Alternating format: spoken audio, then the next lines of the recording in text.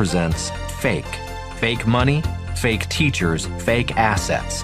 How lies are making the poor and middle class poorer. By Robert T Kiyosaki.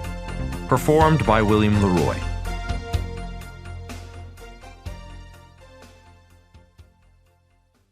Transparency, noun.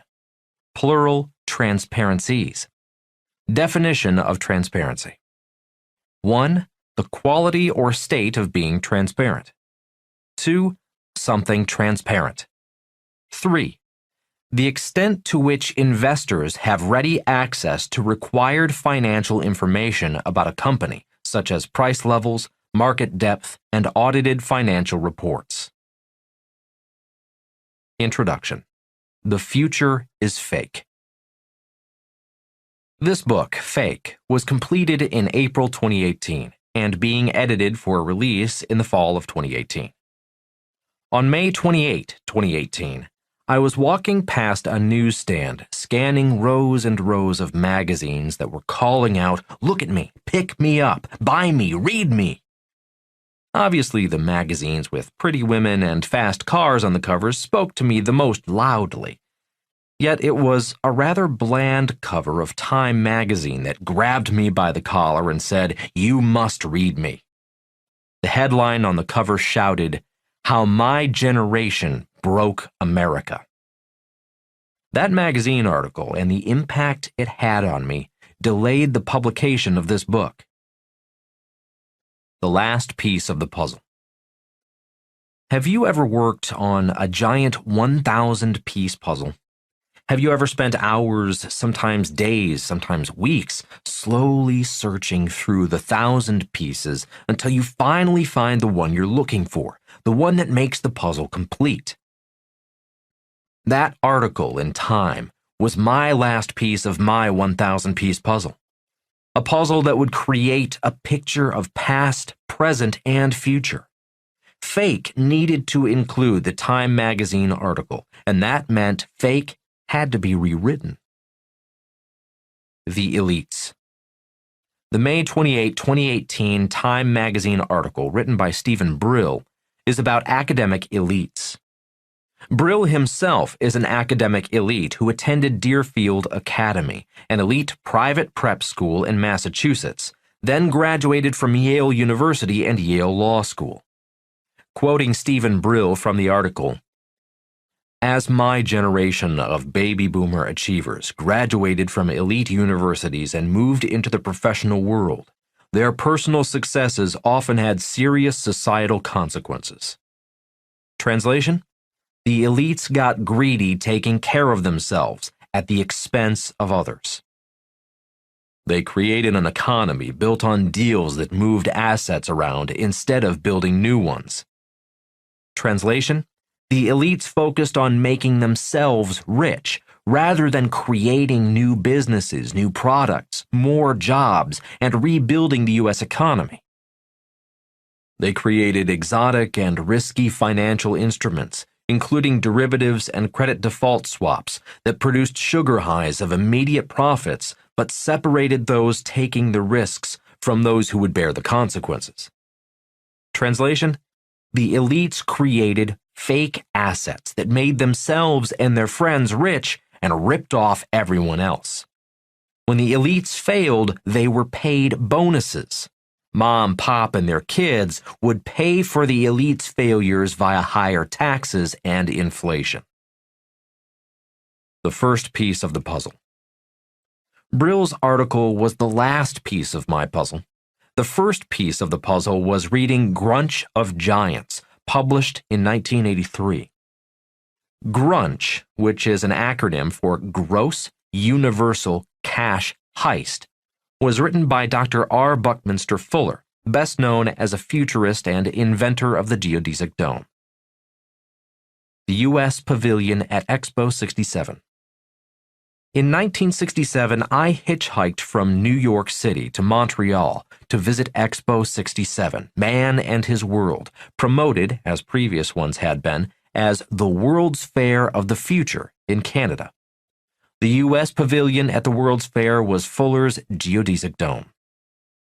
Although I did not get to meet Fuller in Montreal, I had the good fortune to study with him several times in 1981, 82, and 83. For me, each event with Fuller was transformational and life-changing. Singer John Denver called Fuller the grandfather of the future in his song What One Man Can Do, which is dedicated to this great man. Fuller passed on July 1st, 1983, approximately 3 weeks after the last time I studied with him. I remember that I immediately got a copy of his book, Grunch of Giants, and read it. Fuller was saying many of the same things my rich dad had been teaching his son and me. Grunch is the story of how the ultra-rich rip off the world. Grunch was the first piece of my new 1,000-piece puzzle. Between 1983 and 2018, I studied, read, and attended seminars, listening and learning from anyone who I suspected had pieces of the Grunch puzzle. In part 2 of this book, Fake Teachers, I will list some of the real teachers I met, read, and studied, real teachers who had pieces of the puzzle.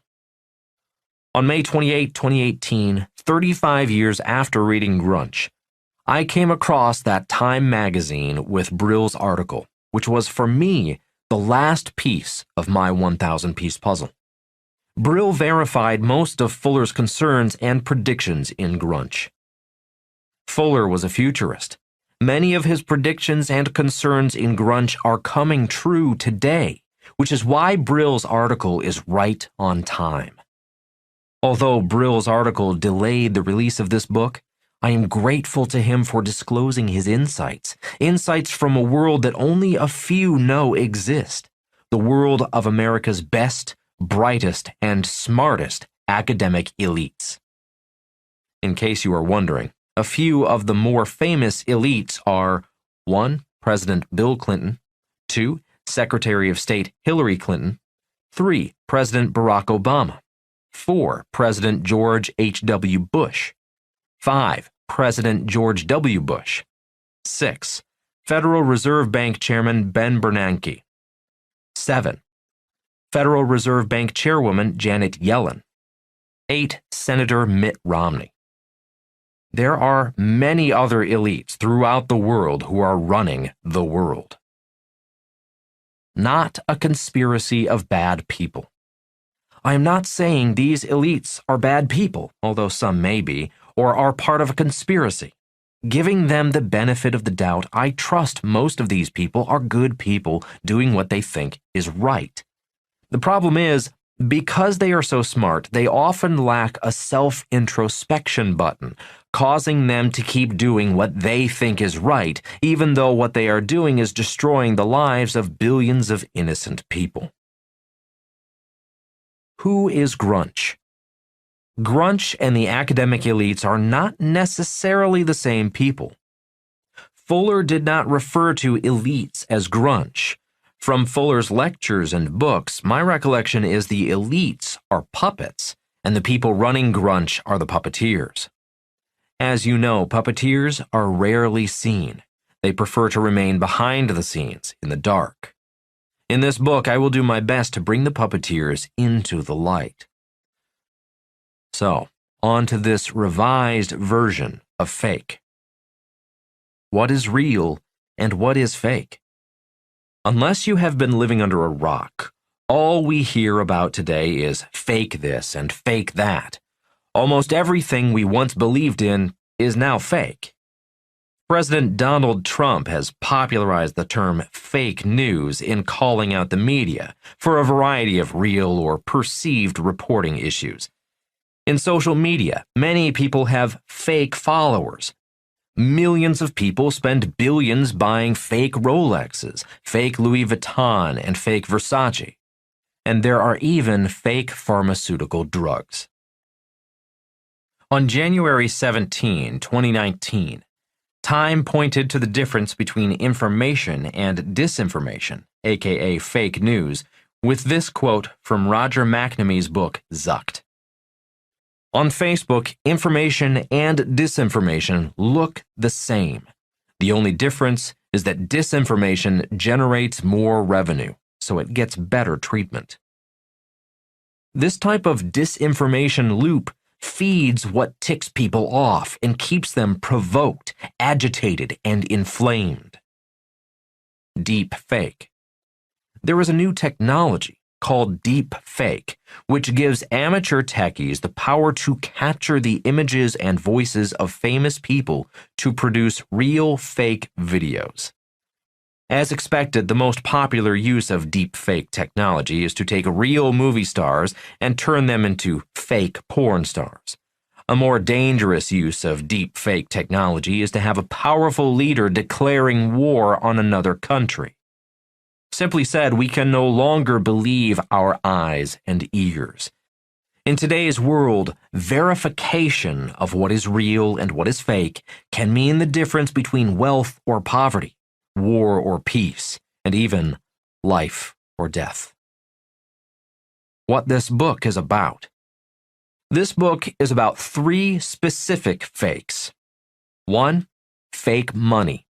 Fake money has the power to make the rich richer, while at the same time make the poor and middle class poorer. A graph illustrating this effect over the course of the last 40 years is included as figure I.1 in the accompanying PDF. 2. Fake teachers. What did school teach you about money? For most people, the answer is nothing. Most teachers are great people, but our educational system is broken, obsolete, and fails to prepare students for the real world. Instead of guiding students into the light, our education system is leading millions of young people into financial darkness and the worst type of debt, student loan debt. The rise in student loan debt between 1975 and 2011 is charted in figure I.2 in the accompanying PDF. Student loan debt is over $1.2 trillion and is the #1 asset of the U.S. government. In the criminal world, this is called extortion. Definitions of extortion. 1. The act of extorting, using force to take money or property, especially if the offense is committed by an official engaging in such practice. 2. A gross overcharge. 3. Fake assets. First, we need to define and understand the difference between an asset and a liability. Financial education lesson. Assets put money in your pocket. Liabilities take money out of your pocket. My poor dad always said, "Our house is our biggest asset." My rich dad said, "Your house is not an asset, it's a liability." Millions of people believe their house is an asset. Figure I.3 in this audiobook's accompanying PDF depicts the global house pricing index since 2000. In 2008, the housing market collapsed. Except for a few cities like San Francisco, New York, and Honolulu, where housing prices have climbed higher, housing prices in many cities throughout the world have not yet recovered, as the previous chart with data from the IMF illustrates. Not a real estate crash. The real estate crash was not a real estate crash. It was caused by fake assets, the same fake assets Brill describes in his article. It's worth repeating exactly what he said. The elites created an economy built on deals that moved assets around instead of building new ones. They created exotic and risky financial instruments, including derivatives and credit default swaps, that produced sugar highs of immediate profits but separated those taking the risks from those who would bear the consequences. Weapons of mass financial destruction. Warren Buffett calls derivatives financial weapons of mass destruction. He should know. One of his companies rates and insures these derivatives. In 2008, almost $700 trillion in derivatives exploded, nearly bringing down the world economy. Many people blamed the subprime real estate buyer for the real estate crash. The reality was, as Brill confirms, the elites were manufacturing fake assets called derivatives. That was the real problem. A picture is worth 1,000 words. Figure I.4 in the accompanying PDF displays a chart of 125 years of the Dow Jones Industrial Average, the stock market. R. Buckminster Bucky Fuller taught us to look at the big picture first, then the small picture. Unfortunately, most investors start with the small picture and then go smaller. For example, many investors wake up, check to see if their one favorite stock is up or down, then go to work. They may be an expert on, let's say, Amazon, but often fail to see the bigger picture. One stock among thousands of stocks in a global market does not give you much information on the future. How to see the future. Dr. Fuller taught his students, if you want to see the future, you must start with the biggest picture possible. The previous 125-year chart points to the value of stepping back to see a bigger picture, a better perspective that has developed over time. Much of this book will be developed along the same lines as this 125-year chart, so you will be better able to see the future from a big picture perspective. Money is invisible. Another thing you will learn in this book is that money is invisible. Charts and graphs offer you the ability to see invisible money moving in and out of various markets.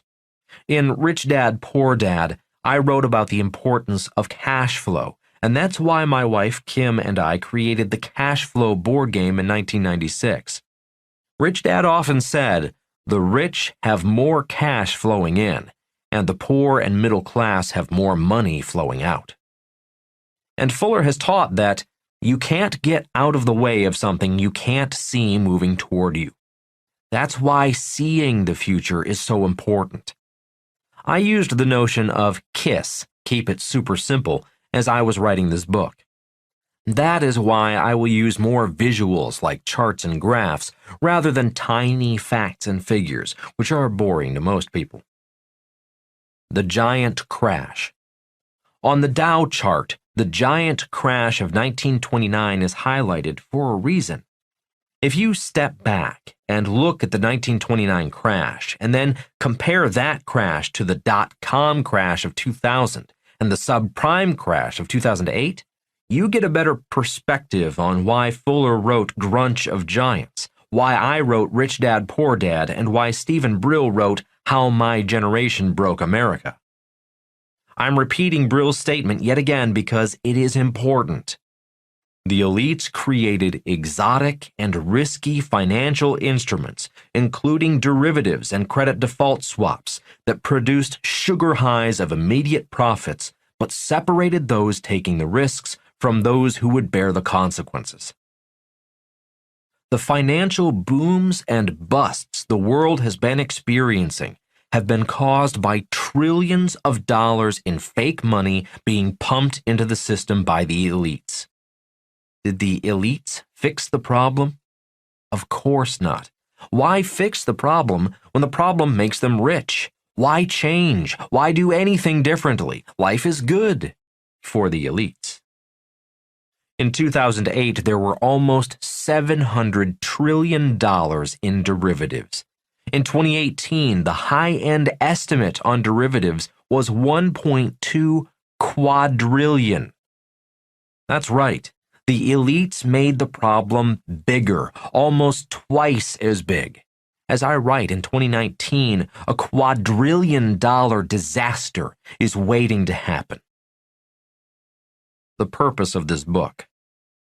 My purpose for writing my books and creating the cash flow game is to give ordinary people, people like you and me, non-academic elites, the possibility of surviving, possibly thriving, maybe even getting very rich after the coming crash.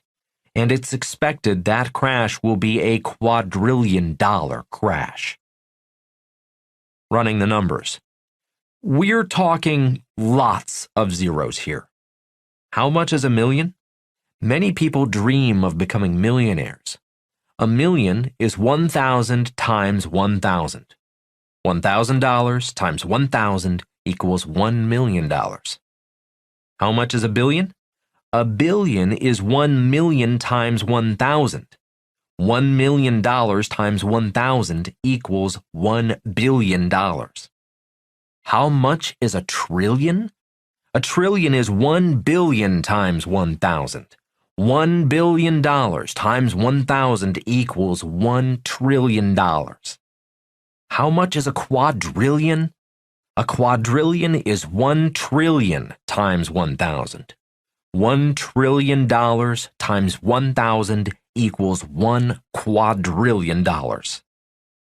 This begs the question, what will happen when $1.2 quadrillion in derivatives explodes? That is why I have written Fake. This house of cards economy is what happens when academic elites are in charge of our money, our teachers, and our assets. Putting things into perspective. A billion seconds ago, it was 1987. A billion minutes ago, Jesus walked the earth. A billion hours ago, humans lived in caves. A billion days ago, humans did not exist. Every 2 hours, the U.S. government spends $1 billion. In 1983, Buckminster Fuller predicted this future. In 1996, the cash flow game was created. In 1997, Rich Dad, Poor Dad was published. In 2018, Stephen Brill confirmed that the future Fuller saw coming is here today. This is why I delayed the release of Fake. I wanted you to see the completed puzzle. Part 1. Fake Money.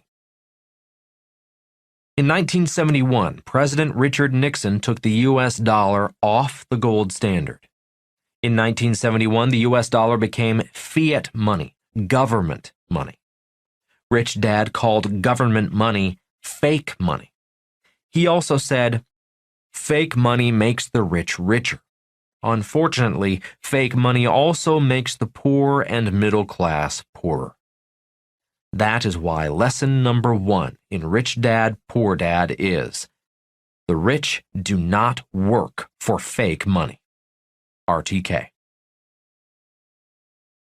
Lie number 1. Saving money will make you rich. Introduction. Part 1.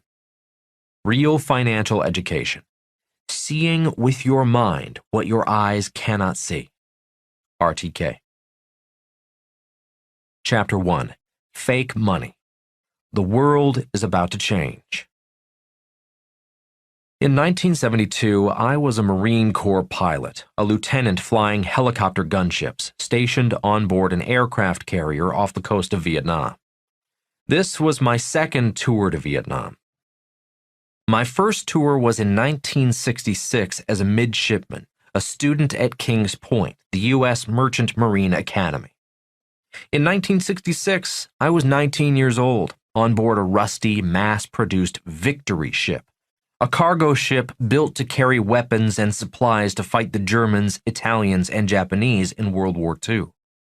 Rather than transporting cargo for World War II, in 1966 the rusty old ship was carrying 500, 750, and 1,000-pound bombs to Vietnam. In 1972, I was a 25-year-old pilot on board another ship. This time, it was an aircraft carrier. A letter from Rich Dad. One day, aboard the aircraft carrier, I received a letter from my rich dad saying, President Nixon took the dollar off the gold standard. Watch out. The world is about to change. President Richard Nixon took the U.S. dollar off the gold standard on August 15, 1971. He made his announcement during the popular TV show Bonanza. Apparently, I had missed that episode of the TV series, and the president's important announcement. Didn't get the message.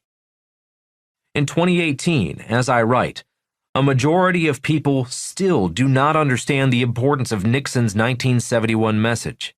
As my rich dad said, the world is about to change, and change it did. In taking the US dollar off the gold standard, President Nixon made one of the biggest changes in world history. Unfortunately, few people comprehend, even today, how much that change affects all of our lives all over the world. Looking for gold. In 1972, I had no idea why or how the world was going to change. I did not understand President Nixon's message, yet Rich Dad's warning in 1972 intrigued me. In the pilot's ready room on board the carrier, I found a Wall Street Journal and began searching for answers. Even the Wall Street Journal had scant coverage about gold, except for a few comments on the price of gold rising from $35 an ounce and fluctuating between $40 and $60 an ounce. In another publication, I found an article written by some crackpot predicting gold would go to $100 an ounce. The fluctuating price of gold intrigued me. Why is the price of gold rising? I asked myself. What does it mean? Today, as I write this book, the price of Bitcoin and other cyber currencies are rapidly rising and crashing. Once again, very few people understand how Bitcoin or blockchain technology currencies are going to affect their lives, their future, and their financial security. The rising price of gold in 1971 and Bitcoin in 2018 are the rumblings of profound global changes, shifts in global financial tectonic plates, which will cause financial earthquakes and financial tsunamis all over the world. Real financial education. Ted was a fellow pilot who was also interested in gold. During our free time, we began our own study, doing our research to better understand the relationship between gold and future global change. The news was that President Nixon officially ended the gold standard because the United States was importing too many Volkswagens from Germany, too many Toyotas from Japan, and too much fine wine from France. The United States had a balance of trade problem. Financial literacy lesson. Trade deficit. A trade deficit means America was importing more than it was exporting. The problem was countries like France, Italy, and Switzerland did not want payment in US dollars. They wanted to be paid in gold. They did not trust the US dollar. The solution: Nixon closed the gold window. This meant no more gold would leave America. Real or fake? Was this the real reason or a fake reason for closing the gold window? Probably fake. The world did not call President Nixon Tricky Dick without reason. Later in this book, you will find out why Nixon's reason was a lie. Later in this book, I will tell you what I believe to be the real reason for taking the dollar off the gold standard. Nixon also promised to return to the gold standard once the United States got the trade deficit back in balance. He never kept his promise, and he resigned in the shadow of impeachment. Finding a gold mine. Ted and I studied a map of Vietnam and soon found a gold mine. The problem was, in 1972, the United States was losing the war, and the gold mine on the map was now in enemy hands. Ted and I formed a partnership and scheduled a mission for the next day. Our plan was to fly from the carrier, cross enemy lines, locate that gold mine, and buy gold at a discount. Early the next morning, we lifted off from the carrier and flew approximately 25 miles across the sea into Vietnam. Our anxiety increased as we flew over the burned-out, smoldering wreckage of tanks and other vehicles left behind by the retreating South Vietnamese army. The North Vietnamese army was heading south after the South Vietnamese. Once we crossed the line into enemy territory, Ted and I knew we would be in serious trouble if we were shot down and captured. For obvious reasons, we had not told anyone on board the ship where we were going. Following the map, we soon spotted a large cluster of giant bamboo surrounding the village we were looking for. The village was about 30 miles behind enemy lines. Rather than rush in, we flew low, tight circles, once to the left and then right over the village. If we had taken fire, the mission would have been over and we would have flown back to the carrier. Not taking fire and believing we were safe, we landed in a grassy field near some rice paddies. We shut down the aircraft and headed into the village, leaving our crew chief with the aircraft. Even today, I can still vividly recall Ted and myself strolling down the village path of hard-packed mud behind enemy lines, waving at Vietnamese villagers as they sold vegetables, ducks, and chickens. No one waved back. Most just stared at us, apparently not believing two American pilots were stupid enough to stroll into their village in broad daylight in the middle of their farmers' market, in the middle of a war, behind enemy lines. We smiled and raised our hands, showing the villagers we were unarmed. We had left our personal sidearms with the helicopter. Ted and I walked in without guns because we wanted the villagers to know we came as businessmen with dollars, not as Marines with guns. We met a young boy who led us to the gold dealer deeper in the village. The dealer, a tiny woman whose teeth were blood red due to chewing betel nuts, smiled and greeted us. Her office was a tiny bamboo shack with a bamboo blind propped up, indicating she was open for business. Nixon had closed the U.S. gold window, but her gold window was open. Real gold or fake gold? Ted and I, both Marine pilots and officers with college degrees, soon realized we did not know anything about gold. We had no idea what real gold looked like. The Vietnamese woman's gold pieces were tiny nuggets, held in 3-inch diameter, half-inch thick, clear, circular plastic pill cases. Holding up the plastic cases up to the light, we got our first look at real gold. Unfortunately, her gold looked like tiny dried raisins that were painted gold. "Is this gold?" I asked Ted. "How would I know?" snapped Ted. "I don't know what gold looks like. Don't you know what gold looks like?" "I thought you did," I replied, shaking my head in disbelief. "That's why you're my partner." The pressure of doing business behind enemy lines was getting to us. Ted thought I was an idiot, and I thought the same of him. The moment of truth. Most entrepreneurs have many moments of truths. For Ted and me, our first moment of truth was realizing that, while we might have been great partners as pilots, when it came to gold, we were both idiots. After we calmed down and realized we were both idiots, we began our price negotiations. Our opening bid was $40 for an ounce. Ted and I did know that the spot, the international price of gold, was around $55 on that day. We thought we could get a discount since we had US dollars and we were behind enemy lines. The tiny woman with red teeth just smirked and was probably thinking, "The two of you are idiots. Don't you know that the spot price of gold is the same all over the world?" Try as we might, she would not budge off her price. She knew spot was spot, and by now she knew we were real idiots. If she had been dishonest, she could have sold us dried raisins painted gold. She could have sold us rabbit droppings painted gold, and we would not have known the difference. Panic sets in.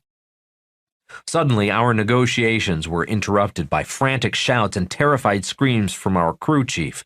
"Lieutenants, lieutenants, get back now!" Immediately, my co-pilot and I ceased our negotiations and ran through the villagers' farmers' market and back to the aircraft. I heard a squawk and felt badly when I realized I had accidentally kicked a chicken and then stepped on a duck as I sprinted back to the aircraft. My imagination was running wild. I could see lines of Viet Cong in black pajamas and North Vietnamese army troops in khaki uniforms crossing the rice paddies and approaching our helicopter. It was then I remembered we were unarmed and could not defend ourselves. The little woman with the red teeth was right. We were idiots. a sinking feeling.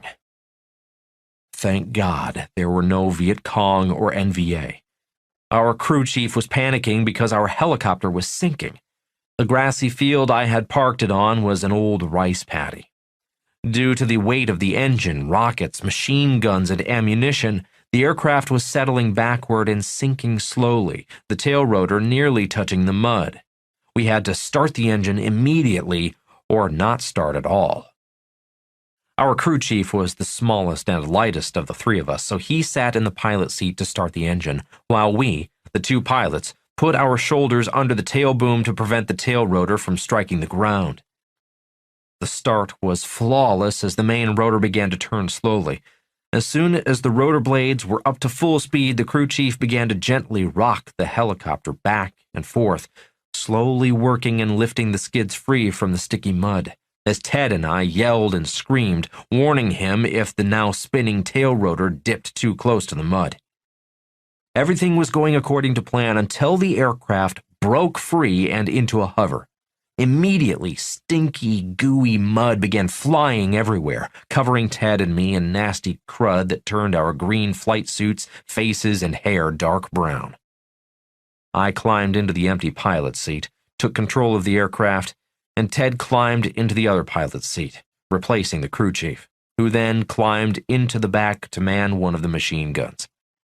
It was a long, quiet trip back to the carrier.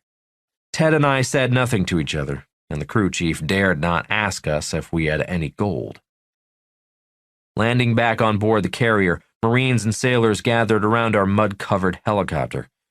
After the aircraft was shut down and secured to the flight deck, Ted and I emerged from the aircraft. The sailors and Marines were now staring at Ted and me, covered with more mud than our aircraft. Crossing the flight deck, heading for the showers and our rooms, all we said to those staring at us was, "Don't ask." Learning from mistakes. Rich Dad, Poor Dad was first published in 1997.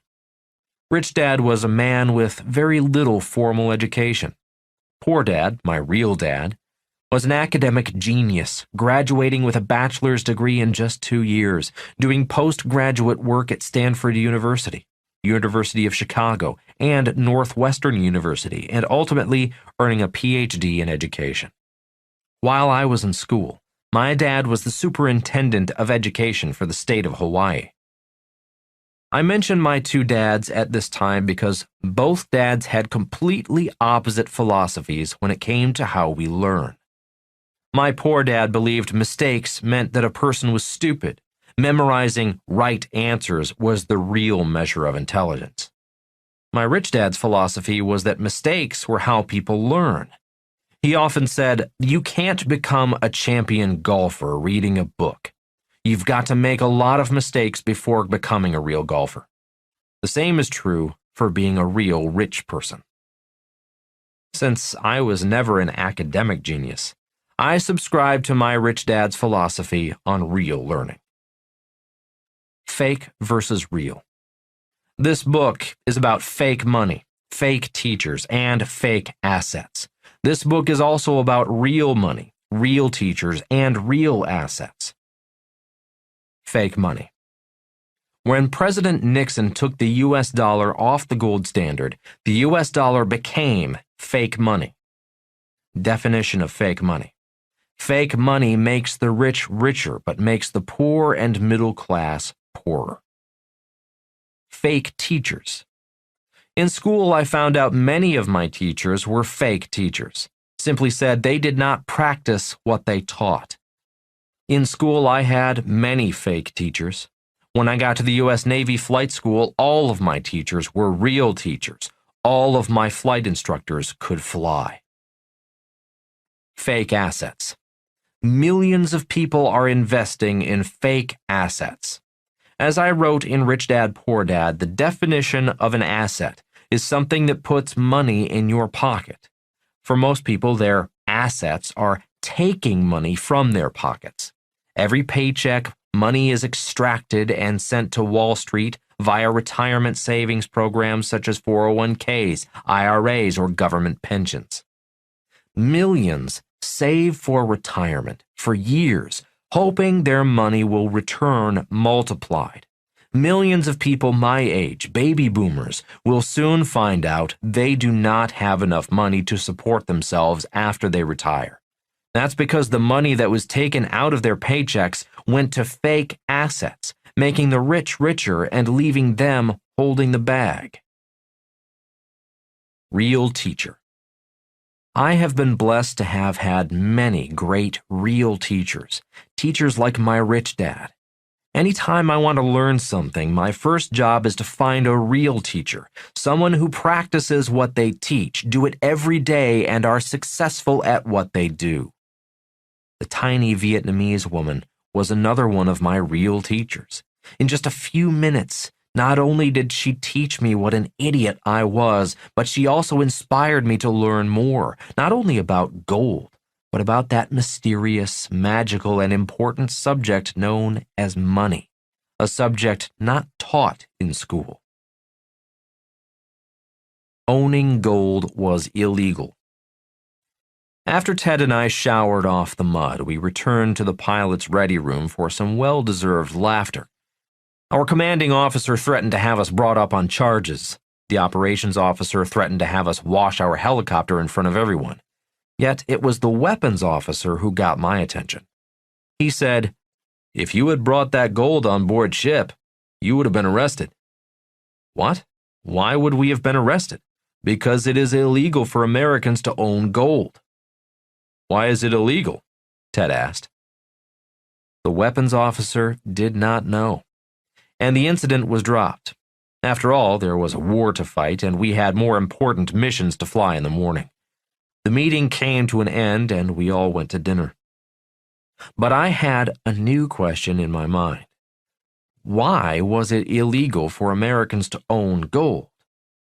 That question led me to continue my ongoing financial education and seek my own answers. Like my rich dad, I was learning from my mistakes. In 1933, President Franklin Delano Roosevelt made it illegal for Americans to own gold. So, like most Americans, Ted and I had seen gold jewelry, but never gold coins, much less gold nuggets. The only money we knew was paper, US dollars, and metal alloy coins, not real gold or real silver coins. Today, most people only know fake money. Ancient money and modern money. Throughout history, money has been many different things. Money has taken the form of seashells, colored beads, feathers, live animals, and large stones. Today, there are 3 types of money. They are 1. God's money, gold and silver. 2. Government's money, dollars, euros, pesos, etc. 3. People's money, Bitcoin, Ethereum, Zipcoin, etc. The questions this book will attempt to answer are: which monies are real or fake?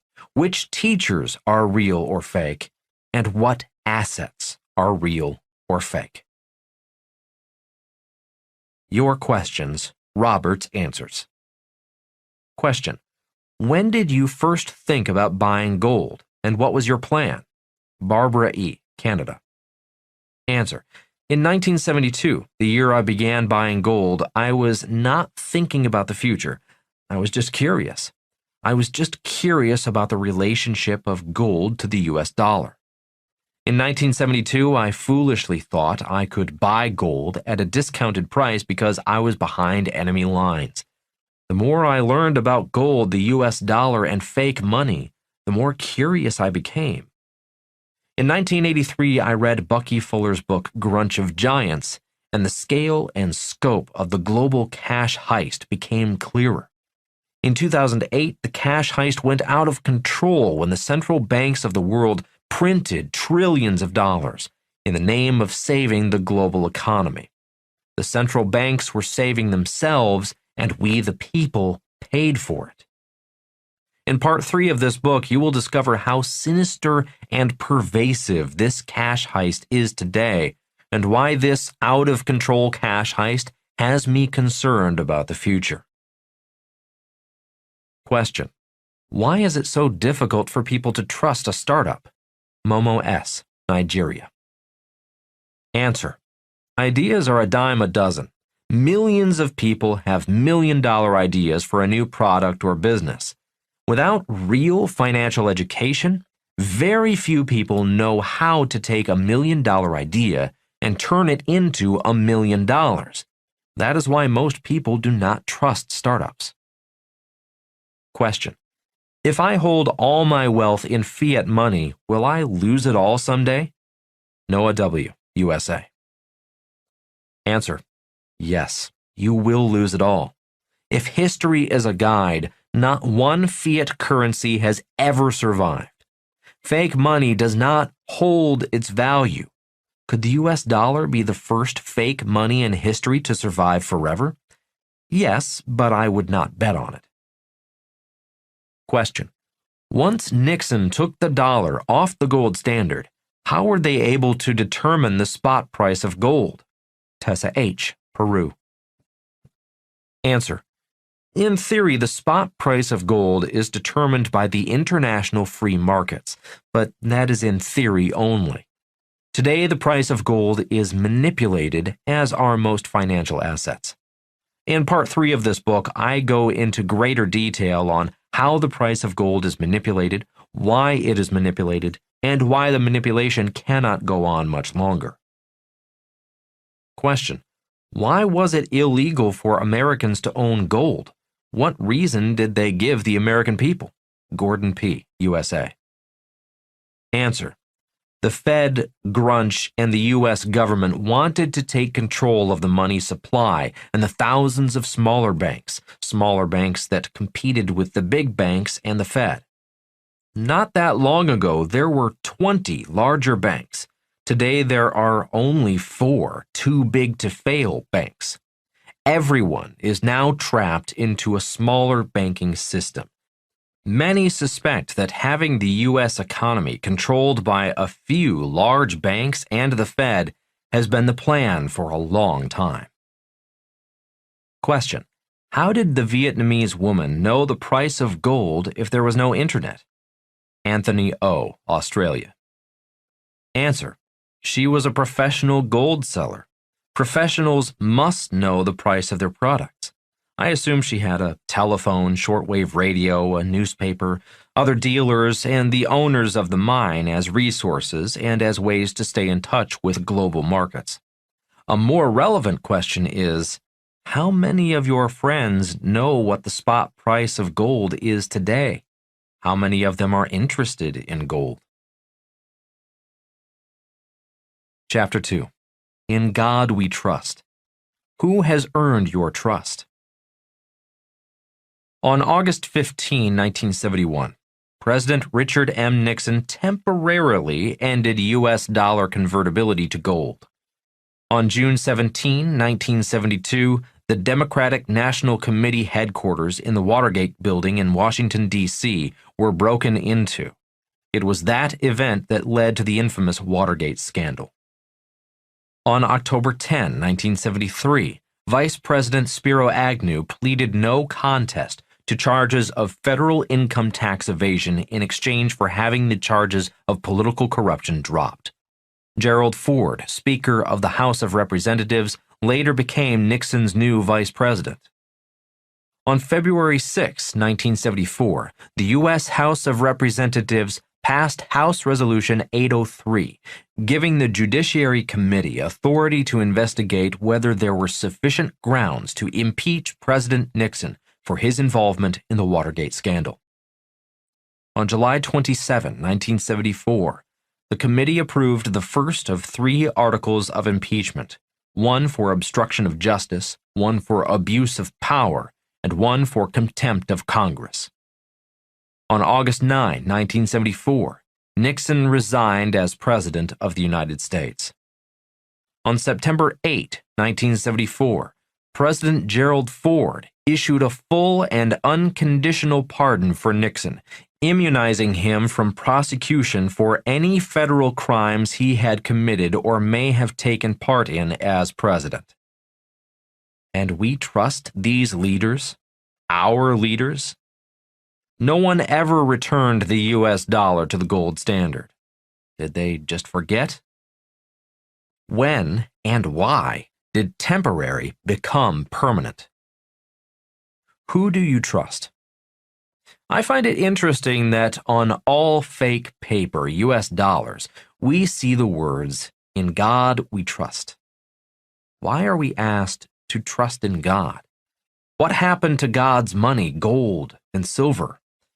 Gold is atomic number 79. Silver is atomic number 47. Gold and silver were here during the formation of planet Earth. Gold and silver will be here when the last cockroach is finally extinct. So why then do the elites have "In God we trust" on all our fake money? This is not the first time in history when trusted leaders used fake money to make themselves richer and more powerful. Paper money was first used by the Chinese during the Tang Dynasty, AD 618 through 907. It was used for centuries before the practice caught on in Europe in the 17th century. The Chinese Empire collapsed when the elites realized it was easy to print fake money to fight wars and build monuments to themselves. The Romans used gold and silver coins. The Romans created fake money by trimming the edges of the coins, an example of which can be seen in Photo 2.1 in the accompanying PDF. Grooved edges and debasing coins. Today, most U.S. coins have grooved edges. Grooved edges made it more difficult to shave gold and silver coins. The Romans then created more fake money by debasing their gold and silver coins. Debasing meant gold and silver coins were mixed with base metals such as copper, tin, and nickel. In 1965, the U.S. government began debasing U.S. silver coins, which is why silver coins have a copper tinge around the edge. Gresham's Law. Gresham's Law states, when bad, fake money enters the system, good, real money goes into hiding. In 1965, I began going to the local banks in Hilo, Hawaii, turning in dollar bills in exchange for rolls of dimes, quarters, and half dollars. I would go home, unwrap the rolls of coins, pull out the real silver coins, and return the silver coins with the copper tinge on the edges to the bank. It was not long before I had a large cloth bag filled with real silver coins. I do not know why I began exchanging dollars for rolls of coins and then saving the real silver coins a habit, but I did. Was it Gresham's Law in action? In 1965, I left for school in New York and never saw my bag of real silver coins again. I've always wondered if my mom spent that money, those real silver coins. Searching the world for gold. Between 1996 and 2012, I had a partner, a real teacher named Frank Creary. Frank was about the same age as my rich dad and my poor dad. Frank had taken a number of gold and silver mines public through IPOs, initial public offerings, on the Canadian and U.S. stock exchanges. Too old to travel, Frank sent me throughout the world looking for gold and silver mines. It was an incredible and very real education. I remember looking at the side of a hill in the Peruvian Andes, looking at a line of holes, small gold mines, and following a gold vein in that hill. My mining geologist told me that those tiny holes produced gold for the Incas long before Francisco Pizarro arrived from Spain, killing their leaders and then stealing their gold. I also remember traveling to Mongolia to visit another old gold mine we called the Checkerboard. It was called that because the mine was on flat ground and looked like a checkerboard due to the holes. One of our best mines was an old silver mine in a remote part of southern Argentina. Our group took that mine public on the Toronto Stock Exchange when silver was less than $3 an ounce. We did very well once silver broke $7 per ounce. Today, silver bounces at around $15 an ounce. Unfortunately, we sold at $7. Our biggest acquisition was an old mine in China. We got the Chinese mine for nothing down. The agreement was that the Chinese government would give us the mine if we would raise money by taking the company public on the Toronto Stock Exchange, which we did. The good news is that we found gold, a massive deposit, millions of ounces proven. For about a year, we knew we were billionaires. Our Chinese gold mine had a Spanish portmanteau, Monduro Mining, or a world of gold. Then one day, a government official notified us that the Chinese government was not going to renew our business license. Today, that mine is in the hands of friends of the Chinese elites, who are billionaires. We are completely out of Monduro. That is what I call a real education. Lasting impressions. The lasting impression left with me was this: isolated humans living remotely without any outside contact who instinctively knew to value gold and silver. What happened to us? What happened to our instincts for God's money? Are we too educated today? Why do we trust people we don't even know? Why do we believe the elites just because they write the words "In God We Trust" on our fake money? The relationship between major world currencies and gold from 1900 to 2018 is charted in Figure 2.1 in this audiobook's accompanying PDF. When compared to Figure 2.2, which charts what happens when our leaders print more fake money, it raises the question: is history repeating itself? I once saw a picture of German children in 1923 playing with money in the streets.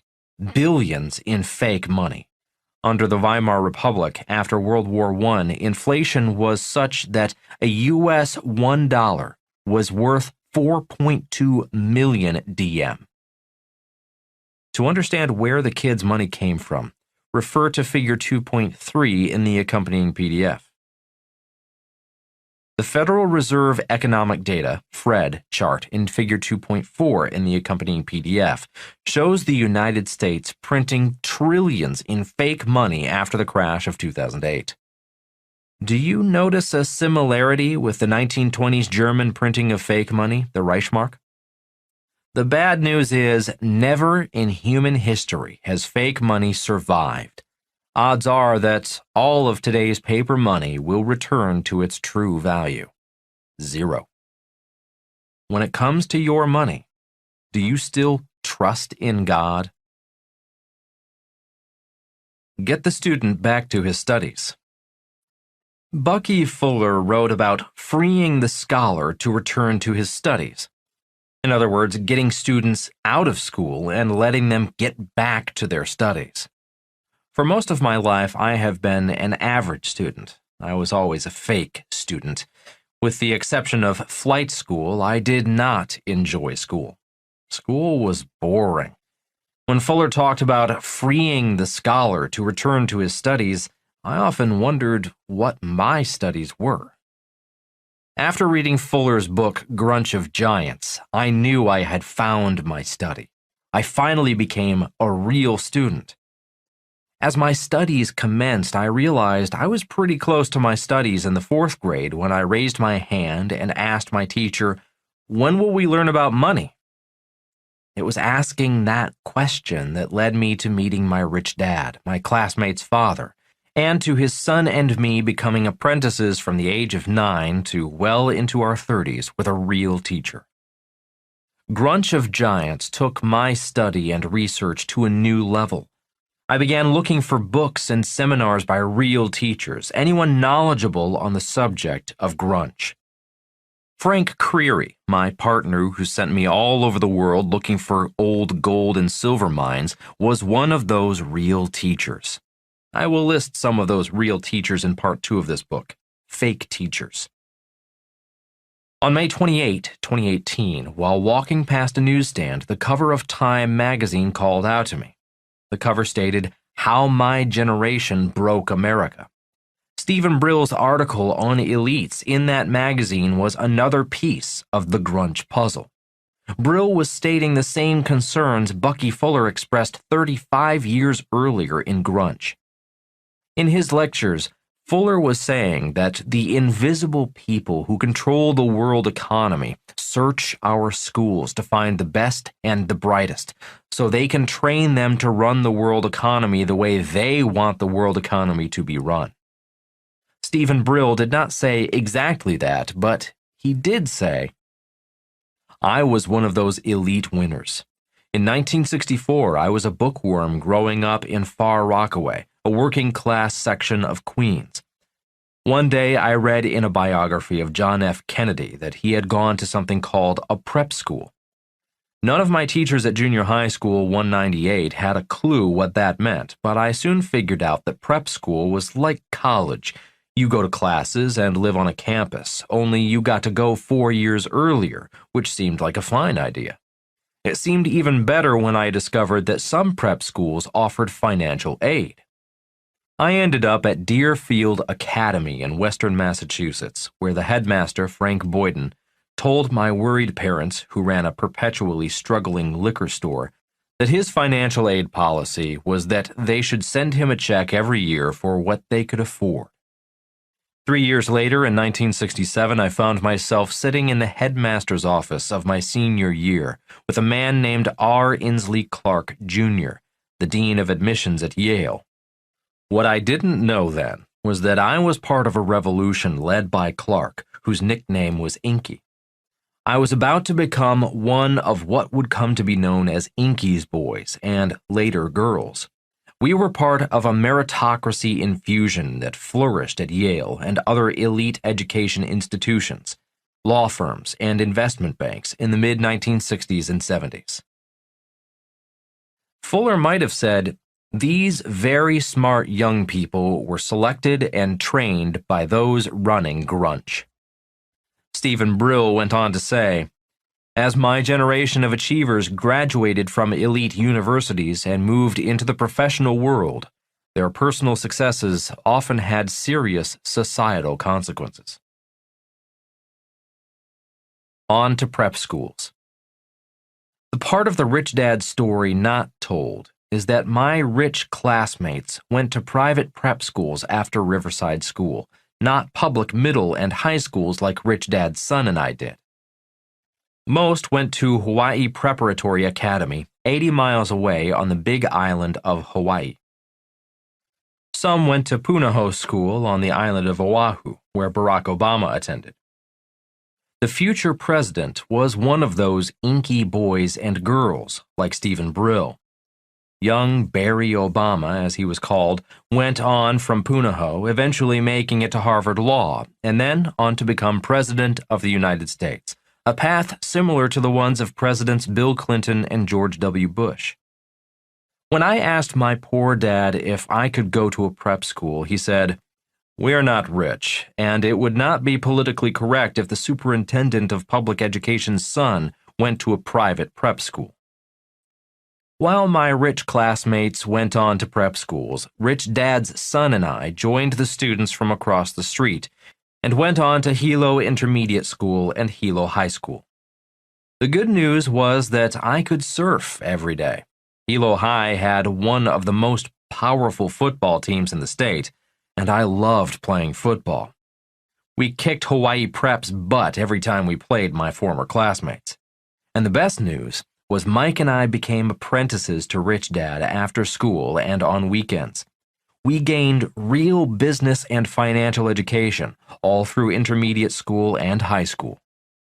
Among our elementary school classmates who went on to prep school, many graduated from Stanford, Dartmouth, Yale, and other prestigious elite universities, schools for the elite and future elite. Serious societal consequences.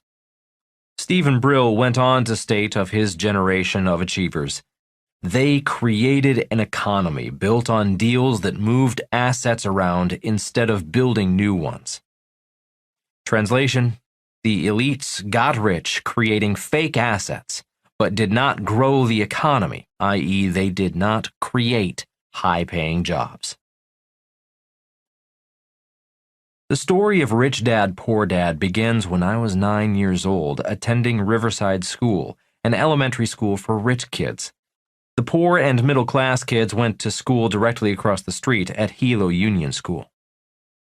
Being in a school for rich kids caused me to wonder why some kids were rich and I was poor. In the 4th grade, surrounded by rich kids, I raised my hand and asked my 4th grade teacher, "When will we learn about money?" When her reply was, "We don't teach the subject of money in school," my lifelong study began. And as they say, the rest is history. It was my poor dad, the head of education for the state of Hawaii, who informed me he could only teach what the government allowed him to teach. If I wanted to learn about money, he advised me to talk to my best friend's father, who became my rich dad. And so the story of Rich Dad, Poor Dad began. A story about real financial education from a real teacher. Your questions. Robert's answers. Question: how would we solve the financial problems of the United States? Where do we start?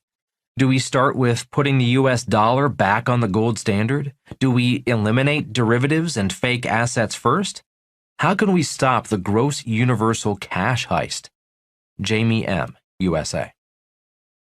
Answer: these are all great questions. I had similar questions when I was younger. The more I studied Bucky Fuller and the cash heist, the more I realized there was only one answer. One of Fuller's generalized principles is the emergence through emergency. That means there will have to be an emergency before anything changes. If you look at the word emergency, you notice the word emerge is the root word.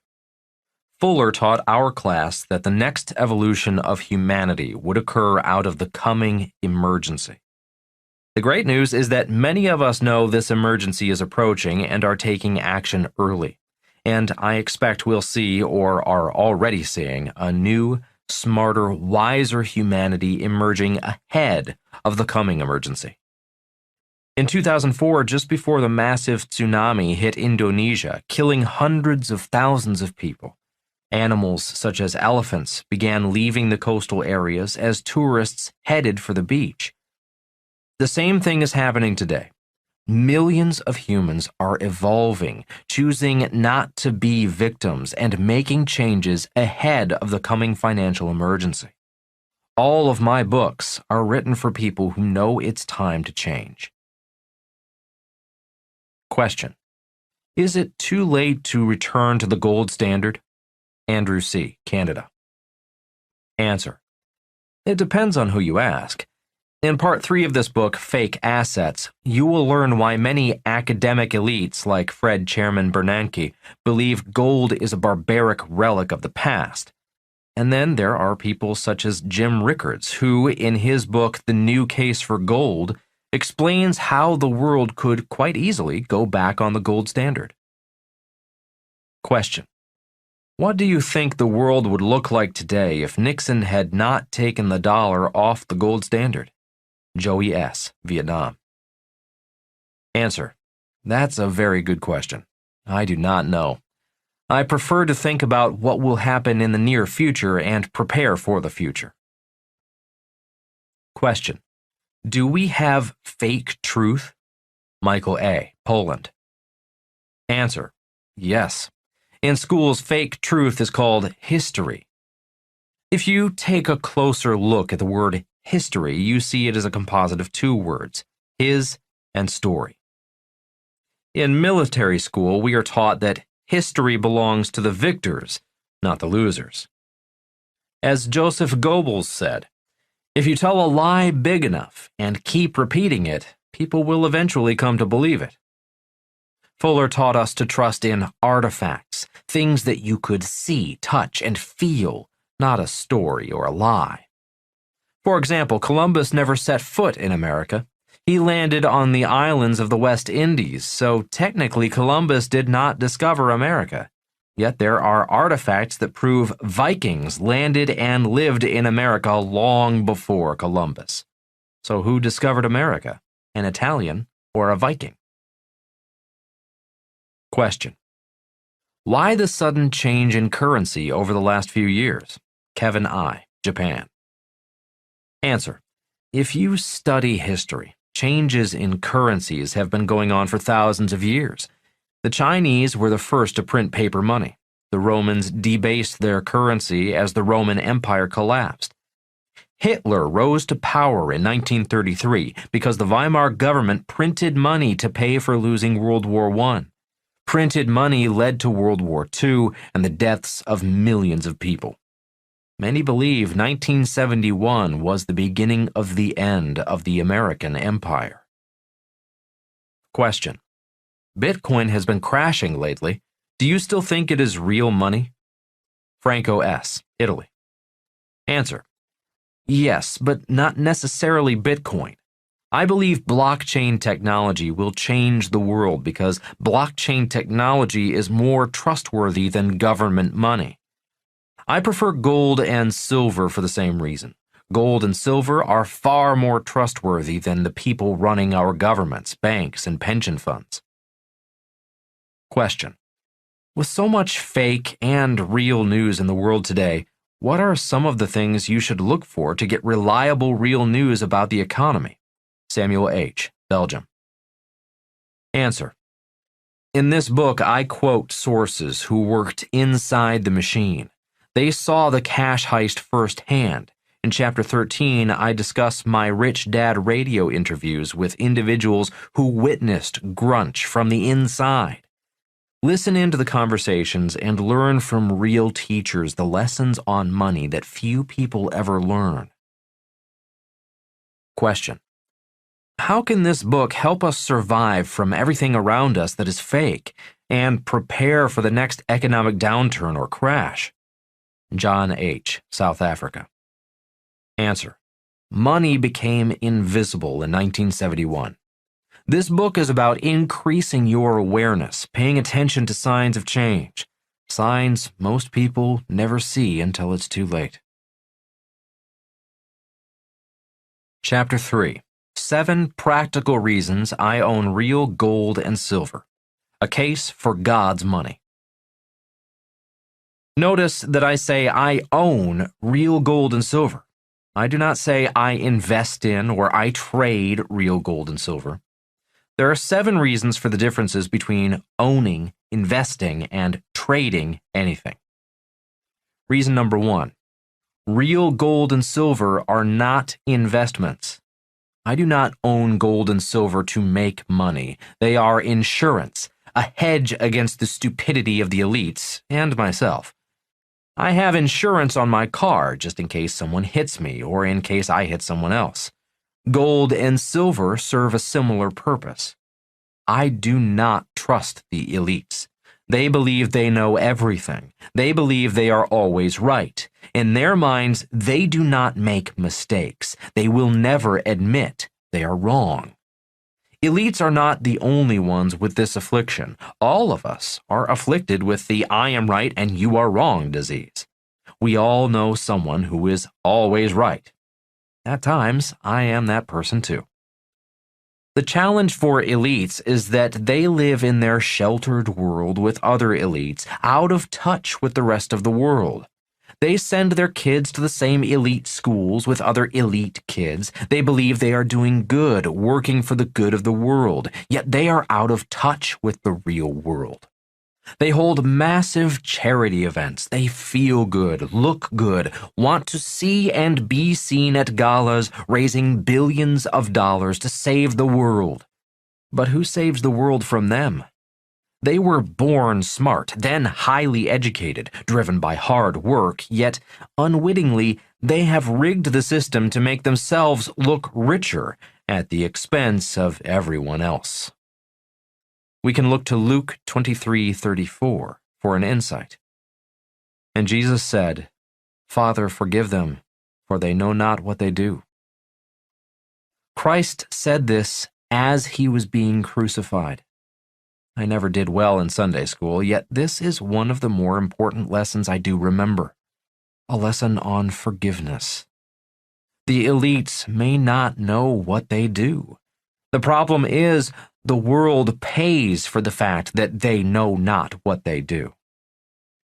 As Stephen Brill wrote in Time, the elites were able to consolidate their winnings, outsmart and co-opt the forces that may have reined them in, and pull up the ladder so more could not share in their success or challenge their primacy. By continuing to get better at what they do, by knocking away the guardrails limiting their winnings, aggressively engineering changes in the political landscape, and by dint of the often unanticipated consequences of their innovations, they created a nation of moats that protected them from accountability and from the damage their triumphs caused in the larger community. Translation? The elites are above the law. They have no guardrails. They have the money to hire the best elite attorneys, often classmates from the same elite schools, to battle lower-paid government attorneys from less prestigious law schools. They have the power to do what they want without being held responsible for what they do or accountable for how many people's lives they damage. Their privileged education and success have turned them into despots. Definition: despot. Noun. A ruler or other person who holds absolute power, typically one who exercises it in a cruel or oppressive way. I do not know everything. I know I do not know everything. I only know so much. I do my best, yet I make mistakes with my money. I do not trust our leaders. I do not trust our fake money. That is why I own real gold and silver, God's money. Gold and silver are my insurance, my protection from our leaders and myself. Reason number 2, no risk. All investments have risk. Real gold and silver have no risk. The price of gold and silver will go up and down because the value of our fake money is going up and down. When a person invests, let's say in a stock or real estate, they expect an ROI, a return on investment, because they are taking a risk. When a person saves money in a bank, they expect a rate of return in the form of interest, because saving money in banks is extremely risky, especially when elites are printing money. In the accompanying PDF, Figure 2.2 charts the purchasing power of the US dollar since 1913 and depicts why savers lose out. When I purchase a gold or silver coin, I do not expect an ROI, a return on investment, because I am not taking a risk. Gold and silver are God's money. Always remember, the price of gold or silver will go up or down because the value of our fake money is going up or down. Gold and silver are just gold and silver. Gold and silver will be here long after you, I, the elites, and the cockroaches are gone. When I purchase real gold or silver, I purchase them forever. I never plan on selling. Just as Warren Buffett holds stocks forever, I will purchase gold and silver forever. I know some of you are saying, but I want to spend. I need money. That is why most people are not rich. They love spending. I too love spending. I love nice cars, clothes, homes, and food. But even when I had no money or a job, I protected those assets and never sold my gold and silver. I'll say it again, just as Warren Buffett holds stocks forever, I will own gold and silver forever. Banks are not safe. Banks are not safe. Banks are risky. I love my banker because my banker loans me money. I use banks to store short-term cash, my operating capital, but I will not hold my long-term wealth in banks. Banks are too risky. Reducing risk. To reduce risk even further, my gold and silver are held in different safe haven countries, all legally and far, far away. That way I remove all temptation and never need to worry that someone would force me to go to my local bank and get my gold and silver. Counterparty risk. What is risky? That's a loaded question. Financial literacy. Counterparty risk is an essential term for anyone who wants to build a real financial vocabulary and become financially educated. Counterparty risk is also known as default risk. All investments have default risk. Simply said, a default occurs when someone does not live up to his or her end of the contract. For example, your friend borrows $100 from you, promising to pay you $110 in 1 year. The $10 return covers you taking the risk in lending your friend your $100. The $10 is for counterparty, your friend's risk. If your friend is unemployed and already owes you $1,000, your interest should be higher because the counterparty risk is higher. Better yet, just say no. Perhaps your friend decides to ask his banker for a loan. That is what bankers want. Bankers want to make loans. They want us to use the credit cards they issue. They do not make money from savers. Banks make money from borrowers. Another example of counterparty risk. Here's another example of counterparty risk. Let's say you buy an insurance policy on your home. That insurance policy is only as good as the counterparty, i.e., the insurance company. If your house burns down and your insurance company goes bankrupt, your house and your insurance policy are both worthless. To see a chart of the Dow Jones Industrial Average between 1895 and 2015, notating the market high before the 2008 crash, see Figure 3.1 in the accompanying PDF. This is what happened in 2008. 1. Subprime borrowers, people like your friend, borrowed money to buy a house they could not afford. 2. Banks were happy to issue the subprime loan to your subprime friend. 3. The bank then sold the mortgage to an investment bank. 4. The investment bank then packaged thousands of these subprime loans, labeling them as mortgage-backed securities, or MBS, a financial derivative. 5. Investment banks sold these MBS to governments, investment funds, pension plans, and other gullible people. 6.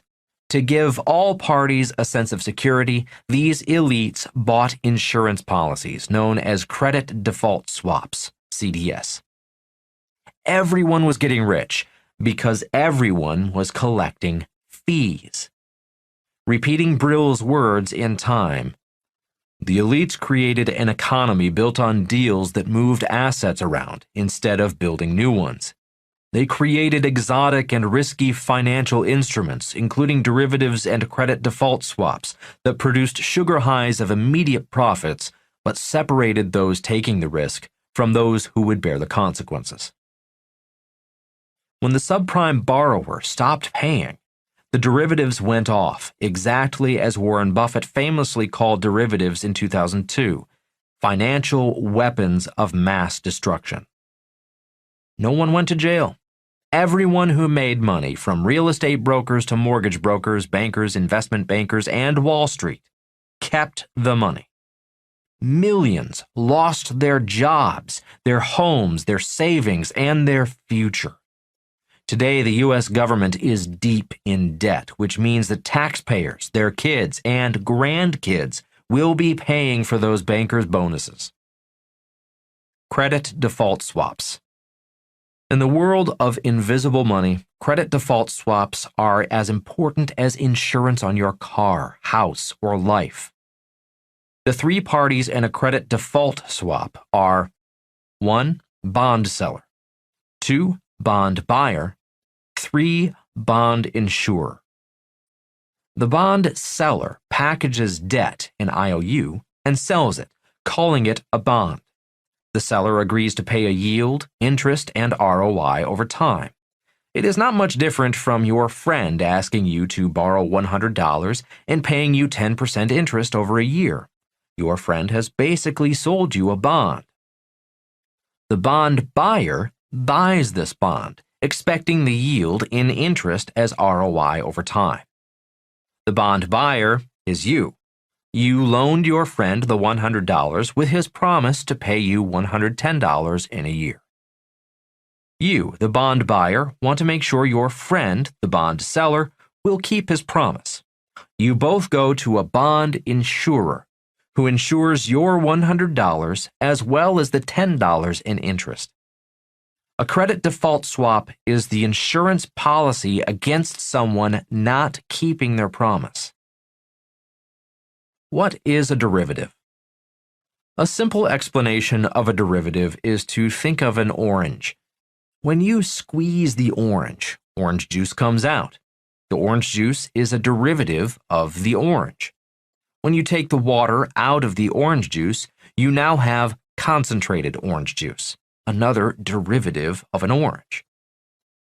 When a subprime borrower bought a house he could not afford, the elites took the borrower and the house, repackaged it as a derivative called a mortgage-backed security. Then the insurance companies created a credit default swap, yet another derivative. The elites made fortunes and were paid bonuses after the house of cards collapsed. Nothing has changed. The same people are still producing financial derivatives. Not one of the elites has gone to jail. Brill writes, "The elites, money, their power, their lobbyists, their lawyers, their drive overwhelmed the institutions that were supposed to hold them accountable: government agencies, Congress, the courts." One reason why those words, counterparty risk, are so important is because the entire global monetary system is built on counterparty risk. The reason I trust God's money, gold and silver, is because there is no counterparty risk. Don't worry. If you do not fully understand counterparty risk, mortgage-backed securities, or credit default swaps, do not worry. 99% of the world does not understand the games being played inside the world of invisible money. If you would like to better understand this invisible world, get together with a friend or two, read what Brill and I have been writing, and then discuss what you understand. Remember, two minds are better than one, except in school where two minds working together is called cheating. Most important of all, always remember the entire money system of the world depends upon counterparty risk. Is your money safe in a bank? The reasons banks pay you interest on your money is because there is counterparty risk. One reason why the government insures bank deposits through the Federal Deposit Insurance Corporation, FDIC, up to $250,000 is to make savers feel safe and secure about their savings. The banks and the government do not want runs on the bank, so they offer deposit or default insurance. Unfortunately, if the saver has $1 million in savings and the bank goes bankrupt, the saver only gets back $250,000 of her $1 million. When you go into your local bank to deposit money, the bank will offer you a choice between keeping your money in a savings account or in a money market account. The money market account offers the saver a slightly higher interest rate. Why? There is no deposit insurance on money market accounts.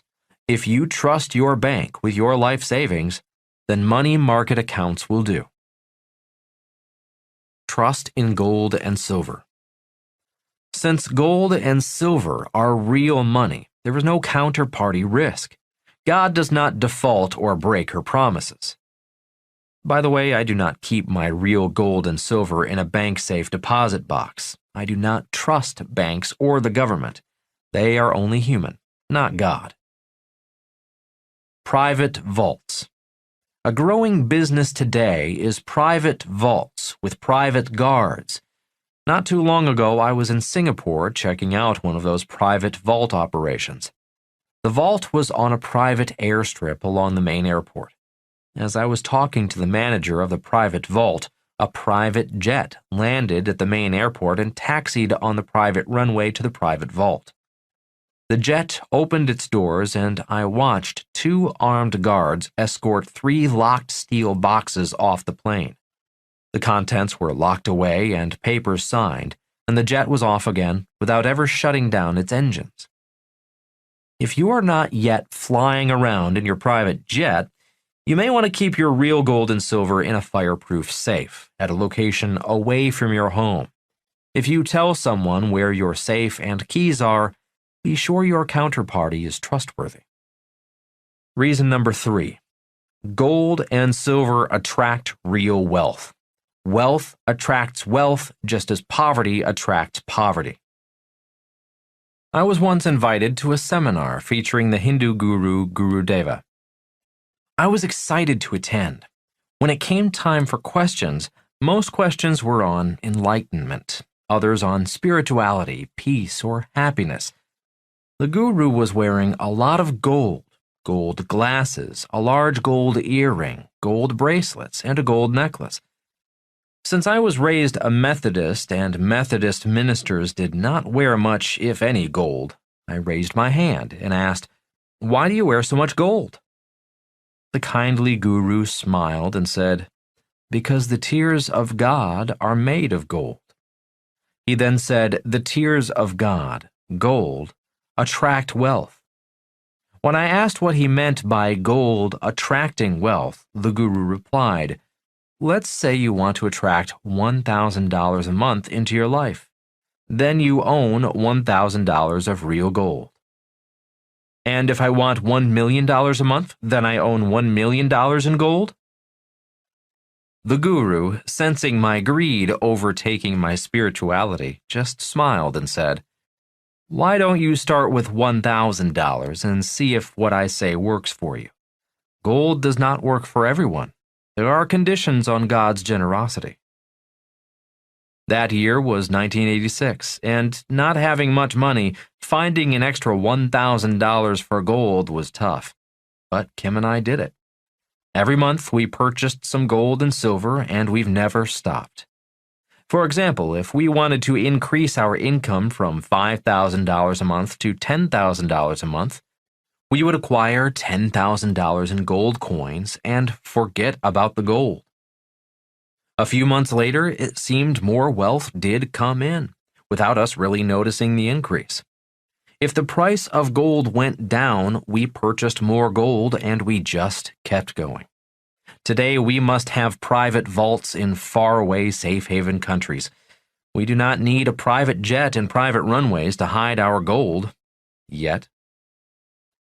Whenever Kim and I are asked, "Will gold attract wealth for me?" we reply with the guru's reply. Why not try it yourself and see if gold, God's tears, works for you? God is generous, but there are conditions on God's generosity. Spiritual lesson on gold. While the tears of God are made of gold, the question each of us needs to ask ourselves, are God's tears tears of joy or tears of sadness? Much of the gold in storage is from tears of sadness.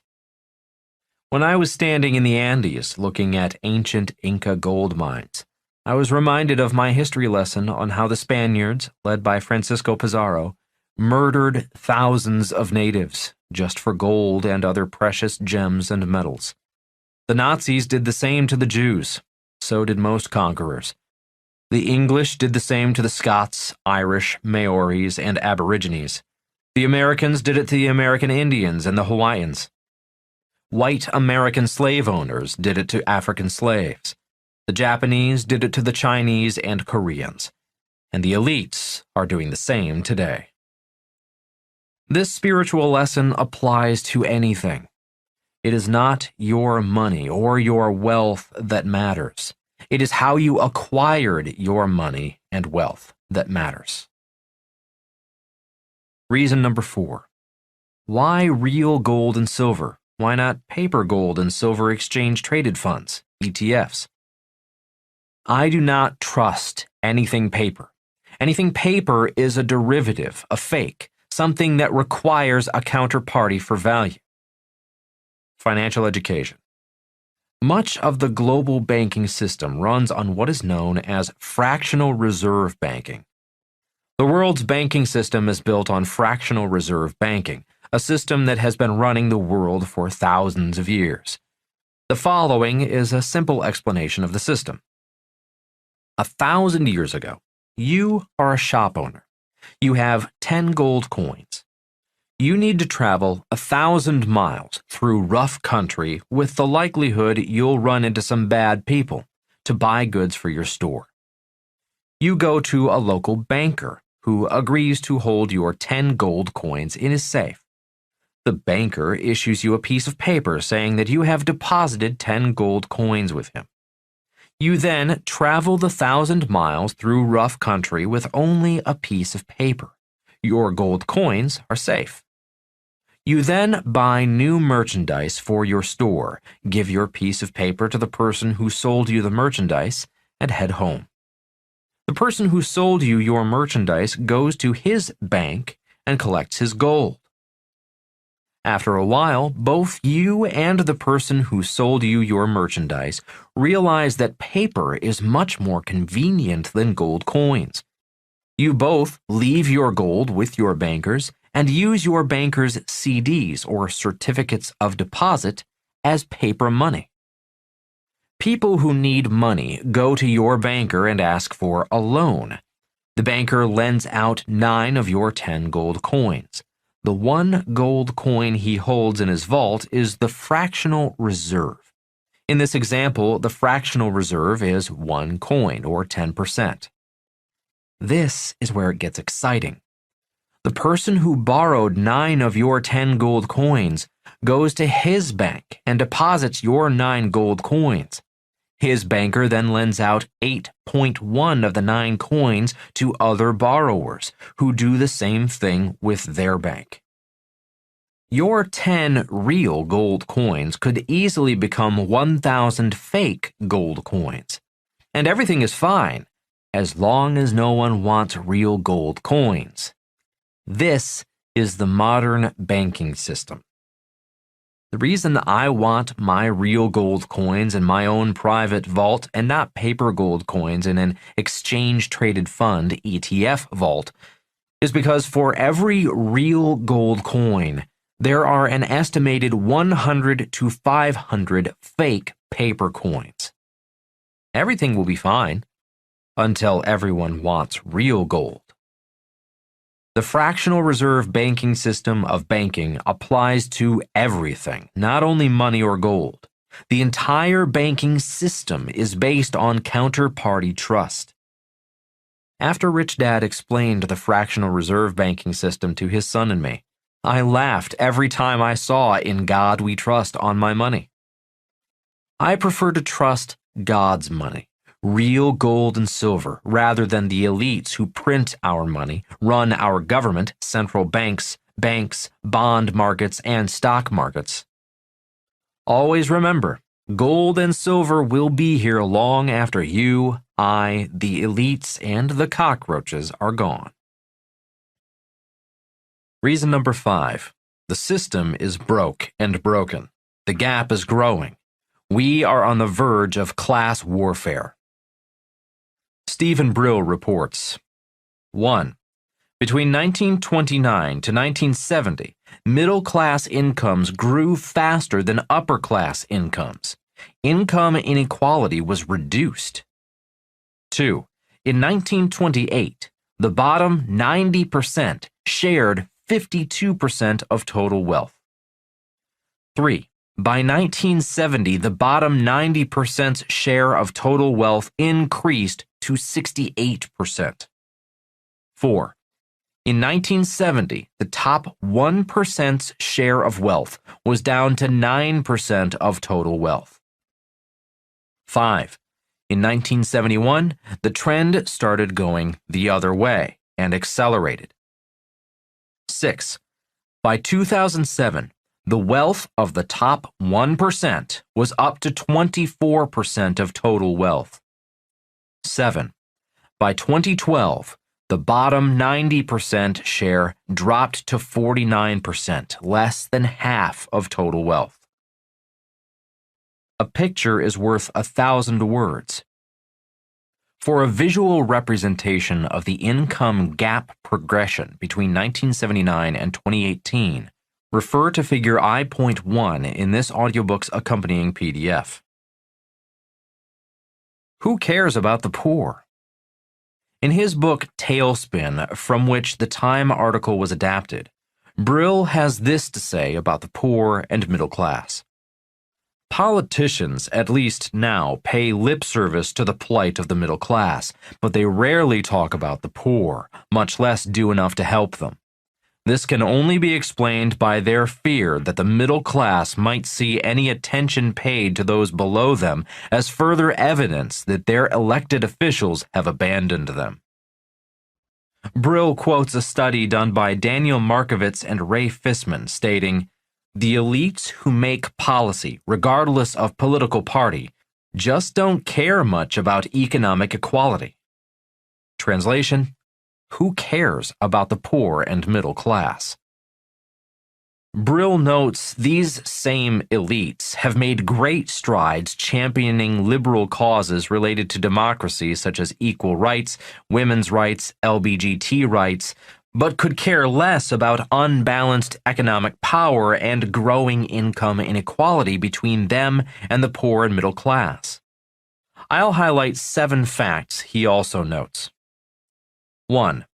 The celebrated American economic mobility engine is sputtering.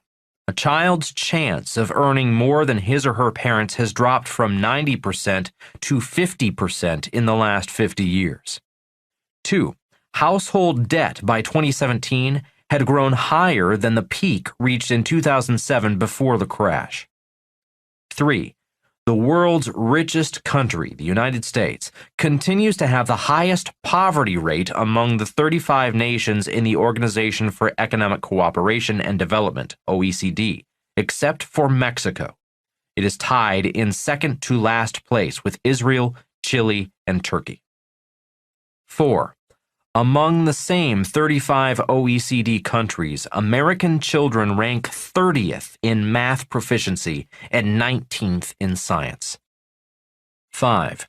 Nearly 1 in 5 of America's children live in households that their government classifies as food insecure, meaning they are without access to enough food for an active, healthy life. 6. America's airports are an embarrassment, and a modern air traffic control system is 25 years behind schedule. The power grid, roads, and rails are crumbling, pushing the United States far down international rankings for infrastructure quality. On an average day in America, there are 657 water main breaks across the country. 7. Members of Congress are sick and tired of spending 5 hours a day begging.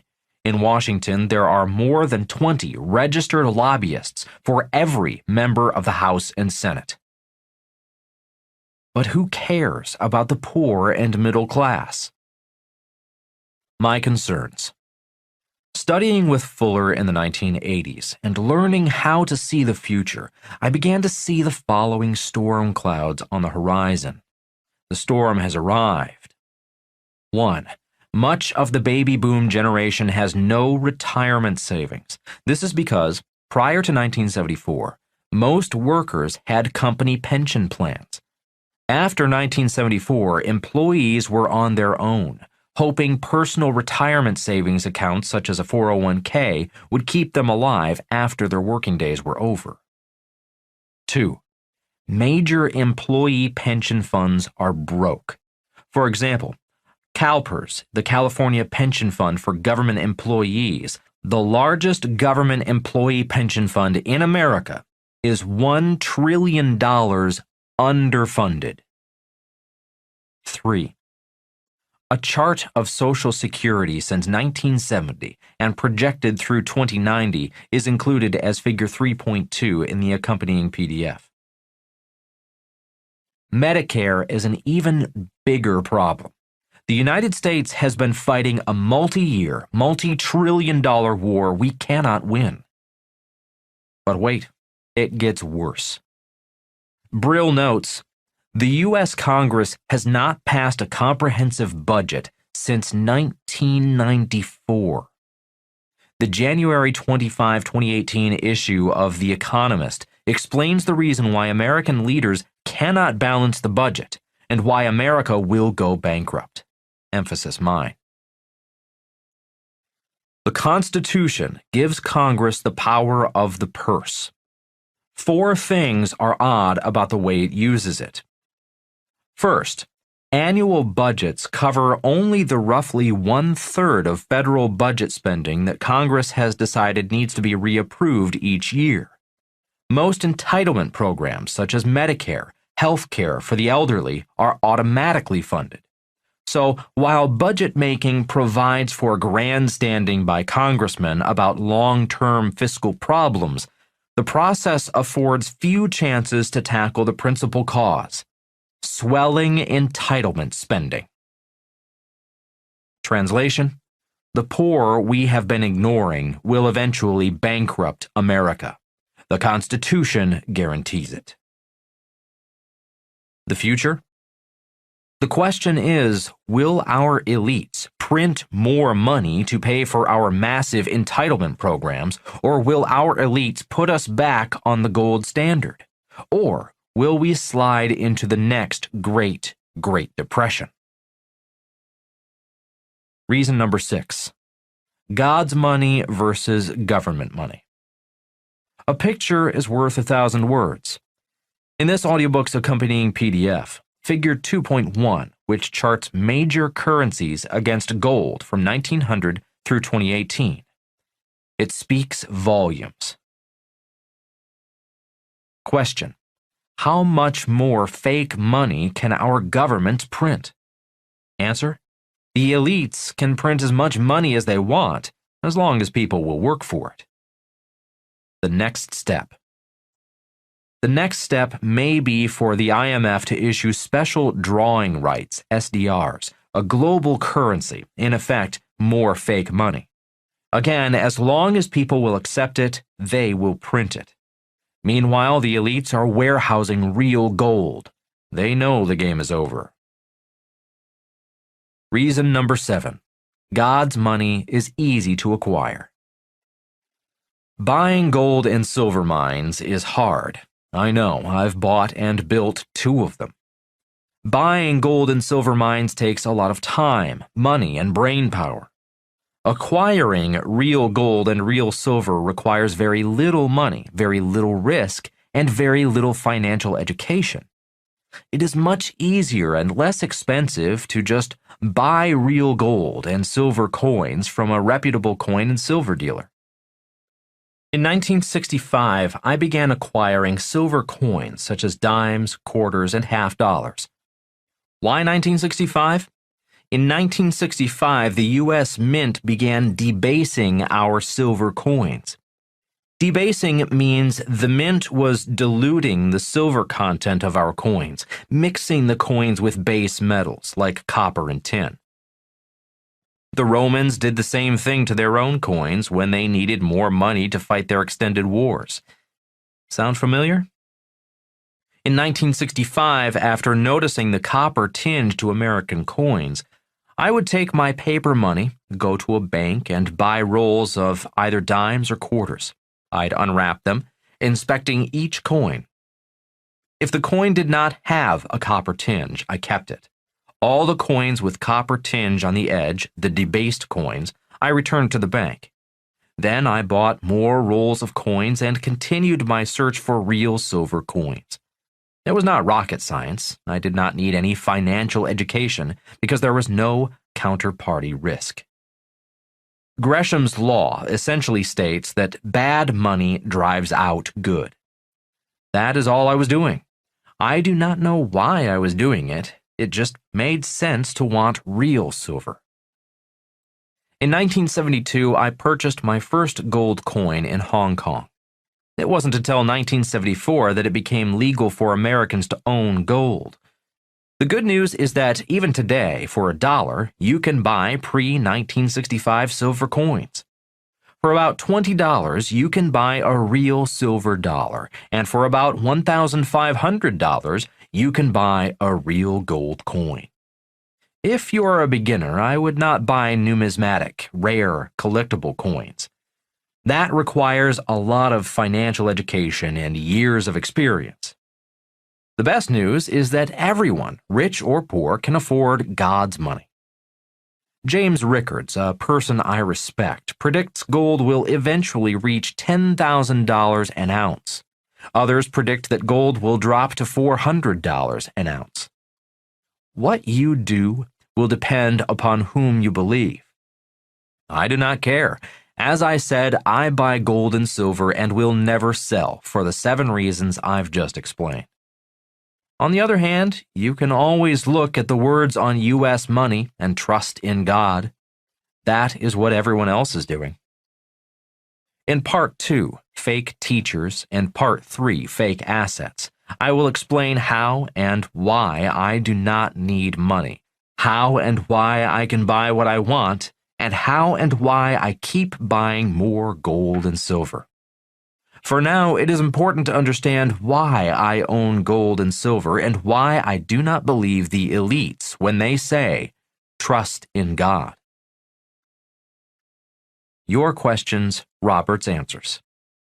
Question: could the 1,000-piece puzzle be called the Grunch puzzle? Scott J., USA.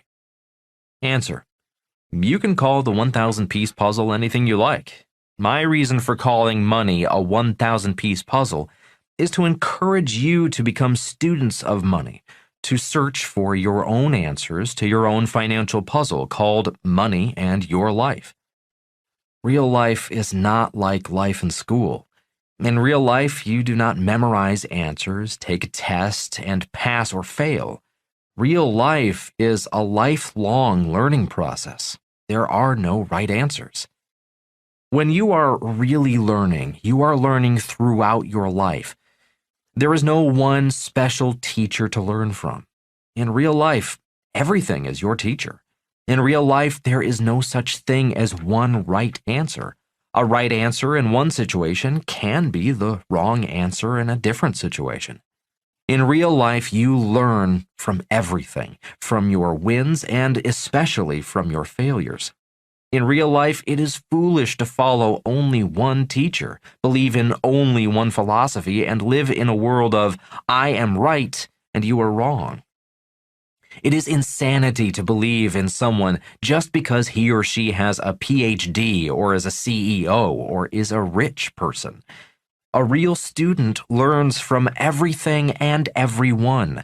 Life itself is your teacher, and you are in a state of constant learning.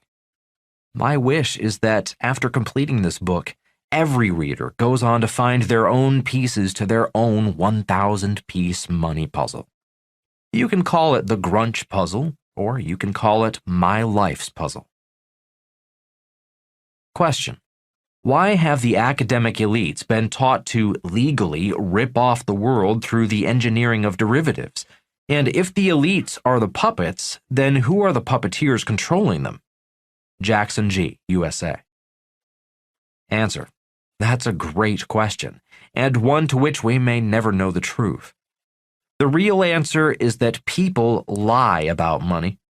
Most people are just not honest with themselves or others and will say, I'm not interested in money. Yet deep down, they desire, crave, and are often desperate for money. For most people, money squeezes the life out of their minds, bodies, and souls. The real truth is that today money is survival. 1,000 years ago, no one really needed money to survive. 1,000 years ago, hunters could hunt for food and gatherers could gather what they needed to survive. They lived in caves or tents and didn't have mortgage payments. They walked or rode animals and did not have a car payment or need to buy gas. Today, people need money for food, shelter, transportation, education, and personal survival.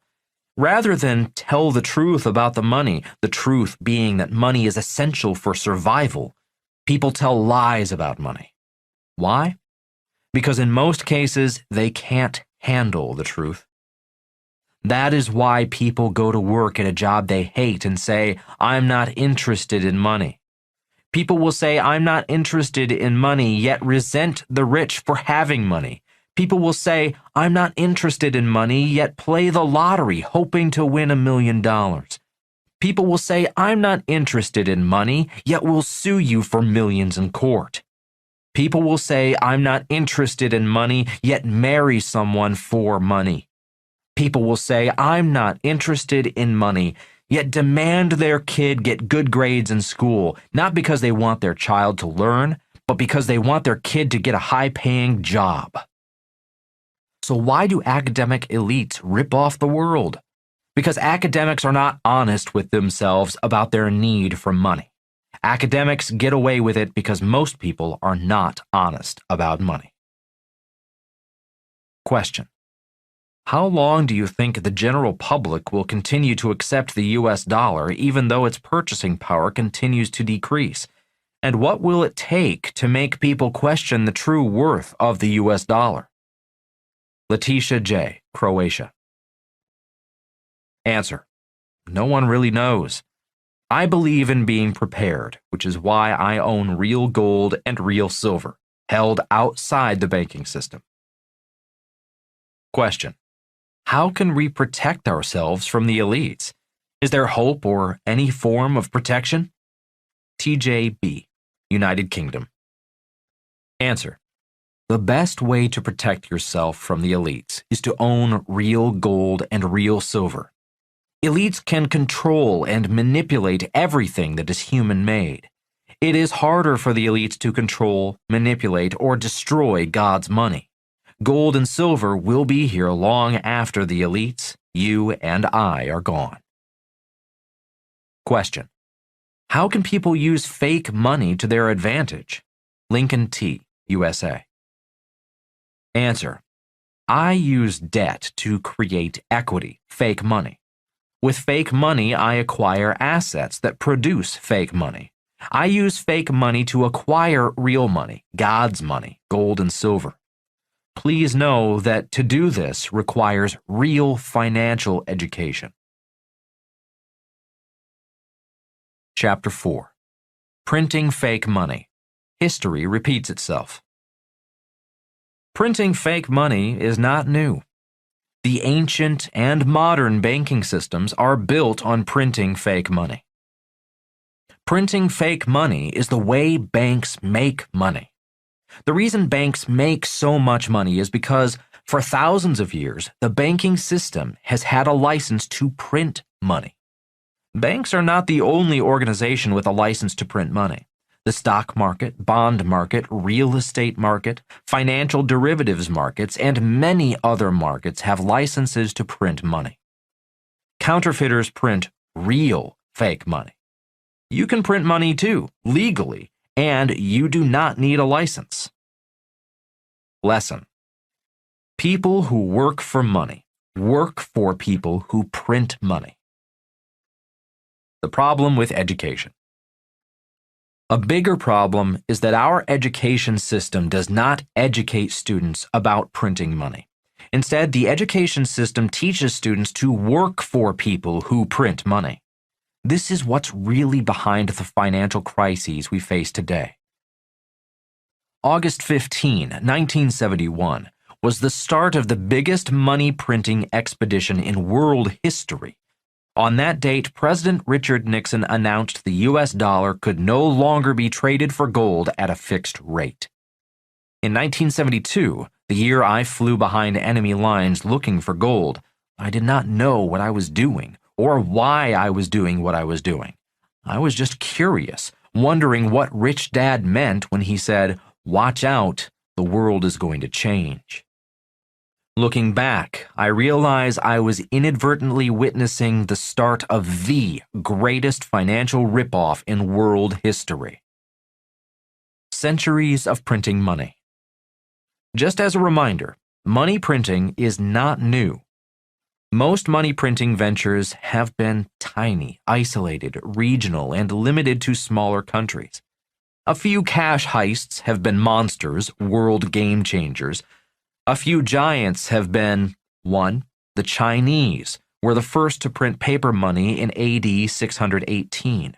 Marco Polo noticed Chinese paper money on his travels, and the practice of printing paper money slowly spread to Europe.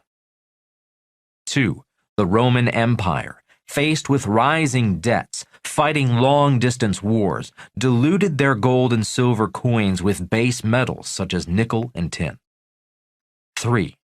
American colonists printed fake money to fight the Revolutionary War, as did the South, printing the Confederate dollar to fight the Civil War. 4. Germany printed trillions in fake money in the 1920s. Printing fake money led to World War II, the rise of Adolf Hitler, and the slaughter of millions of Jews and other innocents. 5. Zimbabwe, once the breadbasket of Africa, became the basket case of Africa after the leaders began printing money in the 2000s. 6. Venezuela is one of the richest oil countries in the world. In 2018, Venezuela is on the verge of bankruptcy and revolution, yet continues to print fake money. Lesson: in nearly every example, the rich got richer and everyone else lost. Lesson: the printing of fake money has never ended gracefully. Lesson: the promise.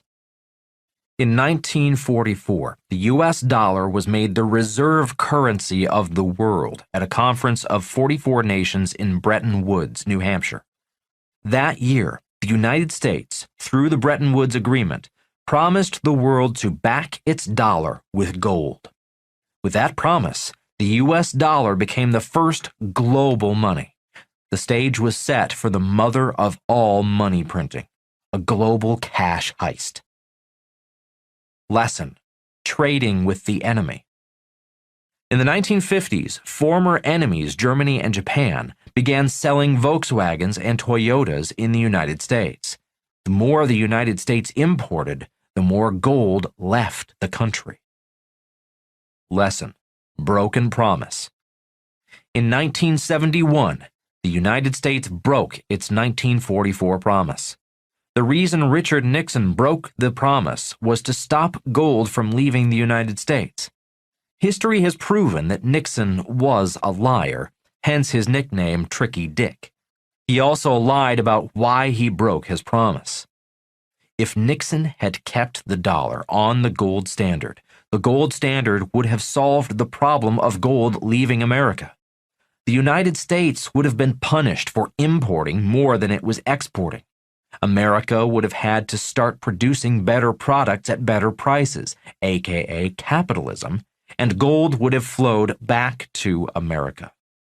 Instead, the academic elites killed capitalism, factories were forced to close, and jobs left America for lower-wage countries. The gold standard was broken so that the academic elites could print money, making themselves richer by ripping off the world. In Bucky Fuller's words, GRUNCH, gross universal cash heist. Lesson: the dollar becomes debt. In 1971, the dollar morphed into an IOU from the American taxpayer. The United States began paying for Volkswagens and Toyotas with IOUs. Lesson: Nixon promised taking the dollar off the gold standard was temporary. Lesson: Nixon resigned before being impeached for the Watergate scandal. He did not keep his promise to put the U.S. dollar back on the gold standard. The biggest money-printing operation in world history was underway, and it's still operating today.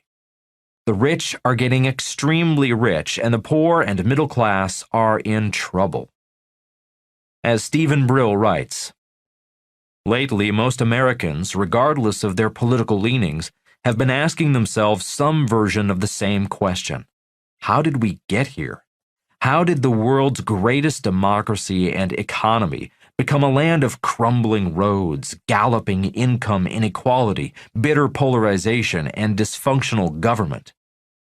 As I tried to find the answer over the past 2 years, I discovered a recurring irony. About 5 decades ago, the core values that make America great began to bring America down. Dr. Fuller warned our class of this. Paraphrasing from the 3 times I studied with him, he said that the old money rich began opening the doors to elite higher education to extremely bright students from the middle class and poor in the 1960s and 1970s. These elite baby boomer students became the puppets of the puppeteers, who are grunch. Brill is one of the extremely bright middle-class students of the 1960s who was among the chosen.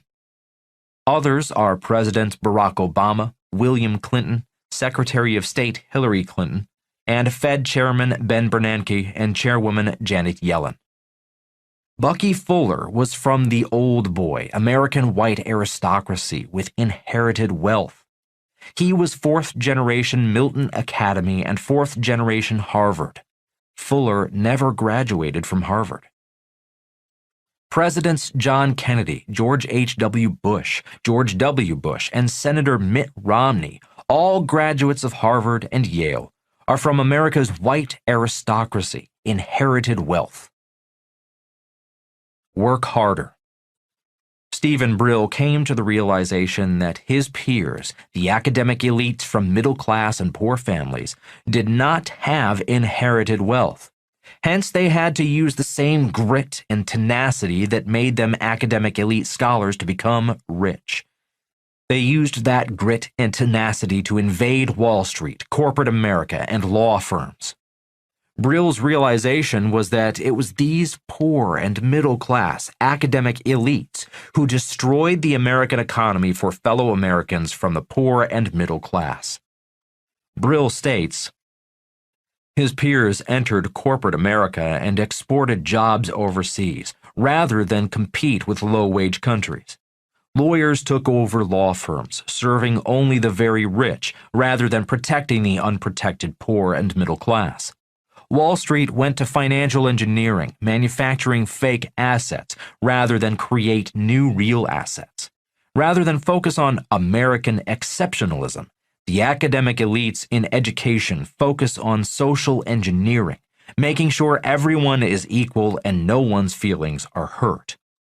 While they focused on kids being equal to protect their kids, ensuring their kids climbed to the top, they made sure their kids went to the same prep schools, which assured their kids entrance into the most elite universities.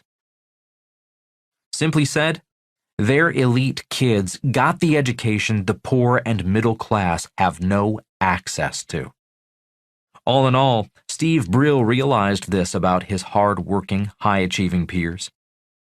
They created a nation of moats that protected them from accountability and from the damage their triumphs caused in the larger community.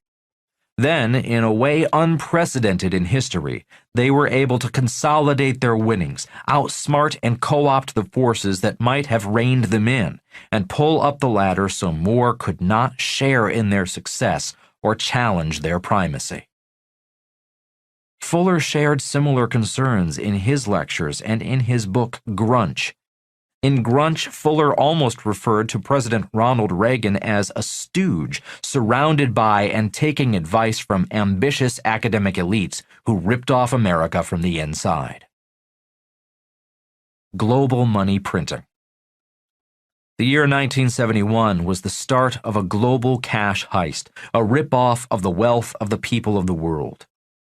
In 1983, futurist Buckminster Fuller's book, Grunch of Giants, again, Grunch standing for Gross Universal Cash Heist, was a prophetic and prescient warning of things to come, and told of a global cash heist that is going on and still goes on today. In 1971, with the dollar no longer backed by gold, money became invisible. People could not see the cash heist. Again, as Fuller said, people do not get out of the way of things they cannot see moving toward them. It's not all bad. Printing money has not been all bad. Printing fake money has done a lot of good. Billions of people working for fake money have produced a functioning economy, new inventions, better housing, advances in medicine, travel, consumer products, and technology. These hard-working people have produced a better world in spite of parasitic elites who suck the health and wealth out of the people who make the world a better place to live. The problem is that printing money has never worked. The cash heist that began in 1971 will eventually fail. The party caused by printing fake money is about to end, and the hangover, and it will be a horrific one, is about to begin. While the 1% has become very rich, billions have become poorer or are about to become poorer. Today, millions of American baby boomers, arguably the richest, luckiest generation in history, are not looking forward to a glorious retirement. Millions of baby boomers are worried. Many know they will never retire. After working all their lives, many will live poor and grow poorer as they grow older. This is what happens when you work for and save fake money. For a visualization, Figure 2.2 in the accompanying PDF tells the story. From the Wall Street Journal, June 23, 2018. Time bomb looms for aging America. Americans are reaching retirement age in worse financial shape than the prior generation. Lesson. The prior generation, the World War II generation, had a defined benefit DB pension plan, a paycheck for life. Financial education for the World War II generation was not necessary because DB plans had professional management. Then DB plans ended. The corporations that used to offer DB plans stopped because DB plans for their employees were too expensive. Today, only a few baby boomers have DB plans, retirement plans that give them a paycheck for life. Today, even baby boomers with DB plans are worried. The Wall Street Journal states, some public sector workers are living with uncertainty as cash-strapped governments consider pension cuts. Lesson. The reason many DB pensions are in trouble is because they based their computations on a 7.5% return on their investments and that most boomers would not live past 70. The good news is boomers are living longer. The bad news is the markets have not always cooperated in delivering on projections. Add this to the unsettling mix of facts and figures. 10,000 baby boomers are retiring every day. The crisis will turn into financial disaster in 2026 when the first boomers turn 80 and need more and more long-term health care. Just when Social Security and Medicare go broke. Boomers have DC plans, not DB plans. In 1974, as millions of baby boomers were entering the workforce, the Employee Retirement Income Security Act, ERISA, was introduced to reduce the cost of employees. A few years later, we saw the first 401k plan, also known as a DC, or Defined Contribution Pension Plan. Baby boomers had to become professional money managers without any financial education. This is the baby boomer crisis. A DC plan is limited to the contributions made, and the total benefit is only the amount in the plan at retirement. If there is nothing in the DC account, the boomer is on his or her own, out of luck and, perhaps, out of money. The Wall Street Journal continues to report, gains in life expectancy combined with the soaring price of education have left people in their 50s and 60s supporting adult children and older relatives. Boomers are often called the sandwich generation for supporting both their parents and children. Americans aged 60 through 69 had about $2 trillion in debt in 2017. There are only 75 million boomers. That is a lot of debt per boomer. Baby boomers have high average debt, are often paying off children's educations, and are dipping into savings to care for aging parents. Their paltry 401k retirement funds will bring in a median income of under $8,000 a year for a household of two. In total, more than 40% of households headed by people aged 55 through 70 lack sufficient resources to maintain their living standard in retirement. That is around 15 million American households. Households with 401k investments and at least one worker aged 55 to 64 had a median $135,000 in tax-advantaged retirement accounts in 2016. For a couple aged 62 and 65 who retire today, that would produce about $600 a month in annuity income for life. Market declines in 2000 and 2008 revealed the perils of do-it-yourself retirements, as many 401k participants cut back on contributions, shifted funds out of stocks, and never put them back in, or withdrew money to pay bills. For a chart of fluctuations of the Dow Jones Industrial Average between 1895 and 2015, noting the height of the market before the 2008 crash, you may refer to Figure 3.1 in the accompanying PDF. Arthur Smith Jr., 61, is still feeling the impact. He consistently saved in 401k-type plans with various employers over the past 35 years, he says. His 401k got hit hard in the market crashes, he says, in large part because he invested in individual tech stocks. We were allowed to pick our own stocks, and I jumped on some high-risk ones, he says. His 401k lost about half its value early in the 2000s and lost half again in 2008, he says. Lesson: when I was a kid in the 1960s, only gamblers invested in the stock market. In the 1960s, if people did invest, they invested in the bond market. Today, most baby boomers are gamblers in the stock market. Lesson: one reason most baby boomers are in the stock market is because interest rates on savings and bonds are at historic lows. In search of higher returns, many people have become gamblers and entered the stock market. Take a look at Figure 3.1 again. Notice where the chart is today.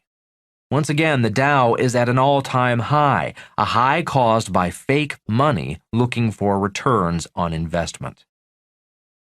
A $1.5 billion bonus. On the same front page of the Wall Street Journal, next to the article on baby boomers, read the headline, Xiaomi gives its CEO a $1.5 billion thank you.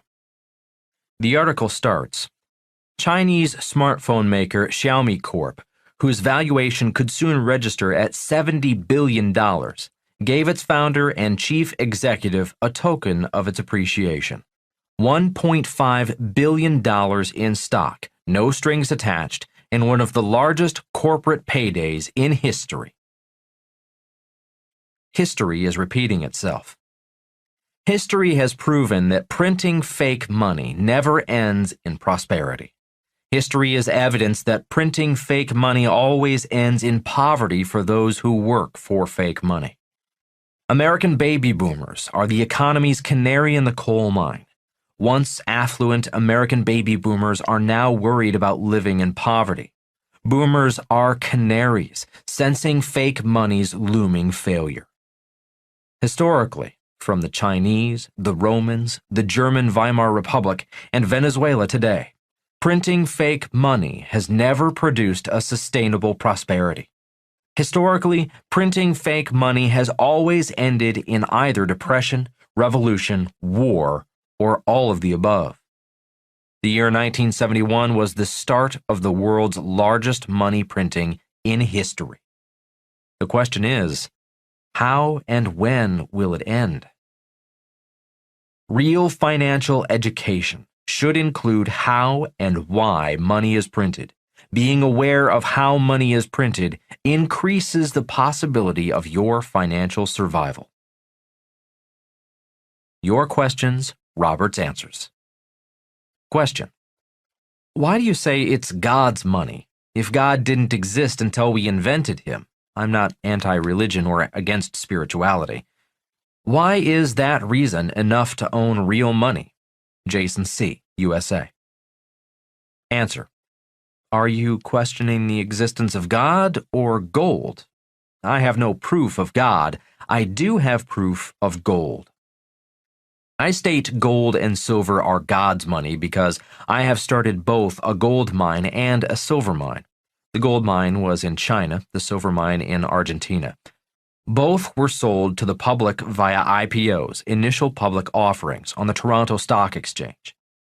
Before we could go public, we had to prove we had found real gold and real silver. We had to physically verify there was gold and silver in the ground and that our company had the legal right to own, mine, and sell the gold and silver. We also had to prove we had the right to sell shares in the company via an IPO. So I know that real gold and silver were here when planet Earth was created. I saw real gold and silver in the ground. That is why I state gold and silver are God's money. Gold and silver will be here long after fake money, government money, people's money, and people are gone. I also know there is fake gold and fake silver. They are gold and silver ETFs, exchange-traded funds. ETFs can legally sell gold and silver they do not own. It is estimated that for every ounce of real gold an ETF has, the ETF may possibly sell 100 ounces of fake gold. I know this because I have taken companies public. While taking companies public and getting them listed on stock exchanges, I learned that most paper assets sold on the stock exchanges are fake. Question. How much gold should I own? Any tips on percentage of portfolio? Bruno T., France. Answer. Most financial experts recommend that 10% of your assets be in precious metals. I do not follow that formula.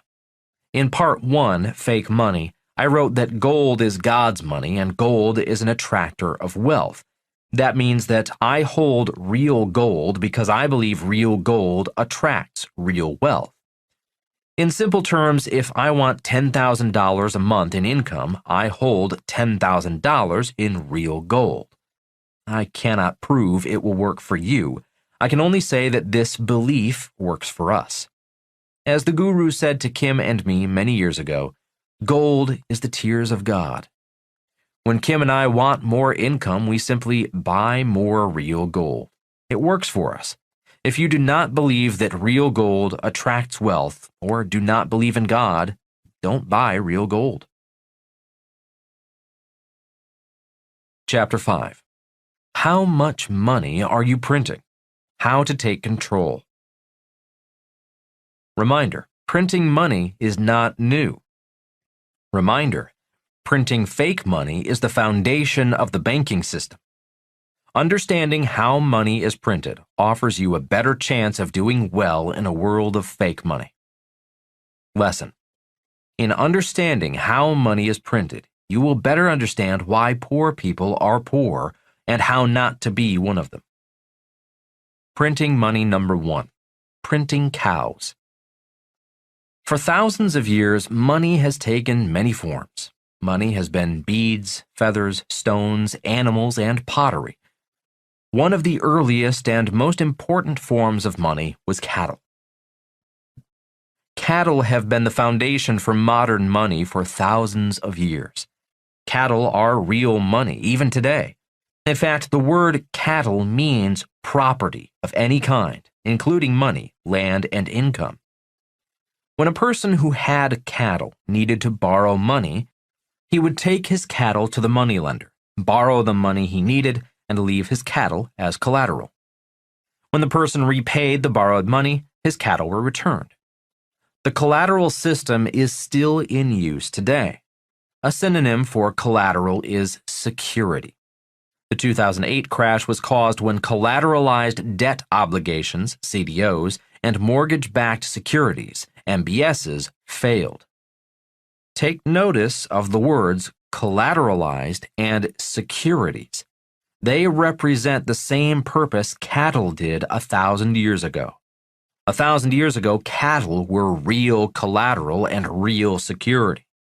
The world economy nearly collapsed when fake collateral in the forms of CDOs and MBSs were proven to be fake. How could so many highly educated, highly talented, and highly paid people believe fake collateral is real collateral? This is scary, very scary. What's even more frightening is that these same people who believed fake collateral is real collateral, are still running the show. Can you imagine a banker 1,000 years ago not knowing what a real cow was? Yet that is exactly what is going on today. All hat, no cattle. Today, when people speak about the gap between the rich and everyone else, they are talking about the lack of collateral. Lesson. One reason so many poor and middle-class people are poor is because they do not have any collateral. That would be like a rancher going to the bank to borrow money without any cattle to use as collateral. My friends in Texas have a saying, all hat, no cattle. The world is filled with people who are all hat, no cattle. They may live in big houses, drive nice cars, have kids in private school, but they have no collateral. A banker may loan them money for the house and the cars and issue them credit cards, a category of debt known as consumer credit, but not the credit to invest. Then they complain, my banker won't give me a loan. Bankers need real collateral. So do you. Modern CDOs and MBSs are about collateral and security. The problem was that modern CDOs and MBSs were backed by fake collateral and fake security. If you want to be more secure in the future, having real collateral is essential to real security. Real collateral and real security are what this book is about. Financial literacy. In kind, adjective. A financial term derived from the German word Kinder, which means child. The word kindergarten means simply a garden of children. When a person left his cattle as collateral, the moneylender was paid in kind with the children of the cattle. Calves, or kinder, were an early form of interest. Today, when a banker lends you money, the interest you pay your banker is today's modern form of kinder. In kind means like for like, calves for cattle, money for money, and an eye for an eye. Interest is in kind. Or another way to look at it, interest is money having children, or money printing money. Modern banks could not survive if they were not allowed to charge interest on their fake money. Savings. You printing money. When you save money in a bank, your money is printing money. When you save money, the bank pays you interest in kind, money for money. Again, the interest on your savings is your money printing money. Credit cards. When you use your credit card, you are printing money. There is no money in a credit card. The only thing behind a credit card is your good credit. Your good credit is the bank's collateral. In America, your credit is measured via a FICO score, a measurement of how creditworthy you are. The difference is that when you use your credit card, you are printing money for the bank, money you have to pay back and likely pay interest in kind on. Loans. When you borrow money for a car, home, or business loan, you are printing money. You are printing money for the bank, and the bank charges you interest on their newly printed money. Whose money is more valuable? Think about these two examples of you printing money. You save money, $1,000 in your savings account, and the bank pays you 2% interest. You charge $1,000 on your credit card, and the bank charges you 18% interest. In both examples, you have printed money.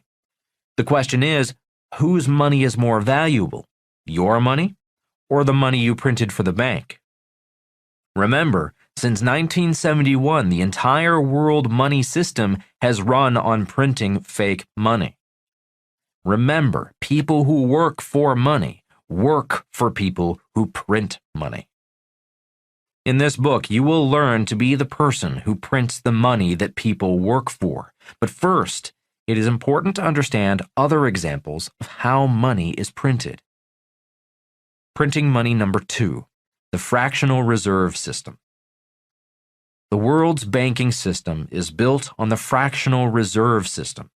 The fractional reserve system has been running the world for thousands of years. The following is a simple explanation of the system. Let's pretend that 1,000 years ago, you are a shop owner. You have 10 gold coins. You need to travel many miles through bad guy country to buy goods for your store. You go to a local banker, often a goldsmith, who agrees to hold your 10 gold coins for safekeeping. The banker issues you a piece of paper saying you have deposited 10 gold coins with him. That piece of paper is a certificate of deposit, CD, a term still in use today. You traveled 100 miles through bad guy country with only a piece of paper, a CD, in your possession. Your gold coins are safe with your banker. You then buy new merchandise for your store, give your CD, your piece of paper, to the person who sold you the merchandise, and you head home. The person who sold you your merchandise goes to his bank and collects his payment in the form of gold from the CD on your gold. After a while, you realize a piece of paper, a CD, is much more convenient than carrying around gold coins.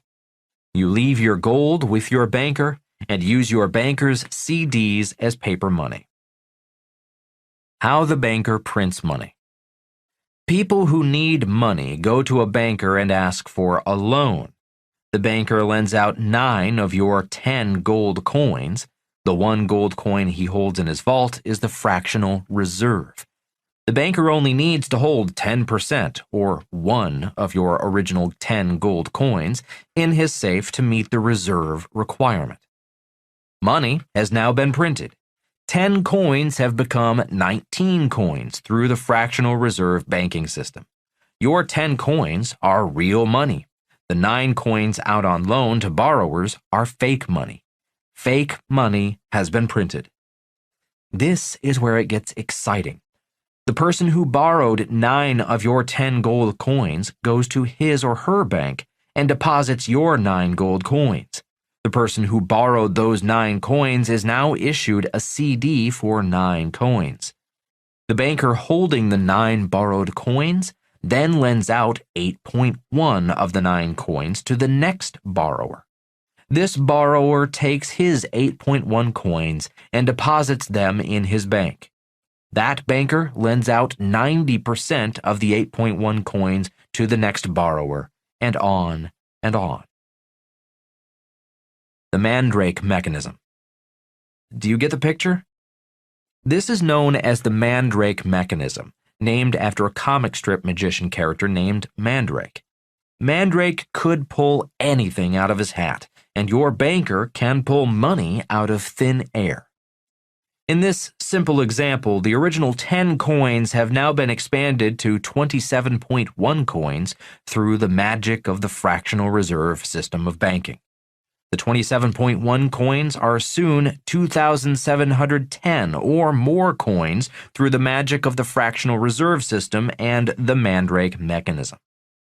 The fractional reserve system and the Mandrake mechanism are how massive amounts of fake money are printed.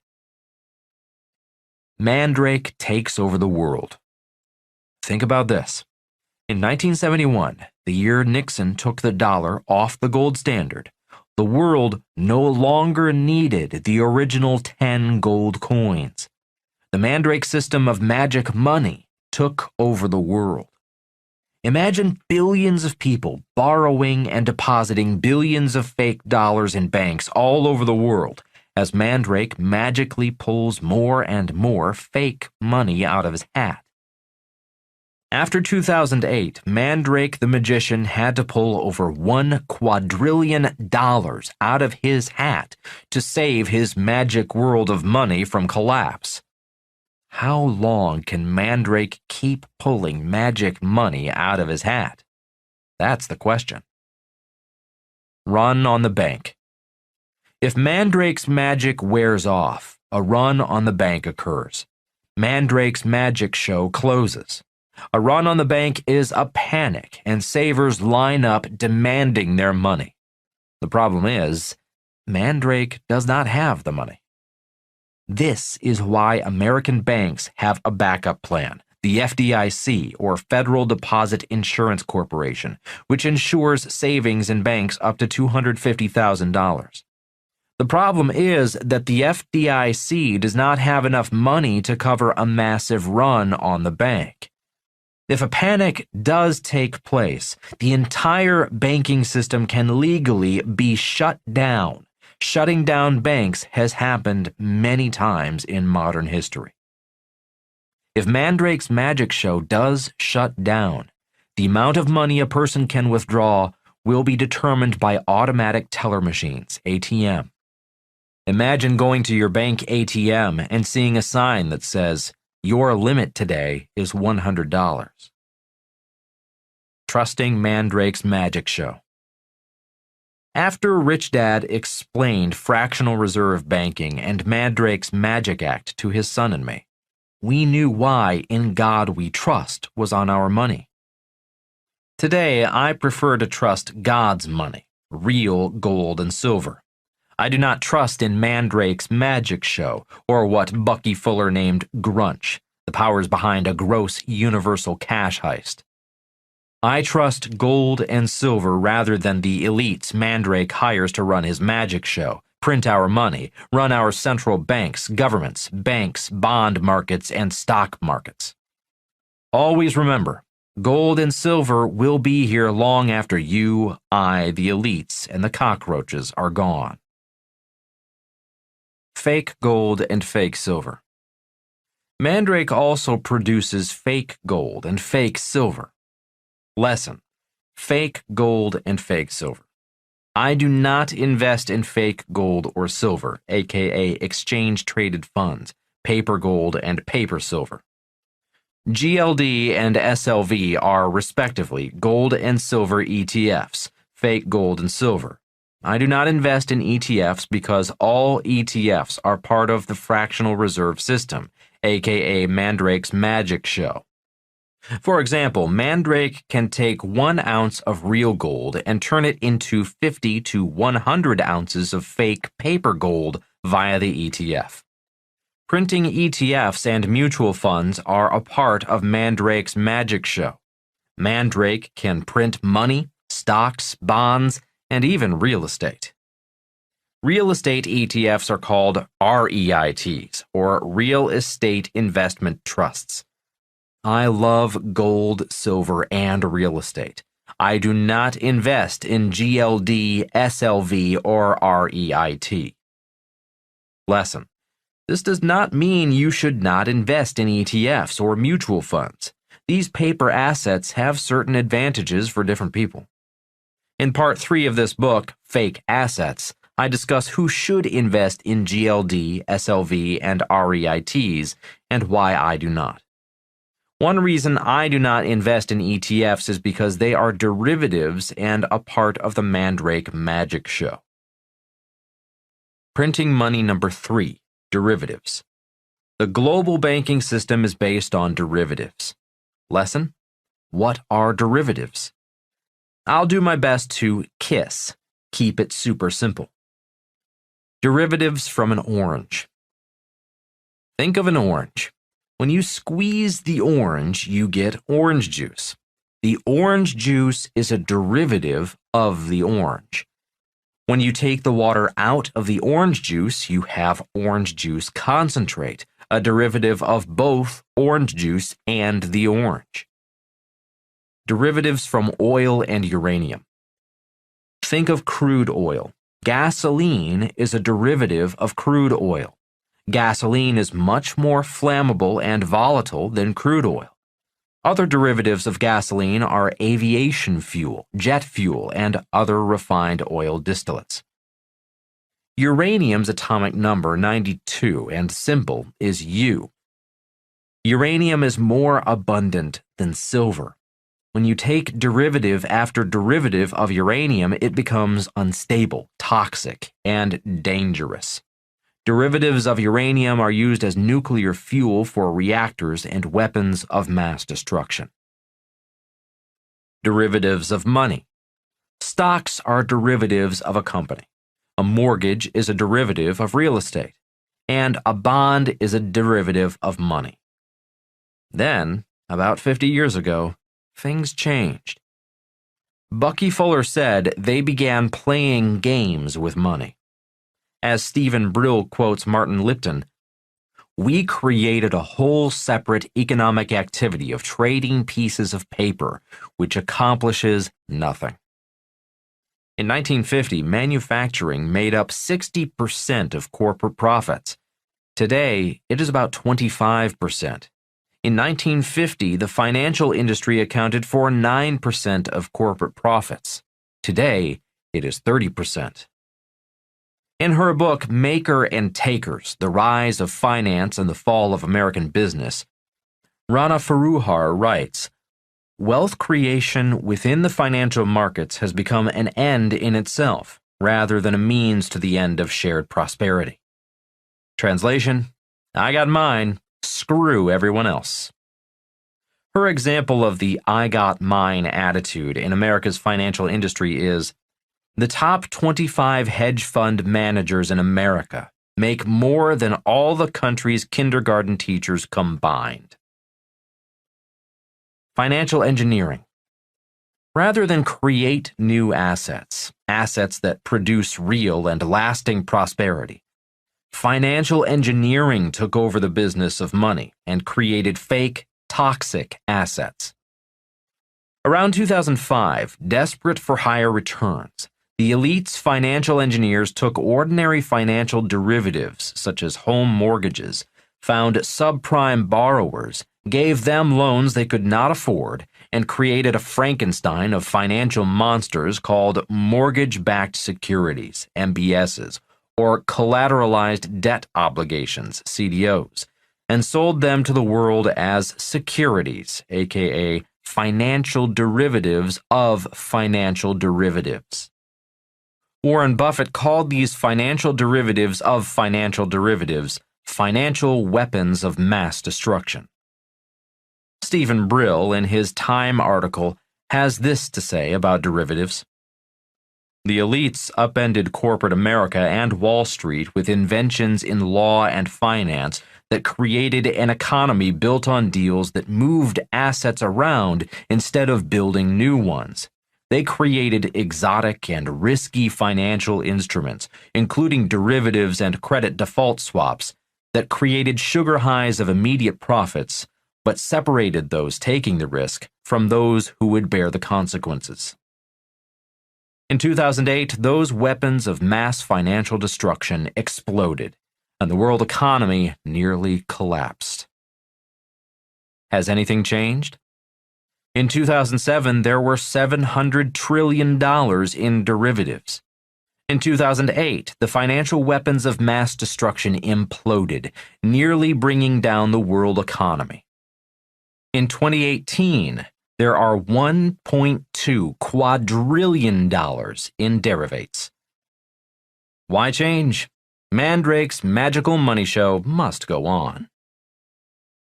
Printing money number 4, inflation. Mandrake's magical money show runs on inflation. If inflation stops, Mandrake's tent collapses and the show is over. Mandrake's tent collapsed. Look again at the 125-year chart of the Dow, which you can find in the accompanying PDF as figure 5.1. You can clearly see where and when tops of Mandrake's tents collapsed in 2000 and 2008, noted with arrows in figure 5.2. Don't the peaks look like the tops of giant circus tents? You can also see where the gross universal cash heist began pumping air back into the Mandrake's tent, noted with arrows in figure 5.3 in the accompanying PDF. TARP and QE. Rather than call it printing money, the mega elites, Federal Reserve Chairman Ben Bernanke and the U.S. Treasury Secretary Hank Paulson, former CEO of Goldman Sachs, came up with new names: the Troubled Asset Relief Program, known as TARP, and later Quantitative Easing, or QE. I guess to them it sounded more intelligent than to simply say printing money. I'd call it BS, blowing smoke. Mandrake's Magical Money Act and the fractional reserve system had printed so much money that the tents of the world were deflating. The world was on the verge of a giant depression. TARP and QE were required to keep Mandrake's tents from collapsing. Lesson: Mandrake's Magic Act can only survive if there is inflation. Get it? Keep the tents inflated? Lesson: without inflation, Mandrake cannot pay off the massive debt that printing money creates. Lesson: with inflation, debt gets cheaper because money gets cheaper, and debt can be paid back with cheaper dollars. You can refer to the accompanying PDF to figure 2.2 for a depiction of U.S. dollar purchasing power since 1913. Inflation is better than deflation. Lesson: if there is deflation, the debt becomes more expensive, and that debt has to be paid with more valuable, more expensive dollars. Deflation often leads to depression. You can refer again to the historical Dow Jones chart included as figure I.4 in the accompanying PDF. Inflation and deflation. Lesson: with inflation, people spend faster. They are afraid prices will go up. Lesson: with deflation, people do not spend. They wait for prices to get lower, which may lead to financial depression. Lesson: this is why Mandrake's Magical Money Show requires inflation for the Mandrake Show to go on. Without inflation, Mandrake cannot pay for the last show. Lesson: this is why the Fed and U.S. Treasury employed TARP and QE. They had to re-inflate Mandrake's tents with trillions and quadrillions in fake money. The collateral damage. Notice again the word collateral. The collateral damage from toxic derivatives, fake assets, fake collateral, was the innocent people of the world, and savers became losers. The American dream was taken away, not only from homeowners, but also savers as well. When the markets crashed in 2008, banks dropped interest rates and begged people to borrow money. Savers, in many cases retirees living on fixed incomes, became the biggest losers when the interest on their savings was cut, in some cases to below zero. Without interest from their savings, savers began living off their principal, which diminished their savings. Millionaires were rich. In 1970, a year after I graduated from college, savers could earn as much as 15% interest on their savings. Keeping the math simple, let's use $1 million. $1 million times 15% equals $150,000. A person could live on $150,000 in 1970. After 2008, interest rates dropped, in some countries to below zero. Savers were the biggest losers, and millionaires became poorer. Again, keeping the math simple and using $1 million in savings, $1 million times 2% equals $20,000. It is difficult for anyone in America to live on $20,000 a year, even if you are a millionaire. Millionaires living on interest from their savings are the new poor. This forced many people into the stock market, hoping for higher returns on their money. The result? The stock market is blown into a bubble. Look at the 125-year chart of the Dow, and you can see the stock market bubble burst after the 2000 and 2008 crashes. Bitcoin and cyber money. In 2009, Bitcoin appeared, and cyber money begins to challenge Mandrake's magical money show. Mandrake does not like competition. Grunch will fight back against cyber money, the people's money. A few elites are defecting to cyber money. Lesson: inflation causes poverty. Printing money makes some people richer. People feel richer when their house appreciates in value or their net worth increases because stock portfolio increased. For millions, printing money makes them poorer. For a depiction of the changes in shares of income versus 1979, review figure I.1 in the accompanying PDF. A study by professors at Stanford, Harvard, and Berkeley found children's prospects of earning more than their parents fell from 90% to 50% in just 40 years. A separate study found that incomes for the top 1% of earners rose 31.4% from 2009 to 2012. Yet incomes for the bottom 99% crept up only 0.4%. Tent cities. Tent cities are springing up all across America, especially in some of our most prosperous cities, San Francisco, Seattle, and Honolulu. Many who are living in tents have jobs. They just cannot afford a house. In 2018, there were approximately 550,000 homeless people in America. You say you want a revolution. Historically, when the gap between the rich and everyone else grows too wide, revolutions occur. That is my concern. Revolutions occurred in Russia, Cuba, and Venezuela when the gap between rich and everyone else got too wide. Are we headed for a new revolution? The Beatles' song Revolution expresses my thoughts better than I can. Can you see the future? Dr. Fuller taught us to see the future by studying the past. To help us do that, we can examine figures I.4, 5.4, and 5.5, all of which can be found in this audiobook's accompanying PDF. What happens when a country prints too much money? When inflation fails, many countries have suffered hyperinflation, often fueled by a hyper-printing of money. This hyperinflation led to the rise of Adolf Hitler, World War II, and the murder of millions of innocent people. Printing money has never produced a sustainable prosperity. Printing money has always caused poverty for those who work for money. The year 1971 was the start of the first global money printing. Today, the entire global banking system runs on printed money. How long can the U.S. and the world continue to print fake money? Is history repeating itself? I believe it is. In the following chapter, I will explain why I own real gold and real silver. Your questions, Robert's answers. Question: what happens when the bubbles burst? Does the money just disappear?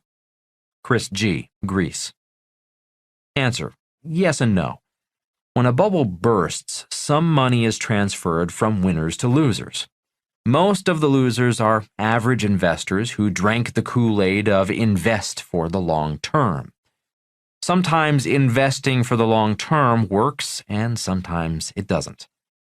When money changes hands from winners to losers, money is not really lost. The loser lost, but money did not really disappear. It just changed hands. That is why so many experts say you do not lose money if you do not sell. These experts base that upon the fact that you still have the shares of stock. I disagree. Let's say I buy 100 shares of a stock at $20. 100 times $20 equals $2,000. The market crashes the next day. The stock is now worth $2 a share. 100 times $2 equals $200. In this example, money did disappear. The investor lost $1,800. The investor calls his or her financial advisor and says, "I lost $1,800. The financial advisor replies, "You will only lose when you sell. That is why you invest for the long term. The share price will go back up." That is a lie. In this example, at that moment in time, money was lost. It disappeared from the investor's asset column.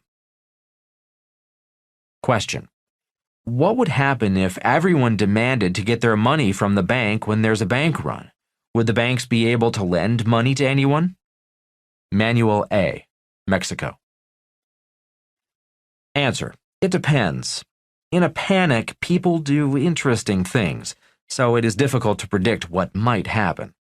After the crash of 2008, millions of people lost trillions. The rich did not lose because the U.S. government bailed out the biggest banks. Savers lost because banks printed trillions of fake dollars, causing the value of a saver's savings to go down. In the next crash, if everyone wanted their money at once, banks may do the opposite of a bailout. Banks may pull a bail-in. A bail-in occurs when a bank takes a saver's savings, converts savings into bank stocks, equity, and the saver's money is frozen in the bank. Again, savers lose and the rich win. In his book, The Road to Ruin, Jim Rickards predicts an Ice 9 event. An Ice 9 event means the entire system of money and banking is frozen. That is why Jim Rickards recommends keeping some money, as well as gold and silver, outside the banking system. Question: I find it difficult to keep my mind open to the truths exposed by you and others. I read, listen, think, but I know I'm defaulting to denial. How can I become more open to accepting reality? Jana V., USA. Answer: you are demonstrating you have an open mind. When you are aware, your mind is open to new thoughts and ideas. Congratulations. Question: how do you find out if the news in the media is fake or real? Rohit M., India. Answer: always consider the source of the news. In this book, I list sources I have interviewed on Rich Dad Radio. Most interviews are 40 minutes long. You will learn a lot in 40 minutes, listening to people who have done the real thing in the real world of fake money. If you are getting your information from stockbrokers, real estate brokers, insurance brokers, always remember Rich Dad's warning. The reason they are called brokers is because they are broker than you. Question: isn't the real problem the central banking system in my country, the Federal Reserve? John K., USA. Answer: it depends on who you ask. I believe there are many problems. The Fed and the system of central banks are definitely one of the many problems. I believe the real problem is the lack of financial education in our educational system. If an individual had real financial education, this financial crisis we are in would not be a problem. This crisis would be an opportunity to become really rich, which is why I wrote this book and my other books. This reminds me that the Chinese symbol for a crisis is made of two words: danger plus opportunity. I write for people like you, people who want to see the opportunity in the danger. Question: is a Roth IRA account a fake or real asset? Ivan K., USA. Answer: it depends. A Roth IRA is a tax-advantaged vehicle. Although tax-advantaged, not all IRAs are assets. In a crash, IRAs can also crash, becoming a liability. Question: why is the graph that shows the U.S. stock market so negative, or isn't it? I see big opportunities there for people if they bought stocks. Lucas D., Germany. Answer: great question. The graph may be positive or negative depending on the person looking at the graph. For a person investing for the long term, a crash may become a crisis. For a person who can short a market, a crash may be an opportunity. Again, crisis equals danger plus opportunity. Question: isn't money just a medium of exchange? So this long-term value is not so important. Isn't it everybody's own fault if he saved his money in US dollars because they also could have bought stocks? Danny W., Japan. Answer: I agree. By the end of this book, you will learn you will not even need money, much less save it. The real value of real financial education is to become rich, with or without money. Question: why do people not see what the banks and the government are doing until it's too late? Victor R., Singapore. Answer: as the saying goes, you cannot catch fish in clean water. The purpose of this book, and all the Rich Dad books, is to allow you to see what most people cannot see. Question: will Bitcoin become the dominant global currency? Benny S., Israel. Answer: I doubt it. Yet, blockchain technology will change the world. Chapter 6. 8 Philosophical Reasons Why I Own Real Gold and Silver. What are yours? Notice again that I say I own real gold and silver. I do not say I invest or I trade. I'm saying that I own real gold and silver. There are 8 reasons for the differences between owning, investing, and trading anything. Reason number 1, trust. I do not trust fake money, and I do not trust myself.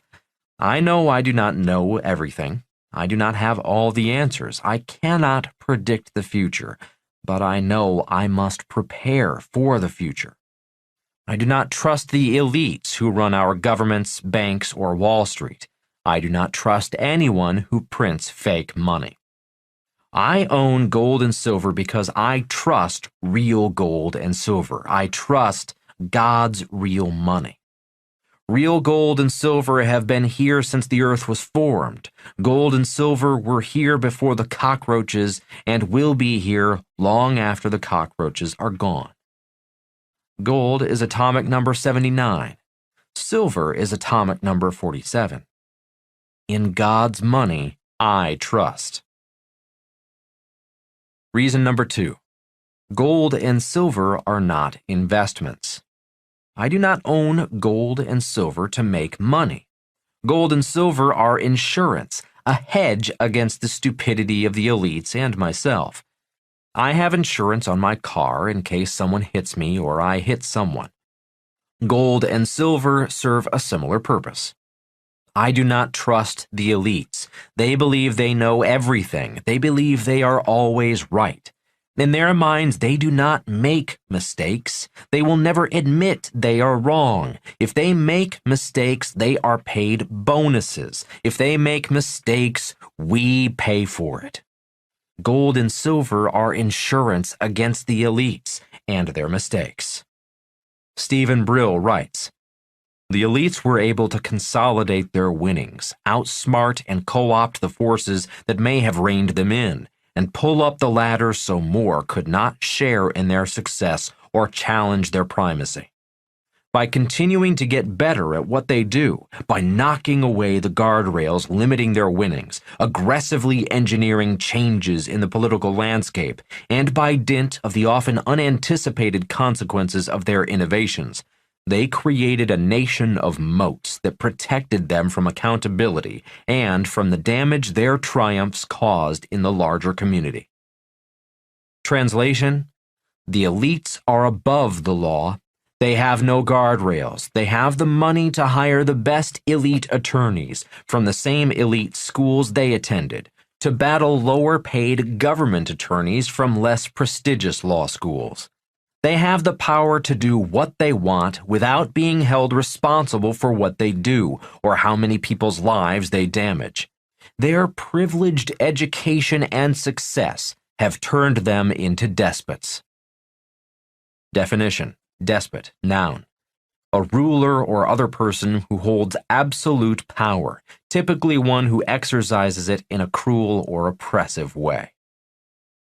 Gold and silver are insurance against the greed, corruption, ignorance, and incompetence of elites who have become despots. Reason number 3. Real gold and silver have no risk. The price of gold and silver will go up and down because the value of our fake money is going up and down. Before 1971, gold and silver prices were relatively stable. Today, when gold or silver prices go down, I buy more. I want God's money. When a person invests in a stock or in real estate, they expect an ROI, a return on investment. They expect a return because they are taking a risk. When a person saves money in a bank, they expect a rate of interest because saving money in banks is extremely risky, especially when elites are printing money. Take a look at Figure 2.2 in the accompanying PDF, which depicts U.S. purchasing power since 1913. When I purchase a gold or silver coin, I do not expect an ROI because I am not taking a risk. Gold and silver are God's money. Always remember, the price of gold or silver will go up or down because the value of our fake money is going up or down. When I purchase real gold or silver, I purchase them forever. I never plan on selling. Just as Warren Buffett holds stocks forever, I purchase gold and silver forever. I know some of you are saying, but I want to spend money or I need money. That is why most people are not rich. They need fake money to survive, and they love spending fake money. I love spending fake money too. I love nice cars, clothes, homes, and food.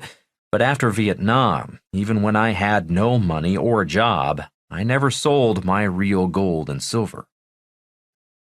Banks are not safe. I'll repeat that. Banks are not safe. Banks are risky. I use banks to store short-term cash, my operating capital. I do not hold real gold and silver in banks. I do not hold my long-term wealth in banks. Banks are just too risky. Banks can be shut down with your money, gold, and silver locked inside. People's money, cryptocurrencies. Bitcoin came on the scene in 2009, just as the banking system was on the verge of collapsing. One giant advantage of cryptocurrencies and blockchain technologies is trust and security outside the banking system. As cryptocurrencies evolve, the power of the banking system, Mandrake's magical money show, will lose its grip on the financial freedom of the world. Reducing risk. To reduce risk even further, my gold and silver are held in different safe haven countries, legally far, far away. The gold and silver are held in private vaults, not in bank vaults. That is to make sure I am not tempted to get my hands on my gold and silver and to thwart the possibility of someone forcing me to go to my local bank and get my gold and silver. I must protect gold and silver because gold and silver are my cattle, my collateral. If you are not yet flying around in your private jet, you may want to keep your real gold and silver in a fireproof safe away from your home. I am not flying my gold around in a private jet yet, but I do have several private vaults far away from banks and my home. How to Make a Lot of Money. In the coming chapters, you will learn how to make money and then convert gold and silver into savings outside the bank. As long as you are making a lot of money, you will be less tempted to spend your gold and silver. Fake money is risky. Gold and silver have no risk because they are God's money. James Rickards, author of Currency Wars, The New Case for Gold, and The Road to Ruin, has run the numbers comparing ounces of gold to government money. His computations state that if the US dollar were to go back onto the gold standard, gold would rise to $10,000 an ounce. Other experts are calling for gold to drop below $400 an ounce. Who do you think is right? Reason number 4, affordability. I began collecting silver coins in 1965. I was 18 years old. That was the year the U.S. government began debasing our silver coins. Again, debasing means mixing cheaper base metals, such as copper and tin, into the silver. After 1965, all U.S. silver coins had a copper tinge around the edge. Patrick, a classmate of mine and the class nerd and brain, began researching the reason for the copper tinge. He found out that silver was getting expensive. Silver coins had to be made more cheaply. Silver, being an industrial precious metal, was being used in the growing electronics industry, medical industry, and as a purifier of toxins. Today, the uses of silver in industry keep growing. Patrick and I began collecting real silver coins for 10 cents and 25 cents. Today, almost everyone in the world can afford to buy real silver coins. Real silver dimes are still available for about $1.50 each. Anyone who cannot afford a $1.50 dime has other problems. Today, a silver U.S. Eagle runs about $20. Today, I would rather save a dime, a silver 10-cent piece, or a $20 U.S. Eagle than a modern U.S. dime or dollar. Again, the reason there is no interest on real gold and silver is because there is no risk. Banks pay you interest on your savings because banks are risky due to the financial reserve banking system and the Mandrake mechanism. Look again at what has happened to government money versus gold.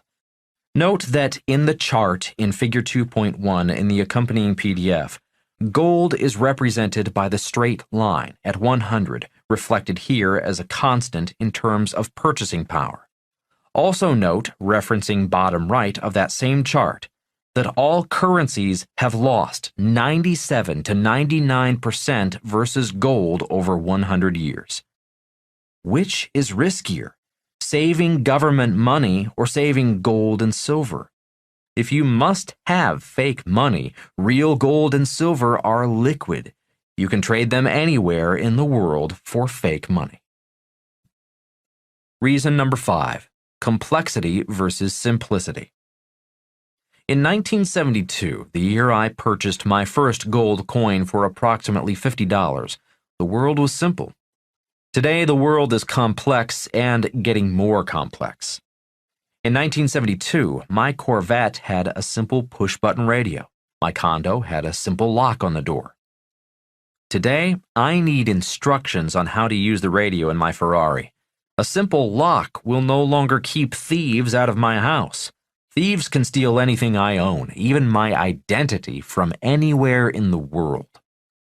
In 1972, nuclear war was the threat. Today, cyber war is happening every day. Let's pretend a 15-year-old hacker from some obscure country figures out how to cut off the electricity to New York City, London, Tokyo, and Beijing, just for kicks. What do you think would happen to the world? What would happen if money could not be transferred? What would happen if people stopped being paid? What would happen if Social Security checks and welfare checks stopped? What would happen if banks closed? What would happen if the world's stock markets crashed? It is estimated that supermarkets in the United States have food for only 3 days. What happens if tens of thousands of starving people rush your local Safeway store? The world is complex. Gold and silver are simple. The 5 Gs.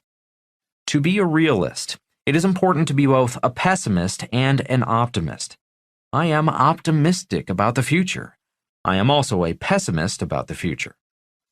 Being a pessimist, I prepare for the future with the 5 Gs. They are 1. Gold and silver. 2. Grub, food for at least 6 months. 3. Gasoline. I invest in oil wells and have gasoline I'd need to get out of town. 4. Ground. I have safe properties with food and water away from cities. 5. Guns and ammo. Both guns and ammo serve as protection and currency. Counterparty risk. Fake money has counterparty risk. That means it cannot be money on its own. Think about the example I gave in a previous chapter. Let's say a friend borrows $100 from you and he gives you an IOU. There is now counterparty risk. In this example, your IOU is only as good as your friend, who is the counterparty in this example. If your friend is a flake, your IOU is not worth the paper it is printed on. That is what happened in 1971. The US dollar was an IOU, a promissory note from the government. The counterparty is the US government. The US dollar is only as good as the integrity of the US government. Millions of people have lost everything when the government that was issuing their money went bankrupt. It has happened many times throughout history. The same is true for a stock certificate. If the company issuing the stock disappears, the stock certificate is not worth the paper it is printed on. Repeating this very important point, all fake money has counterparty risk. Gold and silver have no counterparty risk. If gold and silver have a counterparty, it is God. Warning: do not purchase numismatic coins, rare coins. Most coin dealers have them and would love to sell you rare collectible coins because they can name their price.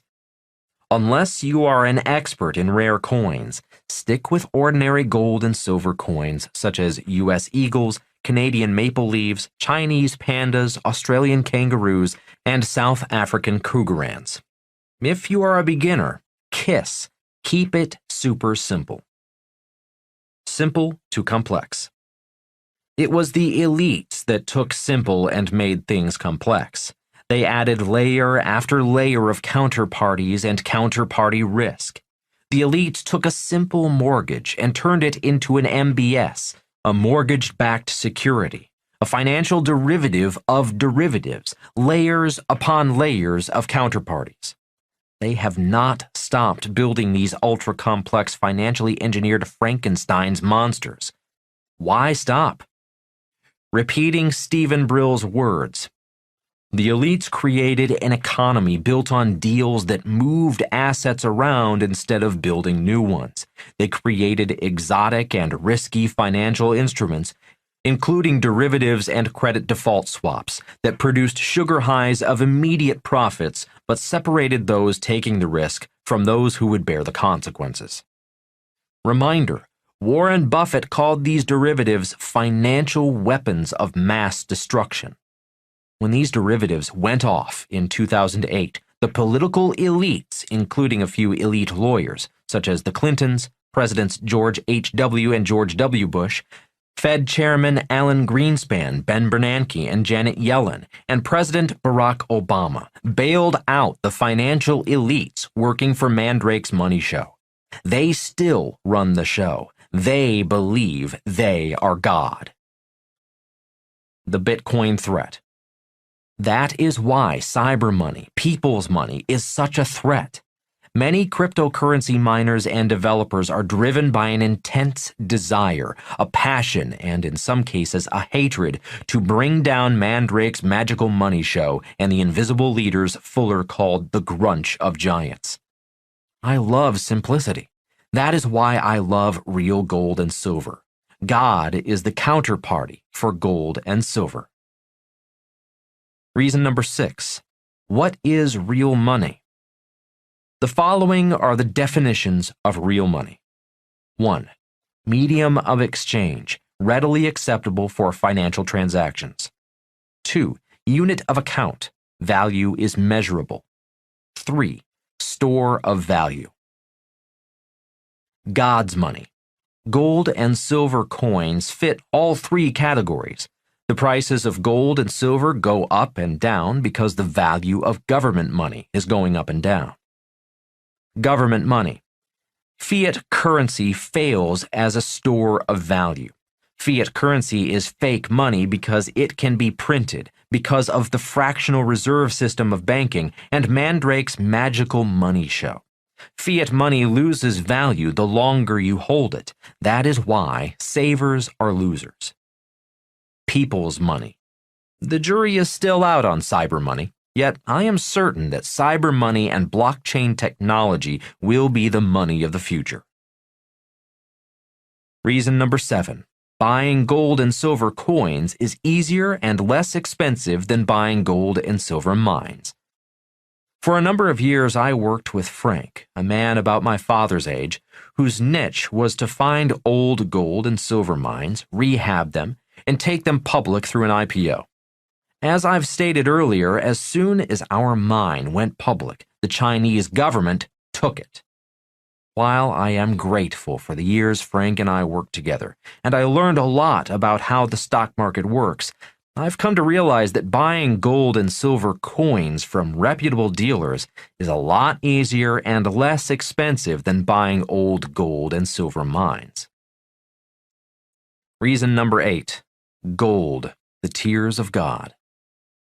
Years ago, Apple Computers ran a magazine ad that featured a group of Hindu holy men. The headline on the ad was Holy Icons. The head guru was a white guy, not someone of Asian ethnicity. The ad featured Apple's new Macintosh computer and the guru's honey business on the Hawaiian island of Kauai. The ad was clever, meaningful, and memorable. A few years later, I was invited to a seminar featuring the same head guru, Guru Deva. When it came time for questions, most questions were on enlightenment, spirituality, peace, or happiness. The guru was wearing a lot of gold glasses, a large gold earring, gold bracelets, and a gold necklace. Since I was raised a Methodist, and Methodist ministers did not wear much, if any, gold, I raised my hand and asked, "Why do you wear so much gold?" The kindly guru smiled and said, "Because the tears of God are made of gold." "What?" I gasped. In the Methodist Church, those would have been words of heresy, words of the devil. I sat there in silence, my mind struggling with the guru's words. Sensing I was struggling with the thought of God's tears being made of gold, he said, "The tears of God, gold, attract wealth." When I asked what he meant by gold attracts wealth, the guru replied, "Let's say you want to attract $1,000 a month into your life. Then you should own $1,000 of real gold. And if I want $1 million a month, then I should own $1 billion in gold?" The guru, sensing my greed overtaking my spirituality, just smiled and said, "Why don't you start with $1,000 and see if what I say works for you? Gold does not work for everyone. There are conditions on God's generosity." The year was 1986, and Kim and I were not making much money. Finding an extra $1,000 for gold was tough, but Kim and I did it. Every month we purchased some gold and silver and have never stopped. Does gold attract wealth? I cannot prove gold attracts wealth. I can only tell you what we did and how it worked. For example, if we wanted to increase our income from $5,000 a month to $10,000 a month, we would acquire $10,000 in gold coins and forget we bought the gold. A few months later, it seemed more wealth did come in, without us really noticing the increase. If the price of gold went down, we purchased more gold, and we kept doing it. Today, we must have private vaults in faraway safe haven countries. We do not need a private jet and private runways to hide our gold, yet. Whenever Kim and I are asked, will gold attract wealth for me? We reply with the guru's reply. Why not try it yourself and see if gold, God's tears, works for you? God is generous, but there are conditions on God's generosity. Spiritual lesson on gold. While the tears of God are made of gold, the question each of us need to ask ourselves is, are God's tears tears of joy or tears of sadness? Much of the world's gold in storage is from tears of sadness. Many Swiss bankers helped the Nazis store their gold, stolen from the Jews murdered by the Nazis. When I was standing in the Andes, looking at ancient Inca gold mines, I was reminded of my history lesson on how the Spaniards, led by Francisco Pizarro, murdered thousands of natives just for gold. Much of that gold remains in storage in Spain. Spiritual wealth. For much of human existence, wealth has been stolen. The English plundered the world using the technology of large wooden ships, metal swords, cannons, rifles, and black powder against indigenous, under-defended people, and stole their wealth. The Spanish, Dutch, Portuguese, and the French did the same. Early Americans stole land from the American Indians using the technology of horses and rifles. Americans were one of the last major world powers to finally outlaw slavery, the gaining of wealth via the blood, sweat, and tears of slaves from Africa. The Japanese joined Italy and Germany using the technology of oil, internal combustion engines, airplanes, ships, tanks, cannon, machine guns, and rockets in an attempt to conquer the world. The Cold War was a war that threatened the end of the world using the technology of atomic energy. Today's elites are using the power of sophisticated education, the law, and derivative finance to steal the soul of the world today. The invisible technology. All the previous heists in history were visible. Indigenous people could see European ships and attackers before they were raped, murdered, enslaved, and before their wealth was stolen. American Indians could see horses and rifles before they were killed and had their land stolen. Many Native Americans took horses and rifles to fight back. In World War II, people could see the attacking planes, tanks, and ships running on petroleum, the new world resource. During the Cold War, pictures of rising mushroom clouds permeated the consciousness of the world. Invisible money. On August 15, 1971, President Richard Nixon did more than take the dollar off the gold standard. He made money invisible. On that date, many Americans were watching the TV show Bonanza when Nixon interrupted the telecast to make his announcement. Obviously, most people did not get the message because people could not see what Nixon was announcing. Ever since 1971, our education system has been a case of the blind leading the blind. I was not watching Bonanza on that day. I would have remembered because I did not particularly care for Tricky Dick. In the 1950s, my poor dad and I met Nixon when he was vice president, visiting Hawaii as he campaigned for President Dwight Eisenhower. I do know where I was on August 15, 1971. I was at Camp Pendleton in California in an advanced weapons class, preparing to go to Vietnam. On January 3, 1972, I was on my way to Vietnam, as destiny would have it, to meet a real teacher, a tiny Vietnamese woman behind enemy lines who was selling real gold. My real financial education about real money, real gold, God's money, had begun.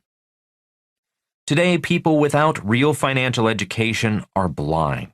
They cannot see the cash heist. They cannot see how their labor and their lives are being stolen via the very money they work for. Millennials versus Boomers. Recently, I listened to a group of millennials who were struggling with student loan debt and blaming the baby boom generation for ripping them off. Little did they know, millennials and boomers are actually in the same boat. Without real financial education, how could they know? How can they know the very education they cherish and went into debt to acquire is ripping them off? Tears of God.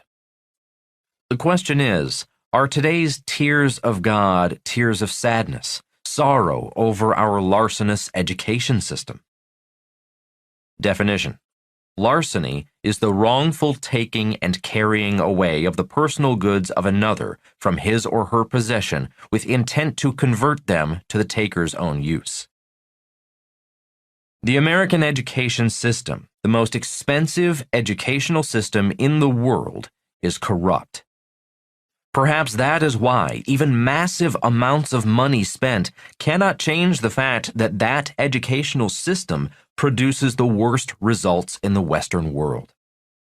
Stephen Brill writes in his book Tailspin, "The world's richest economy, the U.S., continues to have the highest poverty rate among the 35 nations in the Organization for Economic Cooperation and Development, OECD, except for Mexico. It is tied in second to last place with Israel, Chile, and Turkey. Among the 35 OECD countries, American children rank 30th in math proficiency and 19th in science.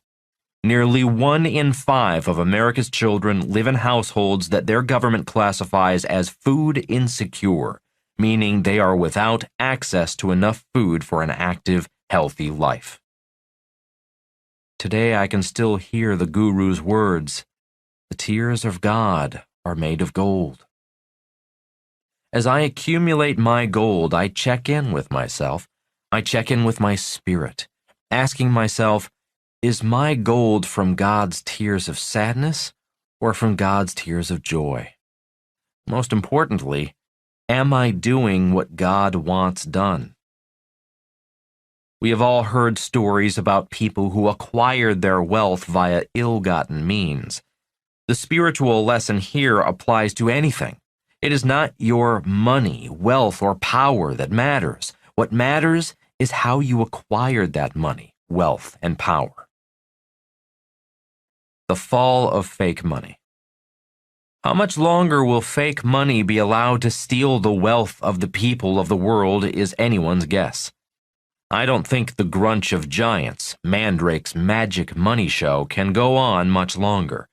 I believe that is why people's money, cyber money, and blockchain technology are here. Blockchain is much more trustworthy than Mandrake or the giants of grunge or our education system. No matter what happens in the future, gold and silver will always be God's money. About Part 2. Fake Teachers. In Part 2, Fake Teachers, you will discover how our education system is ripping off billions of people all over the world. Without real financial education, few people can see the real world of invisible money. In Part 2, Fake Teachers, you will find out how the education system blinds you to riches found in the world of invisible money. In Part 2, Fake Teachers, you will learn how to find real teachers who can teach you to see the invisible world of real money, the invisible world fake teachers cannot see. Your questions, Robert's answers. Question. You state that Bitcoin is a threat to those who print fake money. Can you elaborate on the fact that the fake money system continues to tolerate it? Joop P., the Netherlands. Answer. The Fed and Bitcoin miners have a lot in common. Both manufacture money. That is why cryptocurrencies are a threat to the central bank monopoly on fake money. Question. Do the rich benefit from employees who have little or no financial education? Samuel S., Australia. Answer. I do not know if anyone benefits from poorly educated people. We all pay for financial ignorance and incompetence in one way or the other. Unfortunately, it is the poor who pay the highest price. Question: what if the government tries to outlaw private gold ownership and confiscate gold as it did in the 1930s and extend it to silver? Would this make the case to own cheap numismatic Morgan and Peace dollars? Richard K., USA. Answer: I am not a financial advisor. I do my best to educate, and I share what I've learned, what I do, and what I do not do. You must decide for yourself what is best for you to do. Question: don't you think that if you'd add fake politicians, that would explain why we have fake money and fake teachers and, by extension, fake assets? Juan T., Spain. Answer: aren't all politicians fake? Do we ever know their real agendas? I often ask myself why anyone would want to be a politician.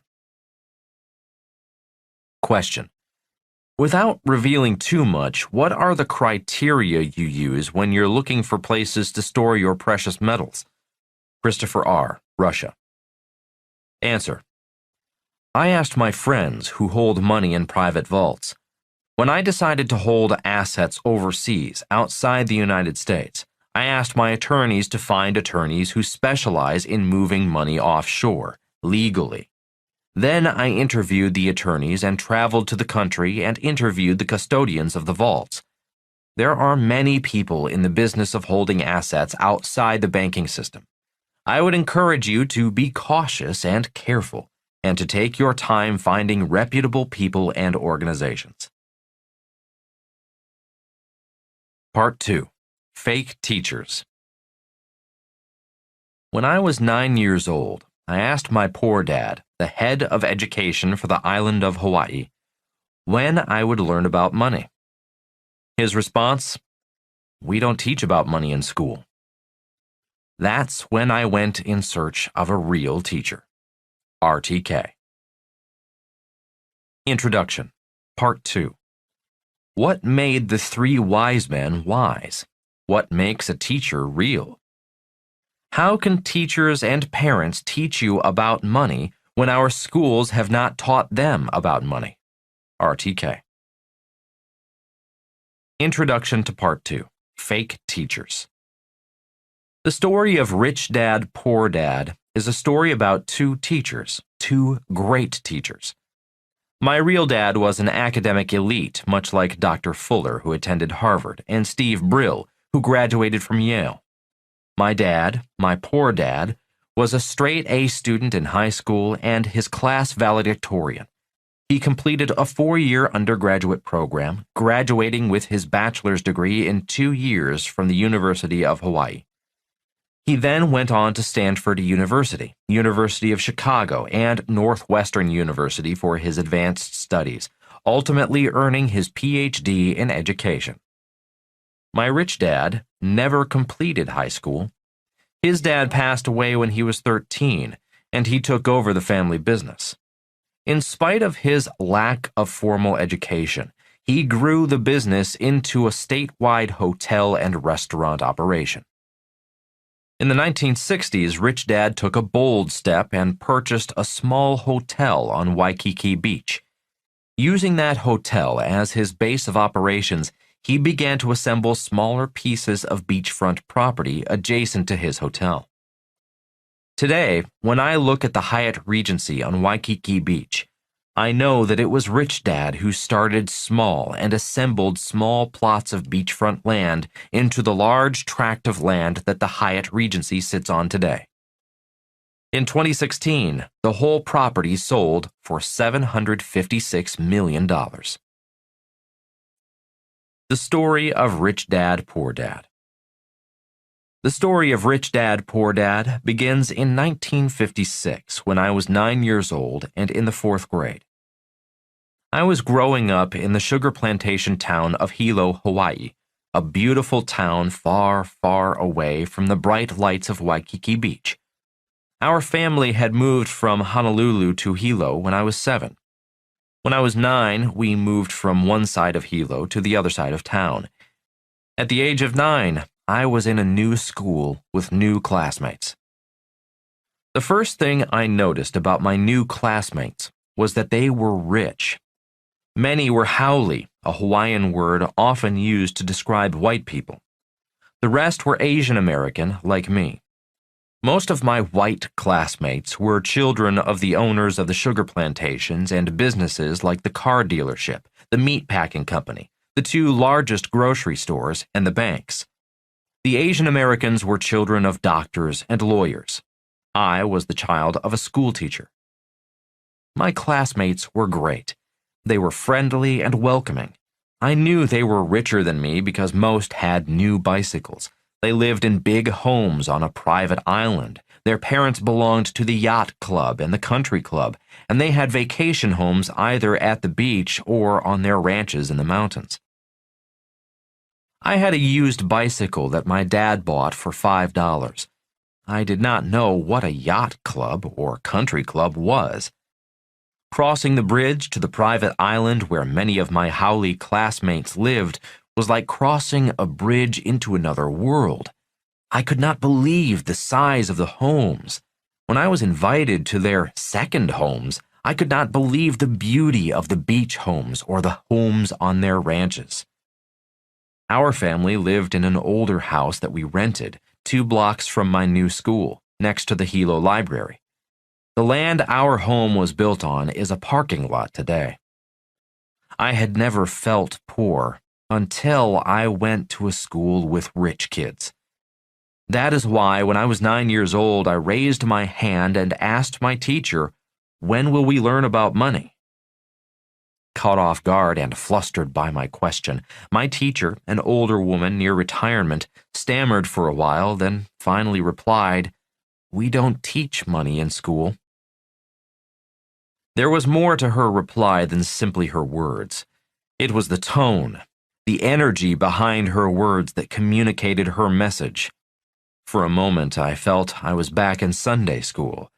I sensed my teacher was really saying, "Don't you know that the love of money is the root of all evil, and money is filthy lucre?" In Sunday school, I was taught that filthy lucre was a financial temptation from the devil. Not satisfied with her answer, I asked again, "When will we learn about money?" Still a bit flustered, she said, "Go ask your father why we don't teach money in school. After all, he is the head of education." Poor Dad's response. My father just chuckled when I told him about the upset in class. He was smiling when he said, "Son, never ask a teacher a question he or she cannot answer. Teachers must know all the answers. They are not trained to say, 'I don't know.' You embarrassed her." "But why doesn't she know anything about money?" I asked. "Because teachers do not need to know anything about money." "Why is that?" "Because teachers have job security. They cannot be fired even if they are bad teachers. Teachers have a government retirement pension and health care. That is why they do not need to know anything about money. And best of all, teachers have all holidays and summers off, with pay." Still confused, I asked, "But why, Dad? Don't we all use money?" I followed those 2 questions with this statement. "I just want to know why my classmates are rich and why we are not." "Son," my dad replied, a bit more seriously, "you love baseball, don't you?" "Yes, I love baseball." "Would you ask your teacher about the game of baseball?" "No, she doesn't know anything about baseball. And she doesn't know anything about the game of money either." "But why not?" I persisted. "Why do my classmates have more money than us? Shouldn't she be teaching me about money so I can be rich like my classmates?" Shaking his head, my dad replied, "You love fishing, don't you?" "Yes." "Would you ask your teacher about where to catch fish?" "No," I replied. "And she knows nothing about money," my dad said. "If you want to get through school, don't ask your teacher questions about subjects they know nothing about. If you are in math class, ask your teacher math questions. If you are in science class, ask your science teacher science questions. If you do that, you will do well in school. If you make your teachers look stupid, they will make you look stupid. The real reason we are not taught about money in school. My dad then said, "The main reason money is not taught in school is because teachers can only teach what the government allows us to teach." "You teach what the government tells you to teach?" I couldn't believe what I was hearing. My dad nodded and said, "Even as superintendent of education, I have little control over what is taught in school." "So how do I learn about money?" I asked. My dad chuckled again, and after pausing to think a moment, he suggested, "Why don't you talk with Mike's dad?" Mike was my best friend. "Why Mike's dad?" I asked. "Because he is an entrepreneur." "What is an entrepreneur?" I asked. "Someone who owns a business," replied my dad. "Entrepreneurs do not have a job. An entrepreneur's job is to create jobs." "And what are you? Aren't you an entrepreneur? You have hundreds of teachers working for you." "That's correct, but I did not create the school system. I am a government employee, just like all the other teachers. Employees and entrepreneurs are very different people." "What's the difference?" I asked. I was 9 years old, and his words, the distinction he was making between the two, made no sense to me. I had heard the word employee, but I had never heard the word entrepreneur. Poor Dad was happy to explain. "Our school system trains people to be employees. Employees do not need to know about money. That is why there is no financial education in our schools," he said. "Entrepreneurs must know about money. If the entrepreneur does not know about money, employees lose their jobs, and the entrepreneur is often out of business." That was the answer I was looking for. I knew I could be an employee. I did not know if I could be an entrepreneur. And if I wanted to be a successful entrepreneur, I had to know about money. A few days later, I rode my bicycle to Mike's house, where his dad had his office in his home, and asked if he would be my teacher. And that is how, where, and when the story of Rich Dad, Poor Dad began. Is education important?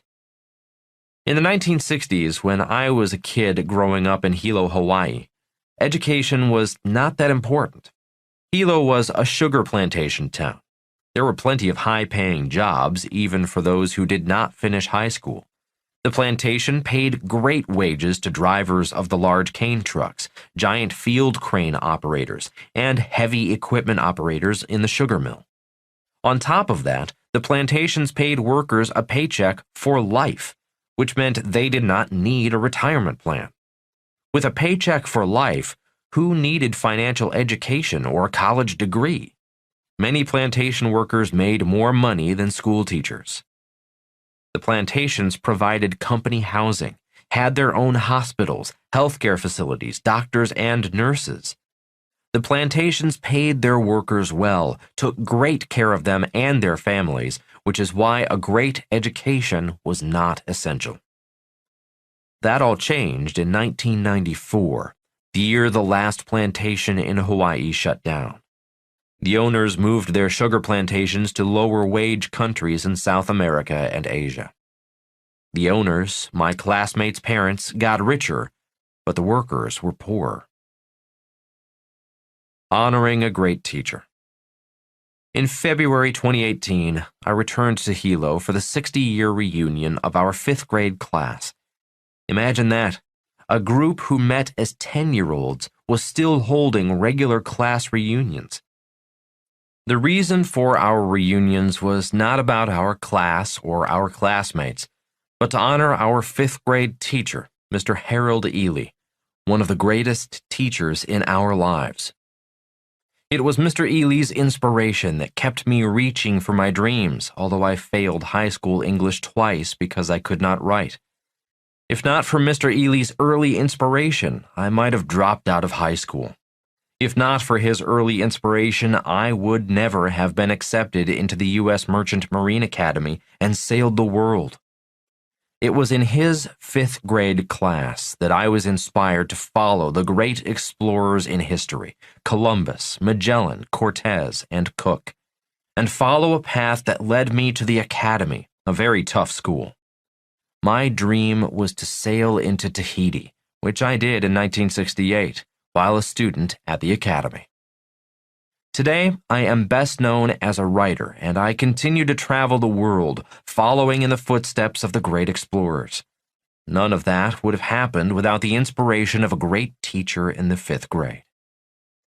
The most important lesson Mr. Ely taught our class was to stand up after falling down, and that falling down and standing up made us stronger. He also taught us never to let anyone rob us of our dreams. Electronic welfare. In 2018, while attending this reunion, I had time to do something I had not done in years: wander around the town of Hilo. I had not been in Hilo since the plantations left Hawaii. In store windows everywhere, I saw signs welcoming EBT. The acronym EBT stands for Electronic Benefits Transfer, a government welfare system that replaced paper food stamps. EBT is a system that allows a recipient to authorize a money transfer from their federal government account to a retailer to pay for products received. The EBT program has been in use in all 50 states since 2004, as well as Washington, D.C., Puerto Rico, the Virgin Islands, and Guam. Stopping in a small food store, I asked the retailer about EBT cards. He said, "Many people cannot survive without EBT, but that, in most cases, EBT alone was not enough to get a family through the month." He went on to tell me that at the start of every month, EBT cards are electronically replenished at midnight. Recipients line up in the evening and rush in at 12:01 a.m. to purchase food and supplies. In many ways, EBT is a reflection of America and the world today. Tying this back to education begs these questions. Will going back to school get people off EBT? Will going back to school bring back high-paying jobs? $1 million in debt. Here's an article from the Wall Street Journal, May 25, 2018. Draper, Utah. Mike Maru, a 37-year-old orthodontist, made a big investment in his education. As of Thursday, he owed $1,060,945.42 in student loans. Mr. Maru pays only $1,589.97 a month, not enough to cover the interest. So his debt from 7 years at the University of Southern California grows by $130 a day. In 2 decades, his loan balance will be $2 million. He and his wife, Melissa, have become numb to the burden, focused instead on raising their 2 daughters. "If you thought about it every single day," Mrs. Maru said, "you'd have a mental breakdown." So here's a question. If Mike Maru went back to school, would more education solve his $1 million problem? Here are a few stats from the Department of Education. 101 people in the United States have $1 million or more in federal student loan debt. The number owing at least $100,000 has risen to around 2.5 million. In 2018, the number one asset of the U.S. government was student loan debt, currently at over $1.5 trillion. This means that for millions of young people, student loan debt is their biggest liability. Here's another question to think about. Does a college education provide financial education? Will education make you rich? From the New York Times, also on May 25, 2018, emphases mine. A Walmart employee earning the company's median salary of $19,177 would have to work for more than 1,000 years to earn the $22.2 million that Doug McMillon, the company's chief executive, was awarded in 2017. At Live Nation Entertainment, the concert and ticketing company, an employee earning the median pay of $24,406 would need to work for 2,893 years to earn the $70.6 million that its chief executive, Michael Rapino, made last year. And at Time Warner, where the median compensation is a relatively handsome $75,217, an employee earning that much would still need to work for 651 years to earn the $49 million that Jeffrey Bewkes, the chief executive, earned in just 12 months. Stephen Brill cites the research in his book.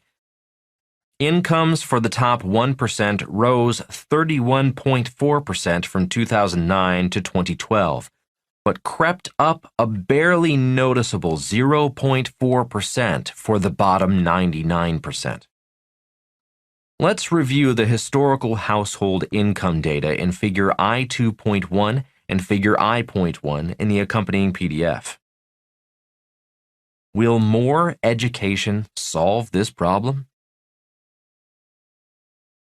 Subprime education. In 2008, the world economy nearly collapsed due to subprime real estate mortgages. In 2008, the Federal Family Education Loan (FFEL) program was unable to lend money to students due to the collapse of subprime mortgages.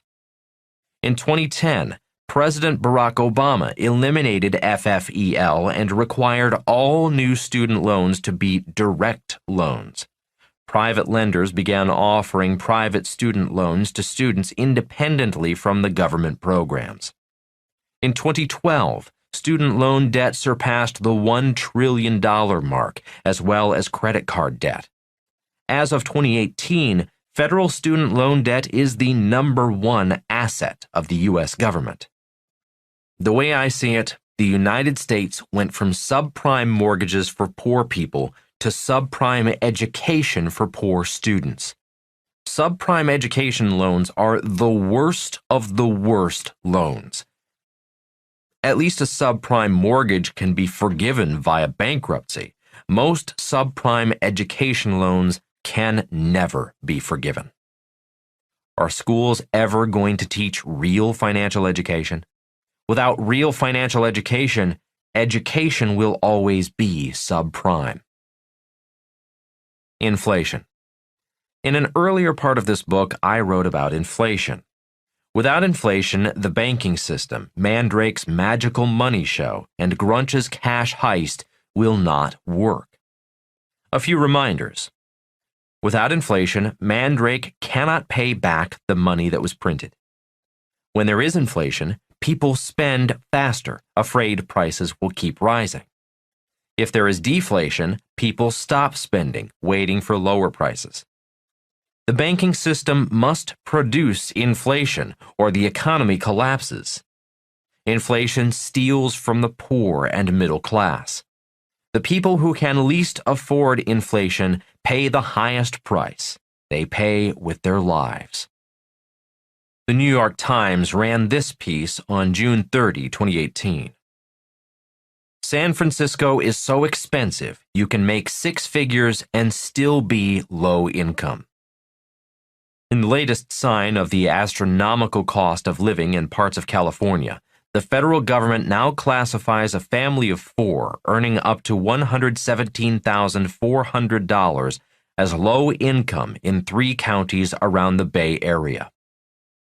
The low income designation allows people to qualify for affordable housing and a variety of government programs. The average San Francisco area household that receives housing assistance makes just $18,000. The median home price has climbed above $1 million. The second highest low-income threshold is in Honolulu. The New York City area, where a family of 4 earning up to $83,450 is classified as low income, came in at number 9. That pesky question again. Will more education solve this problem? More from the New York Times. This was the headline. Lesson of the Blue Wave Primaries. We are all struggling now. The article starts with the story of Alexandria Ocasio-Cortez, a 28-year-old bartender and Democratic socialist who beat longtime incumbent Joseph Crowley in the Democratic primary.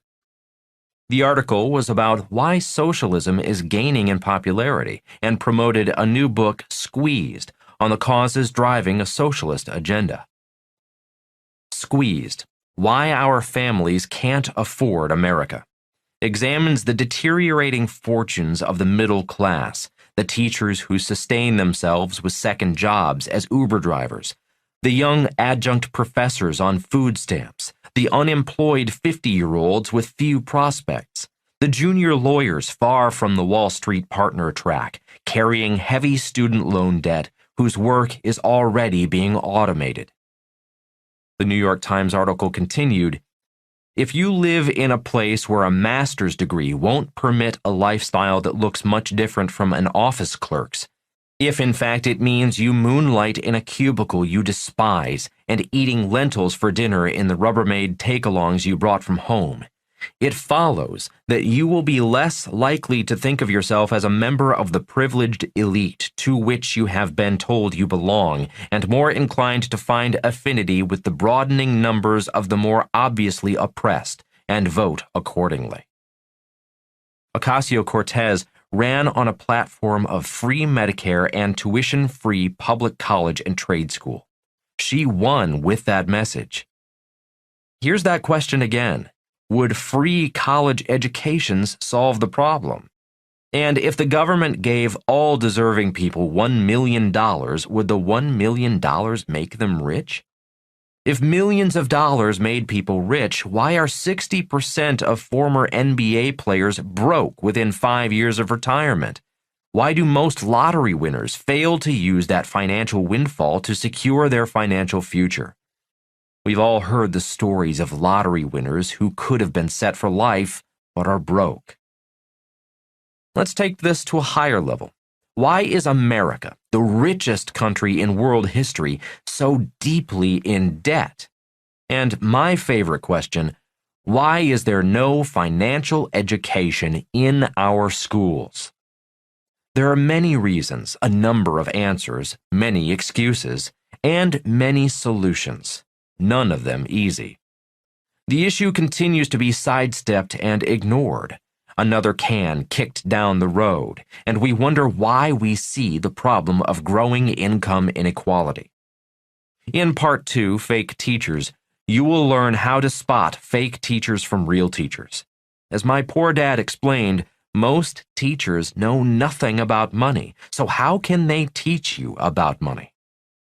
But it's not only school teachers who know nothing about money. Many financial experts know little about money. Most have never really studied the subject of money. Most are not rich, and yet they get paid for being financial educators.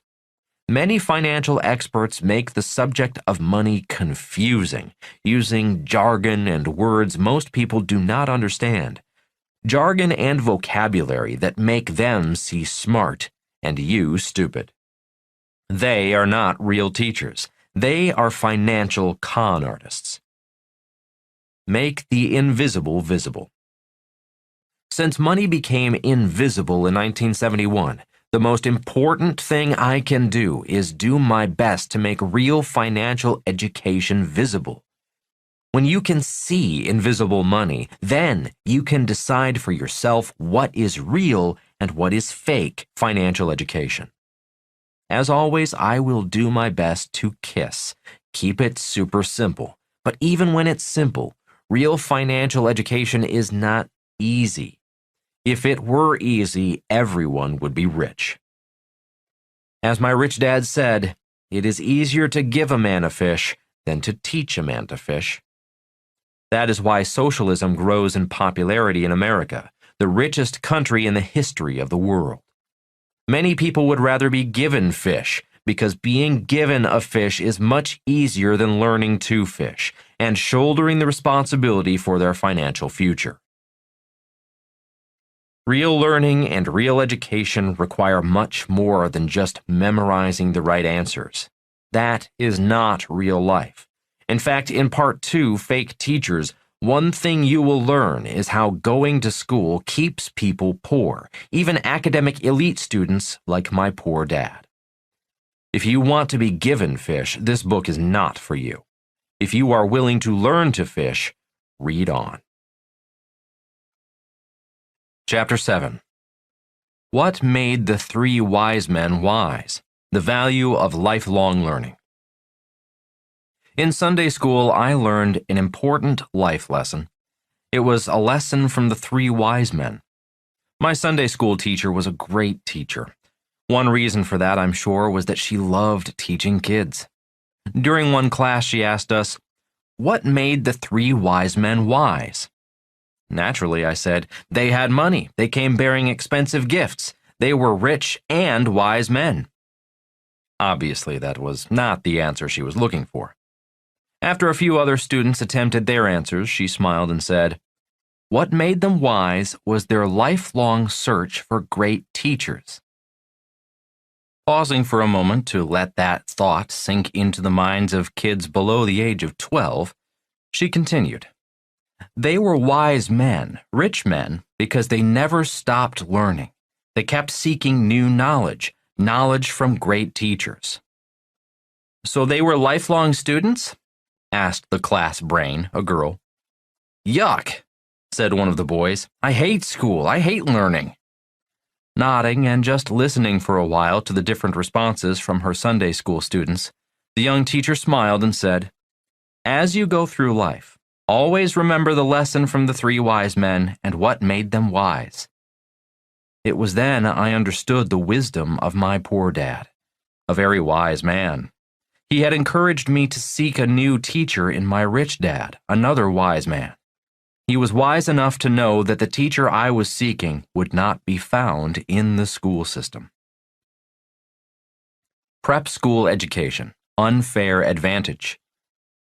In his Time magazine article, How My Generation Broke America, Stephen Brill writes, "In 1964, I was a bookworm growing up in Far Rockaway, a working-class section of Queens. One day I read in a biography of John F. Kennedy that he had gone to something called prep school. None of my teachers at junior high school 198 had a clue what that meant, but I soon figured out that prep school was like college. You got to go to classes and live on a campus, only you got to go 4 years earlier, which seemed like a fine idea. It seemed even better when I discovered that some prep schools offered financial aid." Stephen Brill toured 3 prep schools and chose Deerfield Academy in western Massachusetts. Brill continues in his book, Tailspin. "Deerfield has changed, but then it was almost completely a place for well-rounded rich kids. The headmaster had only recently decided to tinker with the mix a bit by adding a few scholarship boys, including some Jews like me and even a few African Americans. I got the message the first week when one of the kids in our dorm, who lived on Park Avenue, asked where I lived. When I said Queens, it didn't register, so I explained that if he had ever flown out of Kennedy or LaGuardia airports, he'd been to Queens. A relative of his in our class knew where Queens was because his family owned the Mets, who play there. You might recall that Donald Trump is from Queens. He often speaks about his difficulties doing business in Manhattan because he was from Queens and not Park Avenue. Kings Point, the U.S. Merchant Marine Academy I attended, is just past Queens on Long Island. My roommate Ed Peterson and I would clip dollar-off coupons from milk cartons to be able to afford tickets to Mets baseball games. My classmates went to prep schools. 4 of my classmates in Hawaii went on to prep schools. They were rich kids whose parents could afford prep schools. At the age of 12, most of my classmates went on to attend Hawaii Preparatory Academy, a beautiful boarding school on a ranch about an hour from Hilo. When I asked my dad if I could also attend Hawaii Prep, he said, "I am not rich. I cannot afford to send you to prep school. Besides, it would not look right if the superintendent's son went to a private prep school. Future President Barack Obama was a smart, poor kid who went to Punahou School, a private prep school for rich and smart kids in Honolulu. As you may know, Obama went on to Columbia and Harvard Law School, much like Stephen Brill went on to Yale and Yale Law School, with other poor kids who were being groomed to become today's academic elites, today's leaders. Fuller and education. Bucky Fuller often spoke about education and inequality in education. He was fourth-generation Milton Academy, a prep school, and fourth generation to attend Harvard University. He never finished Harvard, though he was enrolled there twice, but did attend the U.S. Naval Academy, sister school to the U.S. Merchant Marine Academy. Entrepreneurs and education. Fuller noticed that many of America's great schools were started by entrepreneurs. Many robber barons like John D. Rockefeller, J.P. Morgan, Cornelius Vanderbilt, James Duke, and Leland Stanford. I have heard that Fuller called Harvard J.P. Morgan's School of Accounting and the University of Chicago John D. Rockefeller's School of Economics.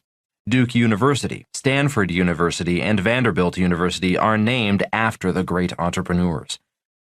Fuller's concern was the mission or the purpose behind the entrepreneurs' philanthropy and interest in higher education. He said the entrepreneurs were looking to train employees to run their empires, not really to educate the best and the brightest. While Fuller attended Harvard, he never graduated. He spent the money his family gave him for Harvard on partying and women. When he failed to show up for tests, Harvard had to ask him to leave twice for the same problem. Brill agrees. Kennedy, Bush, Trump, and Romney came from the class of inherited, multi-generational wealth. They came from families who could afford the best education, starting with prep schools, private tutors, standardized test prep, and tutors to get them into the best universities. Brill recounts a meeting while still in prep school with R. Inslee Clark, Jr., the dean of admissions at Yale.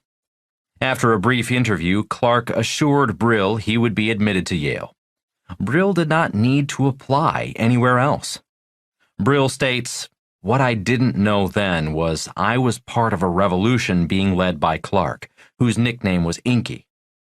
I was about to become one of what came to be known as Inky's boys, and later, girls." This group of alumni vetters who interviewed prospective students were urged not to hesitate to admit a lad with relatively low academic prediction whose personal qualifications seemed outstanding, rather than a much drabber boy with high scholastic predictions. One Yale alumnus objected. He had this to say about letting in non-white poor kids. "Let me get down to basics. You're admitting an entirely different class than we're used to. You're talking about Jews and public school graduates as leaders. Look around this table. These are America's leaders. There are no Jews here. There are no public school graduates here." That alumnus lost, and non-white kids from public schools began to be admitted to Yale and other brand-name schools. It is this same group of extremely bright students from the poor and middle class that run the world today. Today they are Barack Obama, Bill Clinton, Hillary Clinton, Ben Bernanke, and others. These are the new elites who did not come from wealth. These are people who had to work very hard to get into the best schools and gain their wealth. This is the theme of Brill's angst.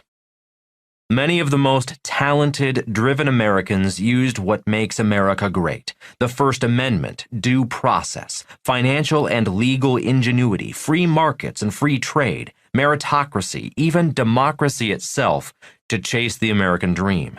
And they won it for themselves. Then, in a way unprecedented in history, they were able to consolidate their winnings, outsmart and co-opt the forces that might have reined them in, and pull up the ladder so more could not share in their success or challenge their primacy. Translation: the very smart, hard-working, driven, poor and middle-class kids won the American dream, then changed the laws and the financial system so others could not follow their success. The only way the ordinary person can gain their status is to become one of them, starting with the right prep school. Brill comments on the end of democracy. As a result of their savvy, their drive, and their resources, and a certain degree of privilege, as these strivers may have come from humble circumstances but are mostly white men, America all but abandoned its most ambitious and proudest ideal, the never-perfect, always debated, and perpetually sought-after balance between the energizing inequality of achievement in a competitive economy and the community-binding equality promised by democracy. In a battle that began a half-century ago, the achievers won. Translation: to hell with democracy, I got mine. This is why socialism is growing in America. That is why I saw so many signs in Hilo welcoming EBT cards. This is why a relatively intelligent dentist can be over $1.2 million in debt and not know how he and his wife can earn enough to pay it off. This is why student loan debt is the American government's greatest asset, over $1.5 trillion and growing. And this is why America is now a debtor nation, printing more and more money to pay off the debt printing money creates. America is much like a person who uses his credit card to pay off his other credit cards. This is why there is no financial education in our schools. Financial stupidity is very profitable for people who know how to print fake money. The good news. It was my good fortune my poor dad could not afford to send me to a private prep school. It was due to my realization I was poor, at least relative to my elementary school classmates, that I wanted to learn about money. It was the wisdom of my poor dad who suggested I follow in the footsteps of the 3 wise men and go in search of my teacher. Apprenticeship. Real teachers. At the age of 9, I became an apprentice to my rich dad. Apprenticeship is one of the oldest methods of real education. Apprenticeship works because most apprentices learn from real teachers, not fake teachers. For example, in medieval days, if you wanted to learn to be a blacksmith, you learned from a real blacksmith. About 2 to 3 days a week after school, I would go to my rich dad's office and work for free. His son, Mike, and I did things such as pick up trash, tidy the office, and other tasks a 9-year-old can handle. After about an hour, Rich Dad would bring out his Monopoly game and we'd play. Rather than just throw the dice and move the playing pieces, Rich Dad would teach us, asking us to think before we made a move and explaining different age-appropriate financial strategies for 9-year-old kids. As we grew older, our apprenticeship tasks became more about business and investing, yet we always ended up playing Monopoly, receiving financial education for our free labor. On a regular basis, Rich Dad would take his son and me to see his green houses, as represented in the Monopoly game. We went from apprenticeships to learning via playing Monopoly to doing the real thing and learning from Rich Dad's real green houses. In 1966, at the age of 19, I returned to Hilo from school in New York to see Rich Dad's big red hotel, a hotel, literally, right in the middle of Waikiki Beach. When people ask me what I do today, I say, I play Monopoly in real life. Today, my wife, Kim, and I own over 6,500 green houses, rental houses, and several red hotels, as well as golf courses and oil wells. As fate would have it, rather than go on to prep school with my rich classmates, I followed my poor dad's advice and went in search of real teachers. If my poor dad had been rich, I might have gone to a private prep school and never really learned how to be rich. Your questions, Robert's answers. Question: You say that the financial system is rigged, and I agree with you. But how exactly can normal or average people benefit from this too? Is there a way to turn this game around? Glenn B., Germany. Answer. I am often asked, what do you say to the average investor? My reply is, don't be average. Question. How can we have any faith in or rely on the banking system, in general or in a crisis? Jeffrey T., Malaysia. Answer. There is a difference between the words faith and trust. I have faith the banks are greedy, focused only on self-interests. I do not trust the banking system to take care of its clients, crash or no crash. Question. Are you positive on the long-term prospects of the United States? What alternative life and investing areas of the world would you suggest? Wendell M., USA. Answer. The United States is the greatest, richest country in modern history.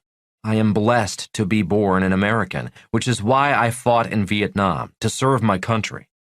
The problem is that the world is changing, and I am afraid that our leaders, our education system, and most people are not changing fast enough. That is why I appreciate those who read my books, listen to the Rich Dad radio show, and attend our seminars. I am not saying I have the answers or that I am right. I am saying we all need to be more aware and vigilant and prepare to change. Question. What leads you to believe that cryptocurrencies are less fake than the fake money we already use? You do realize that most of the money we have in circulation is electronic and not printed, right? Is that cybercurrency versus cryptocurrency? Roberta N., Mexico. Answer. I am not an expert on cryptocurrencies. I do understand that blockchain technology is the real technology. Blockchain technology is more trustworthy than human beings. Money is dependent upon trust, so I trust blockchain technology more than I do human beings. Question. I live in Ethiopia. Is fake everything affecting every economy in the world? My country is growing fast, but it has lots of weird financial systems. Simeon T., Ethiopia. Answer. Ethiopia, as well as the continent of Africa, is very rich. That is why the Europeans colonized Africa centuries ago.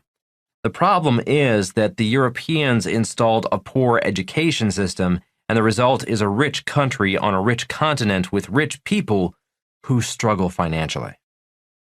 Question. Why does our money say, "In God we trust"? Is it something that instills the truth that gold is God's money, but put on the fake money to trick us? Benny J., India. Answer. Glad to see other people asking the same questions I've asked. What do you think the answer is?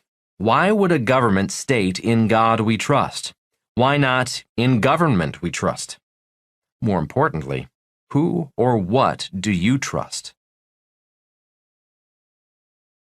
Chapter 8. Going Back to School. Fighting What's Fake.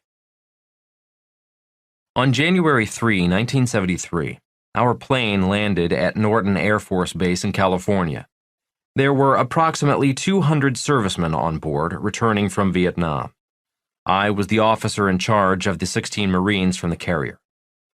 The first thing we all noticed were the large crowds of anti-war protesters waiting for us.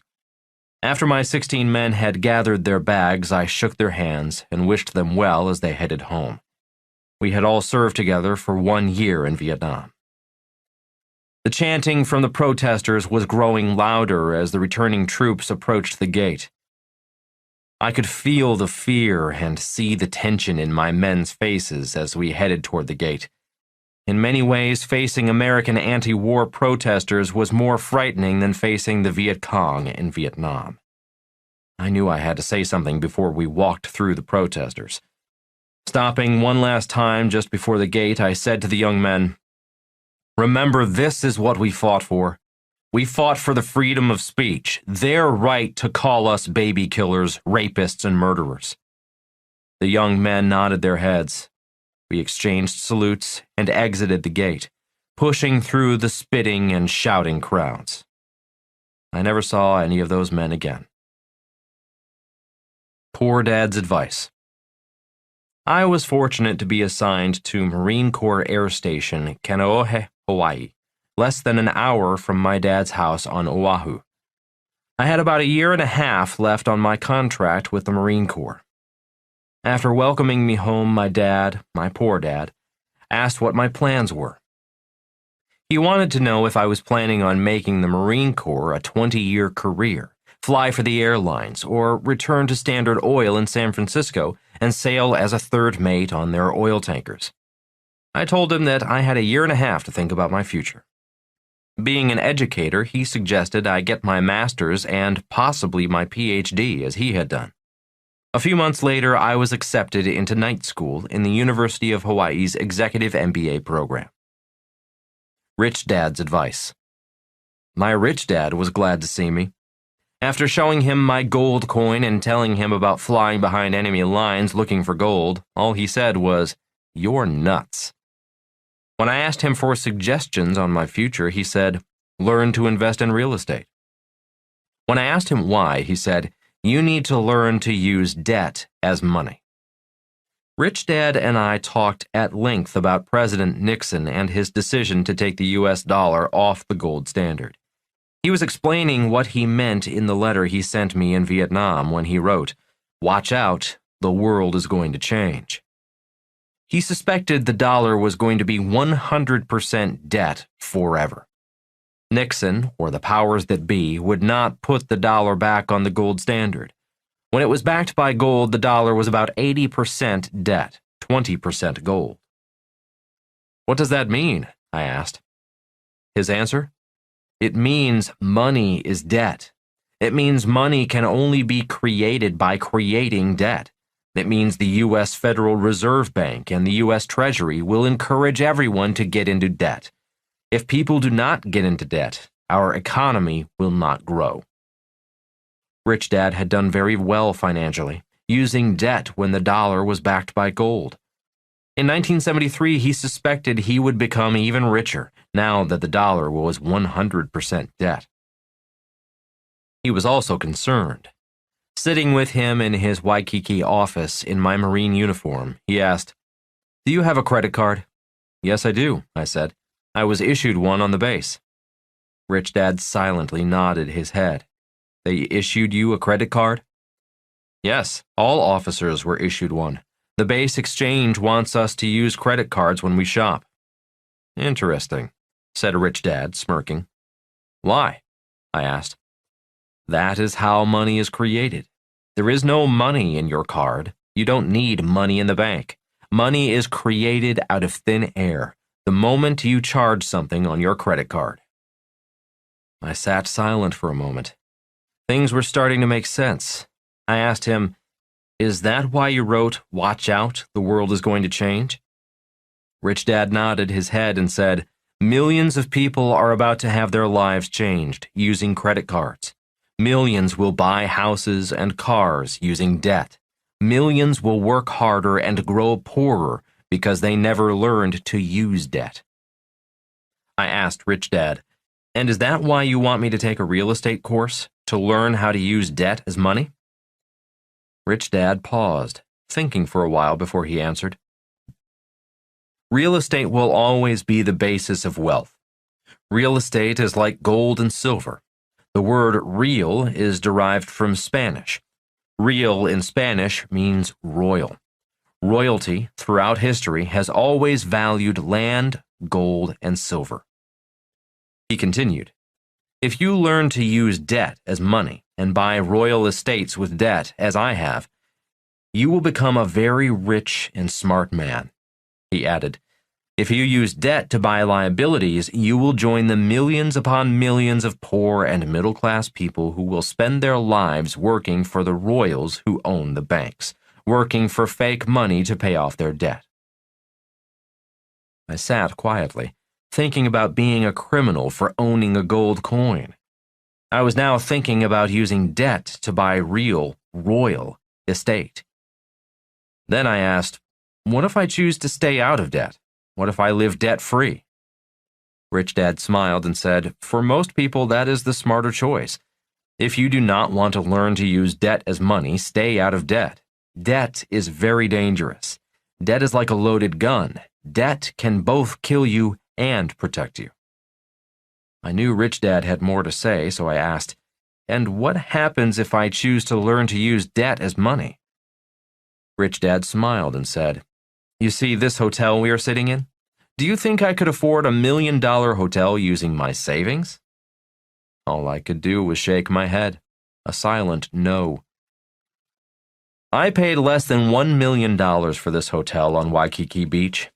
If the government keeps printing money, what do you think it will be worth in 10 years? Rich Dad asked.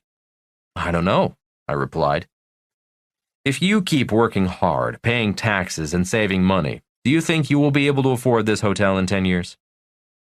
I really did not know what to say, or how to answer his question. "Do you think your fellow Marine pilots who get jobs flying for the airlines will be able to afford this hotel in 10 years? Again, I did not know what to say. Rich Dad continued, "And the Japanese tourists are arriving in droves. They have money. They are buying Waikiki and the rest of Hawaii. Do you want to work for the Japanese? Do you think you can afford Waikiki real estate in 10 years? Do you think you can afford a beachfront home in Waikiki in 10 years? Rich Dad's lesson was sinking in. I asked, "Will you teach me to invest in real estate?"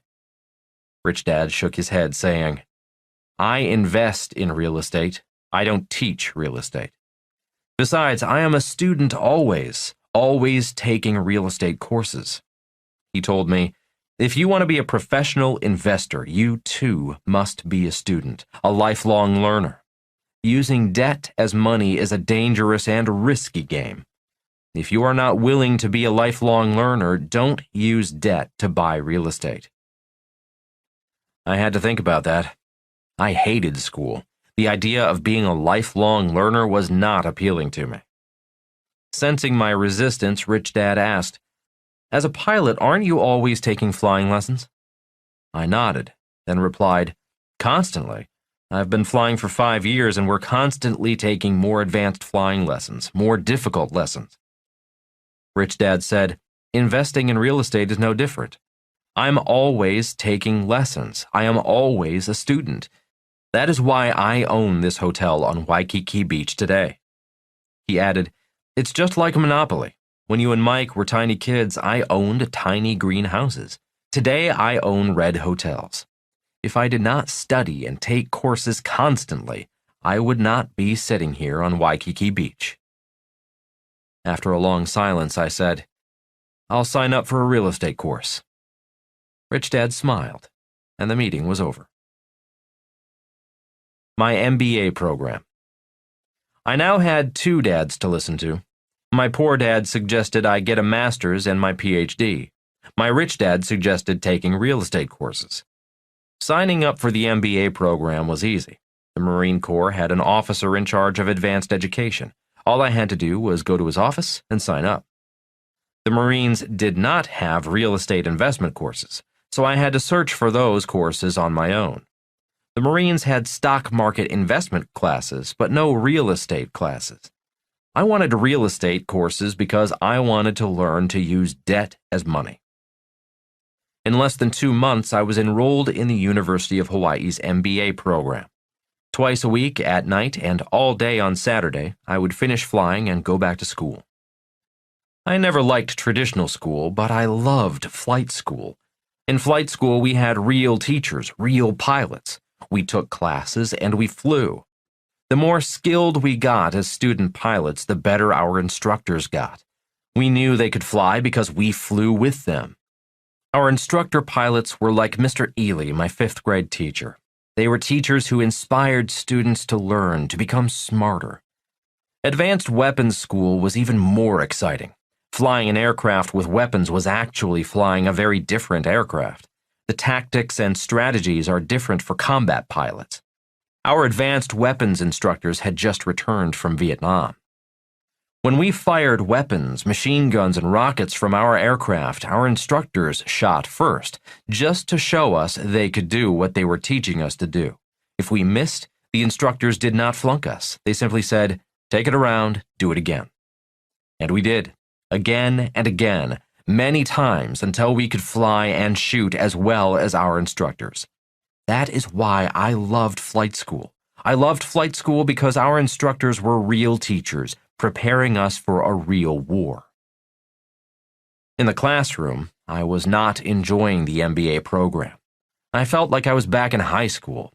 One night, my frustration hit a boiling point. "Have you ever been a real accountant?" I asked the accounting teacher. "Yes," he replied. "I have a degree in accounting." "That is not what I'm asking you," I said tersely. "I know you have a degree in accounting, but have you ever been a real accountant in the real world?"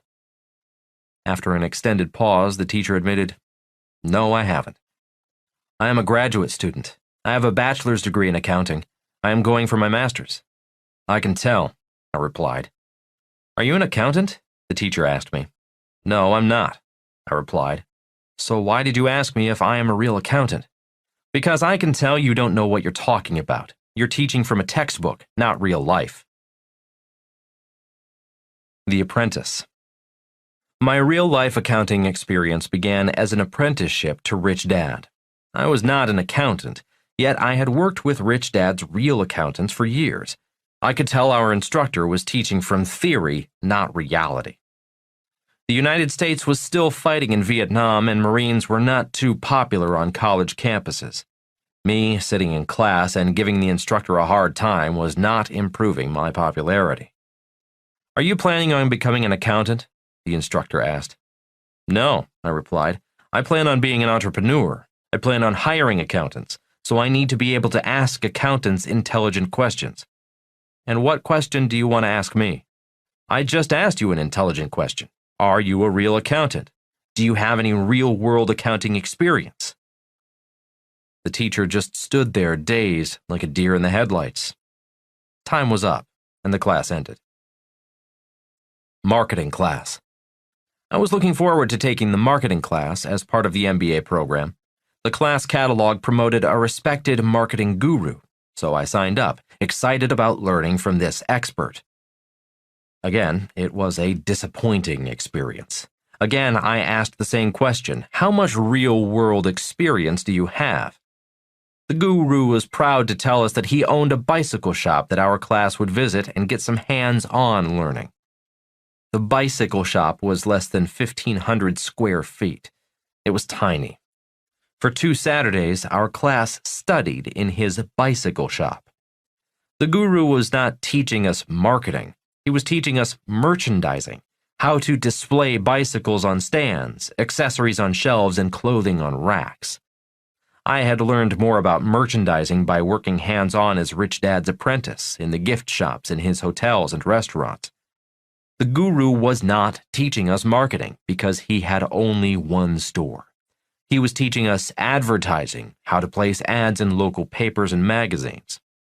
I learned more about real marketing working for free, marketing Rich Dad's chain of hotels and restaurants. I did buy a bicycle. The guru could sell, which is a part of the marketing process. He offered our class a special student discount, and many of us bought new bicycles. When I told my Rich Dad about my new bicycle and my lightweight marketing instructor and his tiny store, he just laughed and said, "Your marketing instructor is very smart. He teaches marketing to the entire university where he is a guru. He invites students and faculty to visit and study his bicycle shop, and guess what? You and your classmates buy bicycles. That guy is a brilliant marketer." It was a great bicycle. I rode that bike almost every day, up and down the flight line on the Marine Air Base. My instructor was a real marketing guru. A real estate seminar. One night while watching television, an infomercial came on promising to teach students how to buy real estate for nothing down. A few days later, I was one of about 300 people attending a free seminar in a beautiful Waikiki hotel ballroom. The upsell was a real estate course, and I paid $385 for a 3-day weekend course. About 2 months later, the instructor arrived from California, and the 3-day class began. It was my first seminar, as opposed to a school or classroom setting. My poor dad believed in school. He did not attend seminars, which he thought were rip-offs. Granted, some are, but so are some schools. My rich dad only attended seminars. He said he liked seminars because they were short and specific. He attended only to learn more about a specific subject he was interested in. He was not there for the degree or the alphabet soup of advanced degrees. Many corporate and government employees and licensed professionals displayed these designations, MS, PhD, JD, MD, CFP, as badges of honor. Warren Buffett is a college graduate. He makes no secret of that, yet he does not display his college diploma in his office. He does, though, proudly display his certificate from a Dale Carnegie public speaking course. For him, learning to speak without his knees shaking and his voice quivering has proven priceless when raising billions of dollars from investors. A real estate teacher. There were about 30 students out of the 300 who showed up for the free introductory seminar who signed up for the 3-day course. The instructor was impressive. He was dressed casually but well. He didn't wear a tie, but his sport coat, slacks, and shoes looked expensive. He looked to me like a real estate investor. Ask anyone who has been in the military about the importance of grooming and appearance. Most military personnel wear their uniforms with pride. They are well groomed with their shoes shined. The instructors in the MBA program looked like teachers. They did not look prosperous. They looked cheap, scruffy, and frumpy, like well-dressed hippies, which many were. Our real estate instructor began by showing slides of his real estate investments and the financials on each property. He shared with us how much he made, his financing, and the challenges he had to overcome. He also showed us properties on which he lost money, told us about the mistakes he made, what he learned, and how his mistakes made him smarter and richer. He was real. He was not there to sell real estate. He wasn't teaching us to sell bicycles. And he was transparent. He showed us his audited personal financial statement. He did not need to teach to support himself, and although he was paid a fee to teach, he did not need the money. He was there to teach. And so the class began. For 3 days, we went into real deals, real problems, real challenges, and the real crooks he had met in his 24-year career as a real estate investor. He taught us to see what most amateur real estate investors do not see. He taught us how he talks to sellers, bankers, and investors about money. On the last day, he was teaching us how to negotiate a nothing-down deal, an investment where he puts up none of his own money. By the end of the 3rd day, the class was in overdrive, really pumped up. I had a better understanding why Rich Dad often said, "You do not need money to become rich." The last 2 hours were spent on review and asking and answering questions. Just before the class was to end, the instructor said, "Now the class begins." Perplexed, the students wanted to know why he said the class was beginning, just as it was ending. The instructor replied, "This class begins when you enter the real world. Your assignment is to find 100 potential investment properties in 90 days. Write a 1-page analysis of each of the 100 properties. Then decide which of the 100 is the best investment. You do not have to buy anything. If and when you find a great investment, you will find the energy and enthusiasm to buy it, even if you have no money." The class of 30 students broke into smaller groups of 3 to 5, all promising to complete the assignment in 90 days. As you might guess, real life got in the way of getting rich. I suspect only 3 out of the 30 completed the assignment, which also gives us an insight into human nature. Getting rich takes work and discipline. At the end of 90 days, I knew which of the 100 properties was the best of the best. It was a 1-bedroom, 1-bath condominium on the beach on the island of Maui. The developer had gone bust. The bank was dumping the project. The price of the condo was $18,000. All I needed was 10% down. The bank would finance the rest. Immediately, I got out my credit card and charged the $1,800. It was a nothing down deal. It was 100% debt financed, and it cash flowed a positive $25 a month. It was an infinite return investment because I had nothing, none of my own money in the investment. And I still made $25 in net cash flow from 100% debt. A few days later, I dropped out of the MBA program. You can't do that here. Today, no matter where I go in the world, people say to me, you can't do that here. They are right. They may not be able to do an infinite return deal, but other people can. The primary reason people cannot do that is because they went to school or their parents went to school. If you look at figure 8.1 in the accompanying PDF, depicting the higher levels of teacher, you will see how going to school keeps many people poor. How to tell the difference between real teachers and fake teachers. Fake teachers teach via lecture and books. Real life is a classroom. Real teachers teach from real life experience, from their mistakes, and encourage you to do the same. Personal exercise. On a piece of paper, list 3 fake teachers you've had in your life and the subjects they taught. Now, on a separate piece of paper, list 3 real teachers in your life and the subjects they taught. Now ask yourself, what lessons did the real teachers teach you? Write those lessons down as well. Your questions, Robert's answers. Question: what is the one word or phrase you would use to convey the value of your experience in the Marine Corps? Marco C., Italy. Answer: great question. When I was in high school, I knew I was in trouble. I was a surfer. I was flunking out of school. I was a screw-off and a clown. I did not want to grow up and go to school, get a job, work hard, etc., etc., etc. When I was in high school, I wanted my freedom. Many of my high school friends who chose to live free, living the life of surfers, wound up in jail, became addicts, or died young. One committed suicide. One died in a motorcycle crash, and 2 in car wrecks, driving drunk. So although it sounds counterintuitive, I chose to go to a military school and join the Marine Corps, if I wanted to be free. Sunday school taught me that the Word became flesh.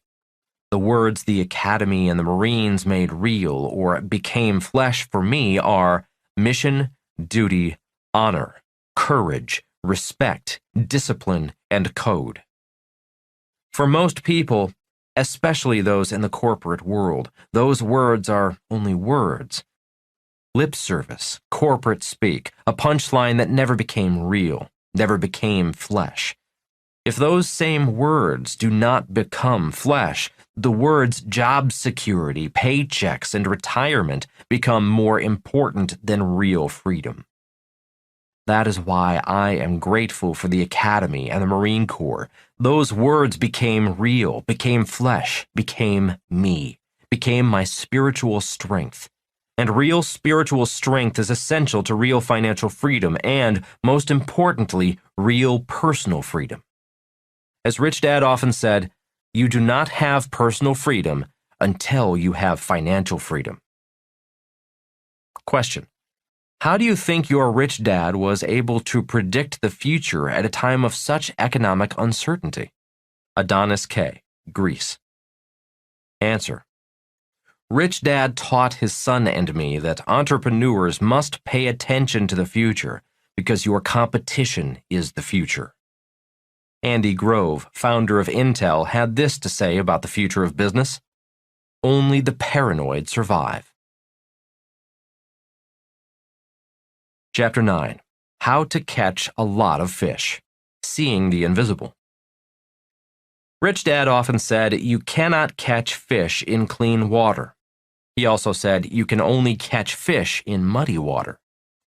In an earlier chapter, I wrote, "It is easier to give people fish than to teach people to fish."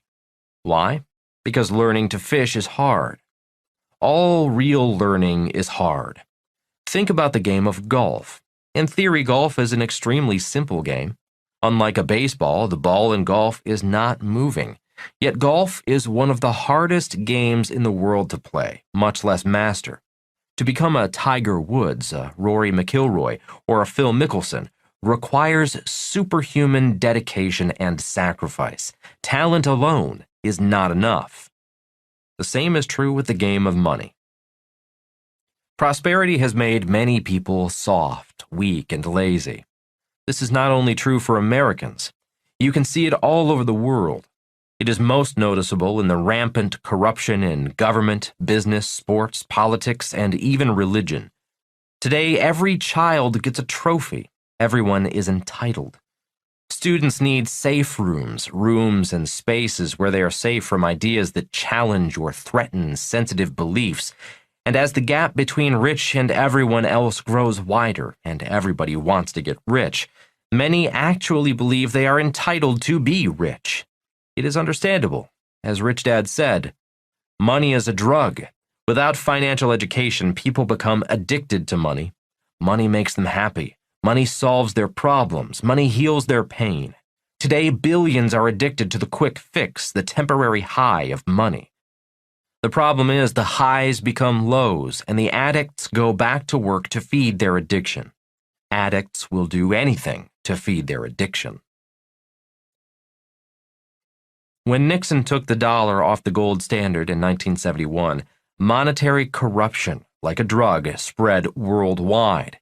And as Rich Dad warned, corrupt money creates corrupt people. Corruption in paradise. Politics is a dirty game. My poor dad was an honest man. Climbing the government ladder to success disturbed him. When he got to the top as a member of the governor of Hawaii's cabinet, he could not tolerate the corruption. Rather than tolerate the corruption, my dad resigned and ran against his boss, the governor, a Democrat, in the 1970 gubernatorial race. I was in flight school in Pensacola, Florida, when my dad called and told me he was going to run as a Republican for lieutenant governor. He said, "I doubt we can win, but I could not live with myself if I did not run." He handed the phone to my mom, and we discussed her fears and concerns. She was worried about my dad's job security and money. She said, "The Republicans promise they will find Dad a job in California, maybe even as a professor at Stanford University." Dad was in his early 50s and Mom in her late 40s. They had a lot of life ahead of them. When the conversation was over, I wished them well and to be strong as they entered the dirty world of politics. The governor was an ex-police officer, and it was common knowledge that his friend, also an ex-police officer, was allegedly the head of organized crime in Hawaii. When my dad lost the election, as expected, the governor informed my dad he would never work in Hawaii government again. My mom and dad were crushed. The game of politics was far nastier than they had imagined. Friends they thought were true friends turned against them, spreading lies and untruths about both my mom and dad throughout the campaign, accusing Dad of being corrupt. Mom died of a broken heart 2 months after the election. She was only 48 years old. Not surprisingly, the job in California promised by the Republicans never materialized. My dad took early retirement and used his retirement savings to purchase a national ice cream franchise, a business that failed in less than a year. My dad was not a businessman, and he died a broken man 21 years after the election in 1991. The truth comes out. In 2015, James Dooley, a former investigative reporter for a local paper, Honolulu Advertiser, published the book Sunny Skies, Shady Characters, Cops, Killers, and Corruption in the Aloha State. The book starts with singer Don Ho and lists by name the cops, killers, and the corruption in Hawaii. He includes the names of governors and the trustees of Kamehameha Schools, one of the richest schools in the world. Dooley writes about the relationships between the courts, political leaders, labor leaders, TV shows like Hawaii Five-0 and Magnum P.I., and the Japanese, Hawaiian, Chinese, and Italian mafias. He even lists a few bodies found buried in shallow graves. James Dooley wrote about the very corruption my dad could not stomach. He even named some of my classmates and my dad's former friends. I met with Dooley in Hawaii to thank him for writing the book, and to tell him I wished my dad were alive to have read it. When I asked him how he was still alive after naming names, he smiled and said, "Corruption is so rampant today it's a part of life, and people don't care." President Barack Obama was the first and only U.S. president from Hawaii. This is a good time to remind readers that I have no political or religious affiliations or agendas. Like my two dads, I detest corruption, laziness, and the entitlement mentality. Another take on this topic? Forbes magazine once called Hawaii the People's Republic of Hawaii. Don't change the world, change yourself. President John F. Kennedy credited Edmund Burke for this quote, although there is some dispute as to its actual origins. "The only thing necessary for the triumph of evil is that good men do nothing." I think you'll find those who agree that today many good people are doing very little. During the 3 summers that I studied with Bucky Fuller, he often spoke about the mafia being an integral part of American politics. And President Kennedy's brother, Robert Kennedy, while U.S. Attorney General, courageously took on Jimmy Hoffa and the Teamsters Union, accusing them of colluding with the mafia. Robert Kennedy was assassinated in 1968 after winning the California Democratic presidential primary. Jimmy Hoffa disappeared. His body never found. Let's get together. Many people say, let's get together and change the world. That sounds good as a soundbite, but it's not realistic. Today there is too much fake news. Today news is designed to infuriate, not educate. Its goal is to polarize, not unite. The same is true in our schools. Today the world is too fractured. There is too much hate, too much animosity, too much raw violence. Millions of people all over the world are migrating, not for financial reasons, but to run away from crime, murder, and rape. Like Hawaii, corruption is an accepted part of life. Law and order are breaking down globally. American cities are patrolled by paramilitary troops and armored vehicles, much like cities in Iraq and Afghanistan.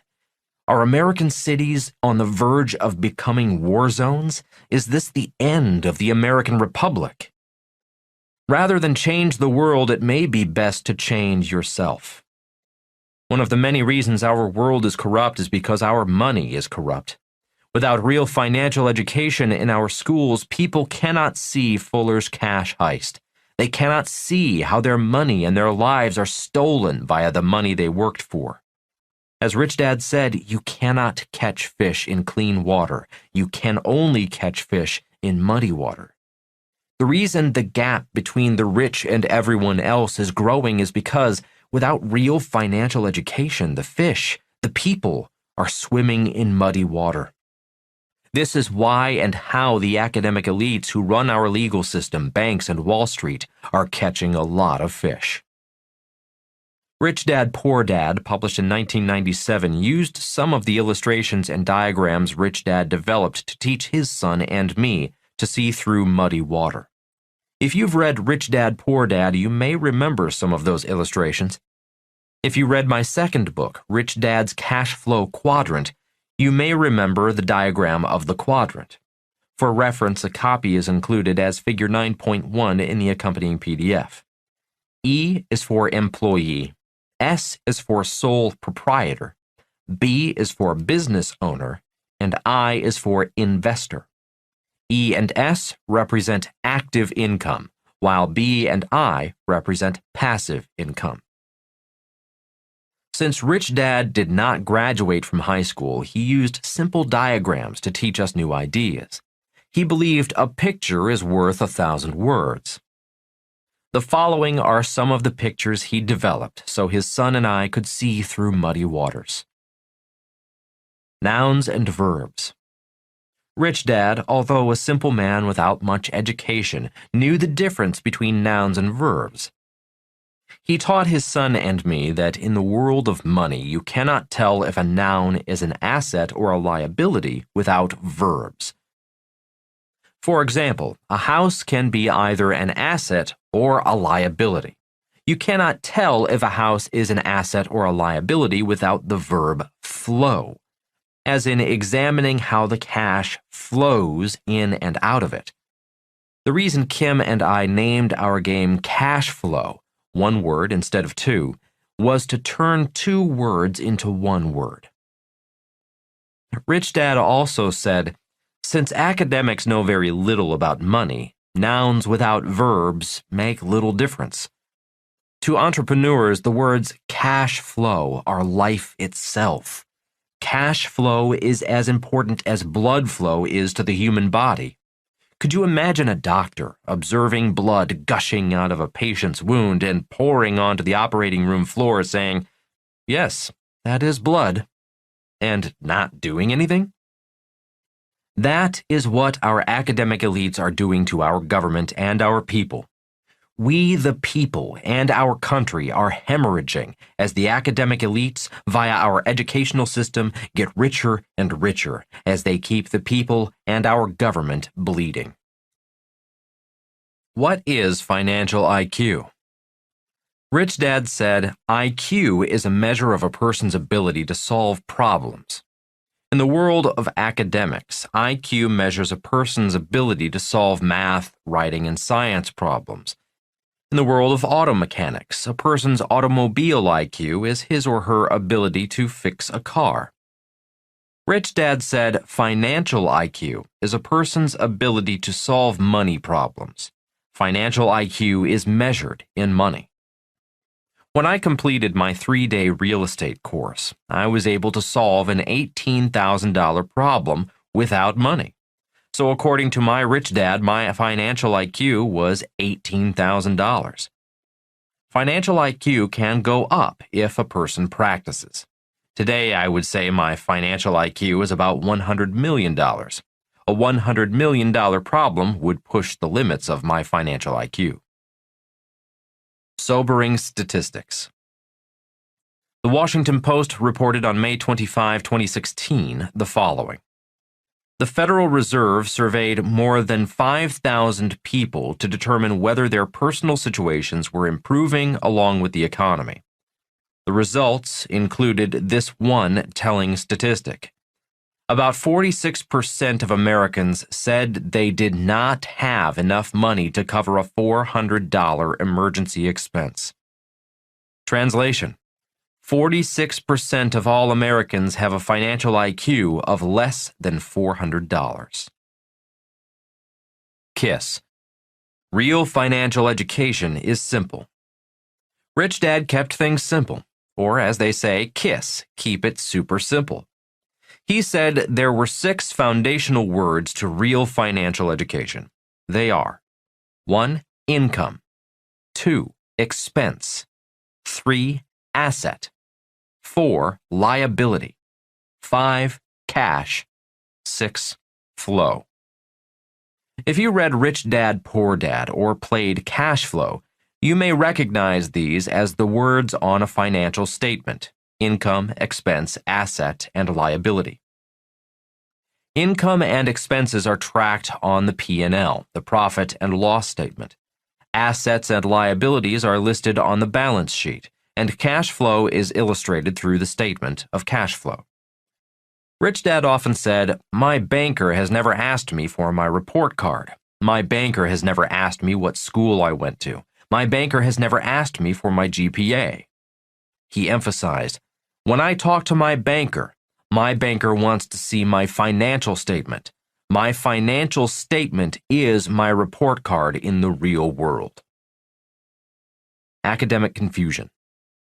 When you look up the words asset and liability in a dictionary, the definitions are: asset, noun, a useful or valuable thing, person, or quality. Liability, noun, the state of being responsible for something, especially by law. Here are some lessons. Without the verb flow in cash flow, the water is muddy, confusing. In 2008, millions of people worldwide lost their homes because they thought their homes were an asset.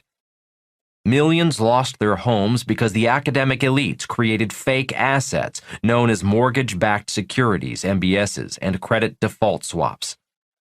A little financial education would have protected millions of people from the crimes of academic elites running our legal, banking, financial, and educational institutions. If a house is cash flowing positively with money going into your pocket, then the house is an asset. If a house causes cash flow out of your pocket, the house is a liability. In 2008, millions of people found out their homes were liabilities.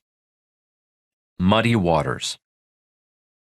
Today I hear school teachers say to students, "Your education is an asset. Get a high-paying job." Today I hear real estate brokers say to first-time homebuyers, "Your house is an asset." Today I hear financial planners tell clients, "Your 401k is an asset." Yet if you clear the water and can see where the cash is flowing, you will know the truth. Follow the money. The middle class is the asset for the government, Wall Street, and the banks. Compare the cash flow of the middle class to the cash flow of the rich. Notice the cash keeps flowing into the asset column of the rich. Lessons. Real financial education teaches the rich to keep the cash flowing into the asset column. Fake financial education keeps the cash flowing out of the pockets of the poor and middle class and into the pockets of those who print fake money, the pockets of the academic elite. Fake financial education keeps the water muddy. If the cash flow diagrams are not clear to you, please get together with one or two friends and discuss the cash flow patterns. Discussion is a great way to learn. The 3-day real estate course taught me to use debt to my advantage. Figure 9.4 in the accompanying PDF diagrams my first real estate deal. A cash flow of $25 a month is not a lot of money, yet $25 was a transformation in the way I thought about money. Once I was able to earn $25 from 100% debt, I was free. I knew that if I kept practicing, I would never need money again. I would never have to say I can't afford it again. Infinite return. Using 100% debt to produce $25 is an example of an infinite return. It is money for nothing, money created from financial intelligence. It is printing money. An infinite return can be achieved from anything. It does not have to be real estate. Stocks. Let's say I purchase 100 shares of a stock for $1 per share. I have $100 invested. The price of the stock rises to $10 per share. My 100 shares are now worth $1,000. I sell 10 shares at $10 and receive my original $100. My 90 remaining shares are free once I have recouped my initial investment. For a visualization of the net transaction, refer to Figure 9.5 in the accompanying PDF. The dividends from the 90 shares of stock are income, and infinite return is achieved.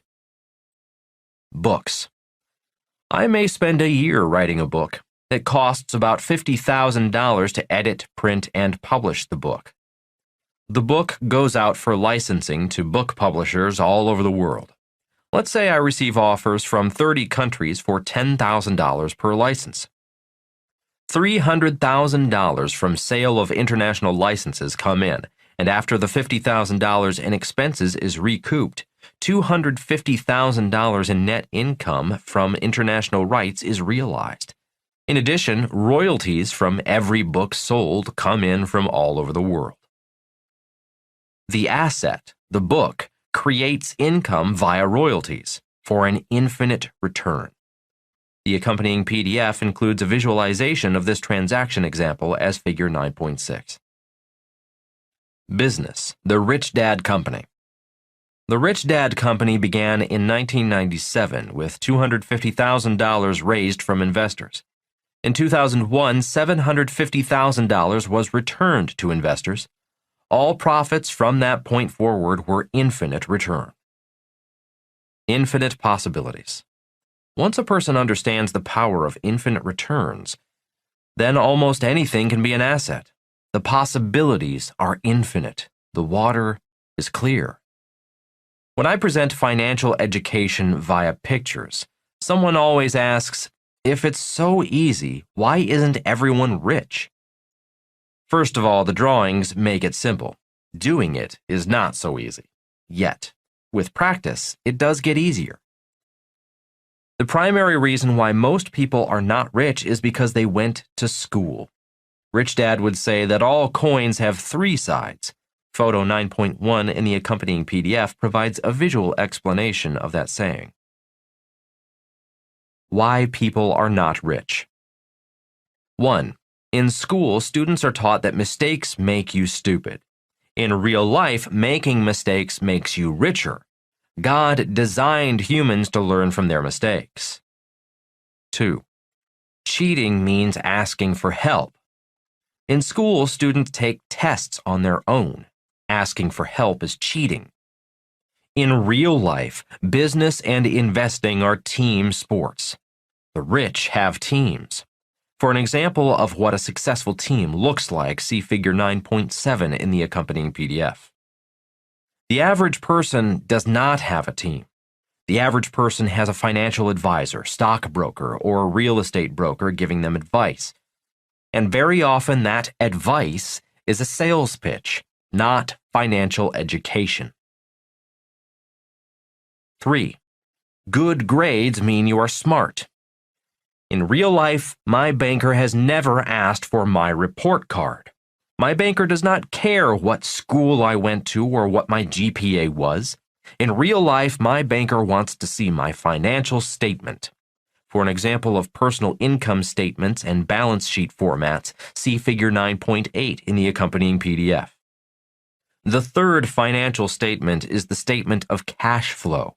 The cash flow game is one of the only games that teaches players to control their cash flow and increase their financial IQ. Since it's likely that the majority of all high school and college graduates do not know what a financial statement is, much less use one, most people have a tough time getting loans to buy investments. In 1996, Kim and I created the cash flow game so people could learn to speak the language of money. The power of the cash flow game is people can teach people without having to go to school. Today, there are thousands of cash flow clubs all over the world. 4. Get out of debt. In real life, debt makes the rich richer. For a visualization of this idea, see Figure 9.9 in the accompanying PDF. In 1971, money became debt. Bankers love debtors because debtors make bankers richer. The richest people in the world know how to use debt to make money. The cash flow game is one of the only games that teaches players to use debt as money and get richer. If you make mistakes using debt when playing cash flow, you make mistakes with play money. 5. Taxes are patriotic. The American Revolution had its origins in a tax revolt, the Boston Tea Party in 1773. In real life, the rich don't pay taxes. The cash flow quadrant keeps the waters clear. To see the distribution of taxes paid according to quadrant, refer to Figure 9.10 in the accompanying PDF. If you would like to learn more about taxes, please read Rich Dad advisor Tom Wheelwright's book, Tax-Free Wealth. You will find that tax laws throughout the world are similar. The rich, on the B and I half of the quadrant, pay less in taxes legally. As Tom Wheelwright explains in his book, the tax laws are incentives from the government. If you do what the government wants done, the government offers tax incentives. For example, if I rent a home for myself, I receive no tax break. If I provide rental houses for others, the government offers me many tax breaks because I am doing what the government wants done. If I have a job in the E quadrant, I receive no tax breaks. If I provide thousands of jobs like Amazon, cities offer massive tax breaks, hoping Amazon will move to their city. In other words, people in B and I quadrants do what the government wants done. They receive tax breaks for doing it. Those in the E and S quadrants do not do what the government wants done. They do not receive tax breaks. Muddy waters. Real financial education does not have to be confusing. It can be very simple. A child can understand real financial education. I did. I also knew simple does not mean easy. Yet Rich Dad's simple diagrams were my mental guides, much like navigational stars in the sky. Without real financial education in our schools, millions become the fish that the elites trap in their nets and webs of lies.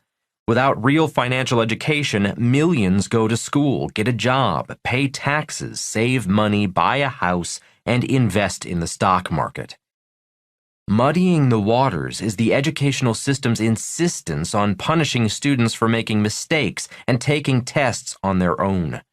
That may be a great way to train students for the E and S quadrants, but not entrepreneurs who will operate in the B and I quadrants. Entrepreneurs know they must make mistakes and learn from their mistakes, and that business is a team sport.